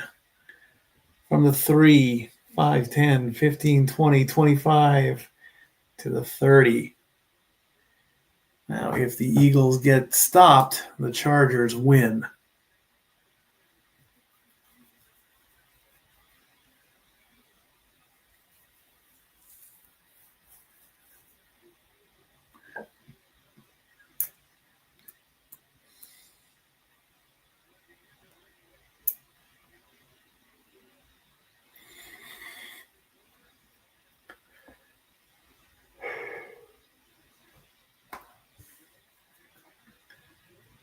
Jalen Hurts, 1st and 10 on the 31.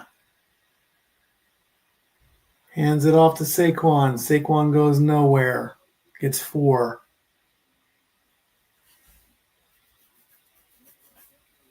Second and 6.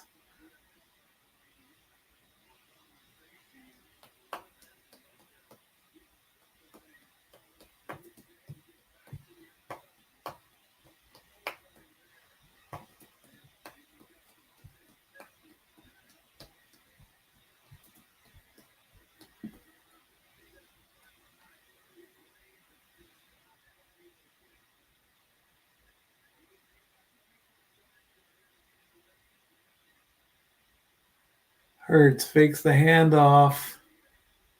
Throws. Incomplete. It's going to make it 3rd and 6.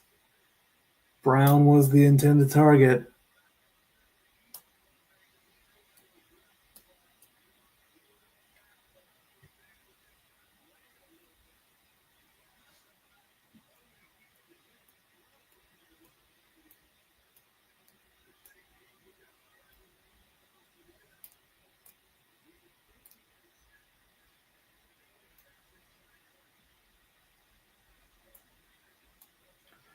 Third and 6 to keep the drive alive. They need this one.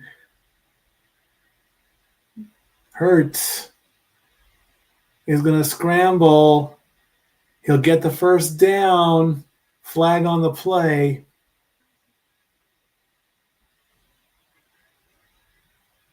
Holding offense. Repeat third down.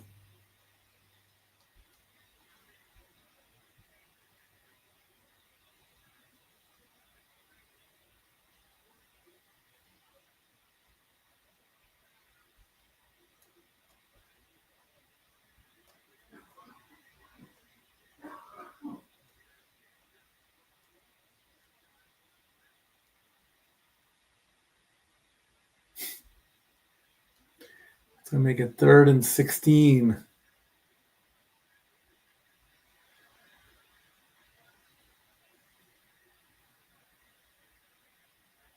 Jalen Hurts with the ball, throws, complete, caught to Smith for 28 to keep the drive alive.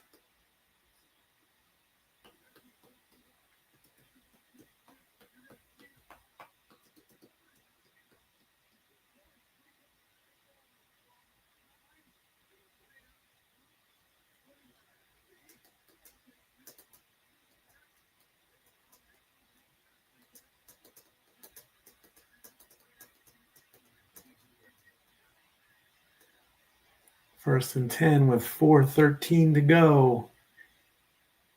Hands it off to Barkley. Barkley spins around, goes right back to the line of scrimmage.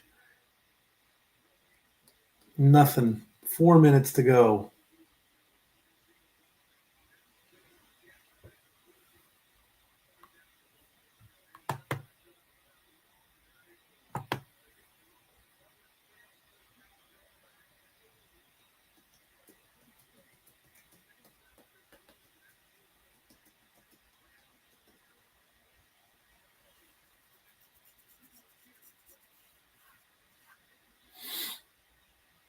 Jalen Hurts with the ball, throws to the sideline,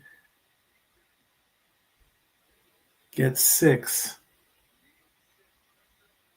3:28 to go.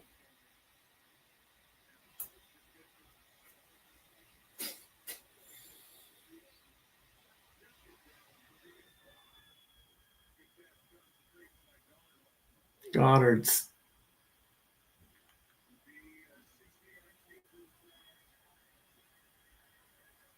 3rd and 4.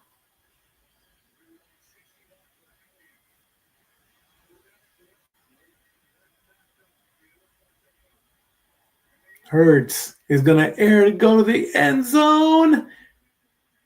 Brown tried to go for the one-handed catch. What do you do, Nick?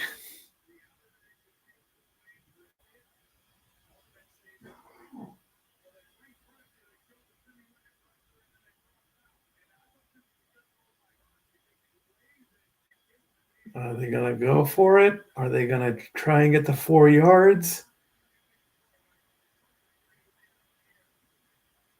They are going to try for the 4 yards. They fail. Game over. Timeout.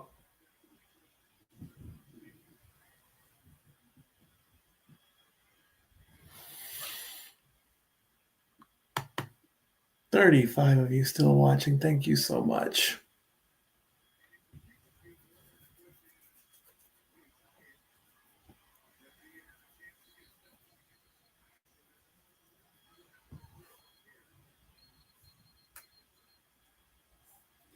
Whistle to the left. Whistle to the right. Here I am. They are trying to get those 4 little yards.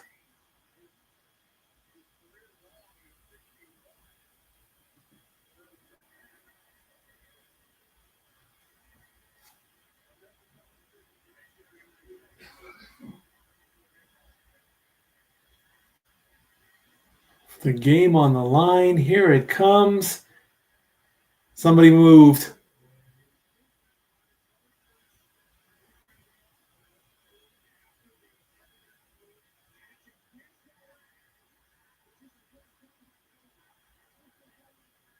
Neutral zone infraction. Defense. Automatic first down.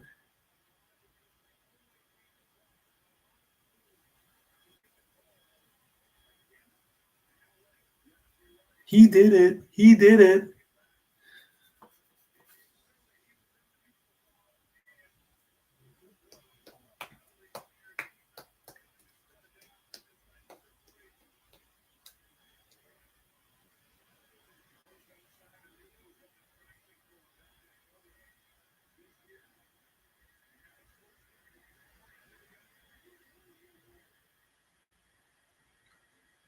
Hurts. High snap.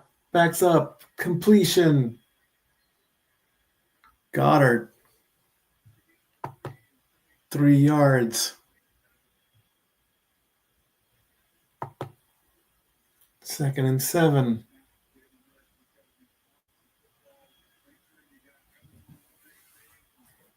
Three minutes to go.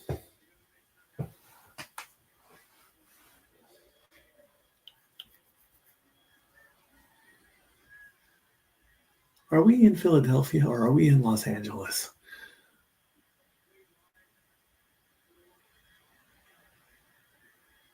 Hurts, looking around, rolling, throws, completion, caught to Goddard.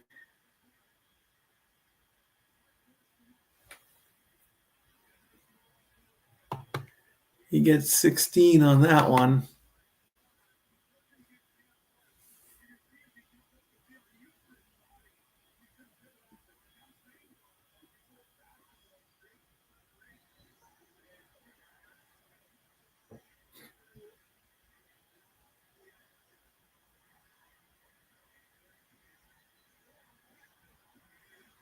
And it's picked off, and that's going to be the end of it right there.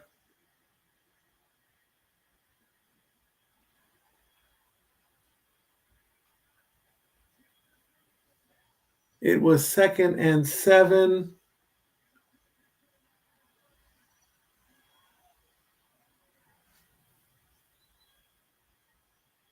And just like that, with a pick at the end.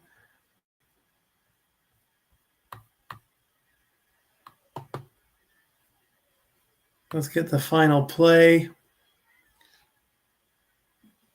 Hurts went to go to Dotson. Instead, Jefferson bats it. Let's take a look here. Hart with the winning interception. He fakes the handoff, throws. It gets bobbled. Got a hand on it, tipped it up. Hart to Dotson to Jefferson, right into Jefferson's hands at the 2-yard line. Interception ends the game. Chargers win 22-19.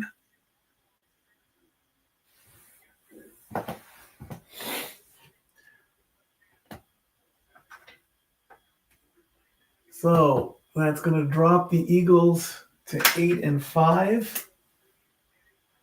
The Cowboy fans are happy about that. The Chargers improve to 9-4 to gain a little bit of ground on the Broncos.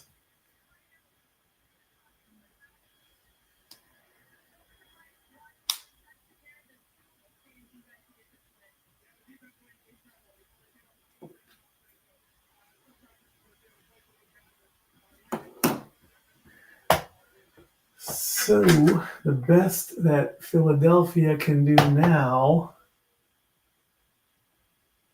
is not 13-4, but 12-5.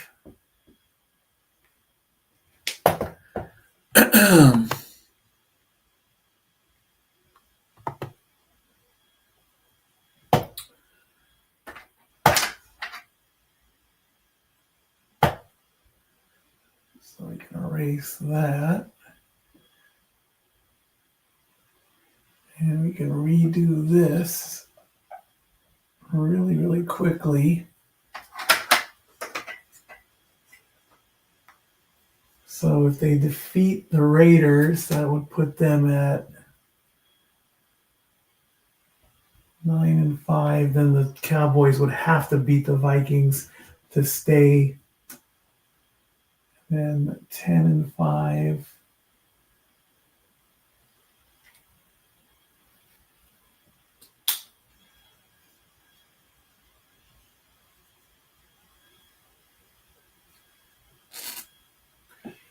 And then just to be maybe safe, put that 10-6.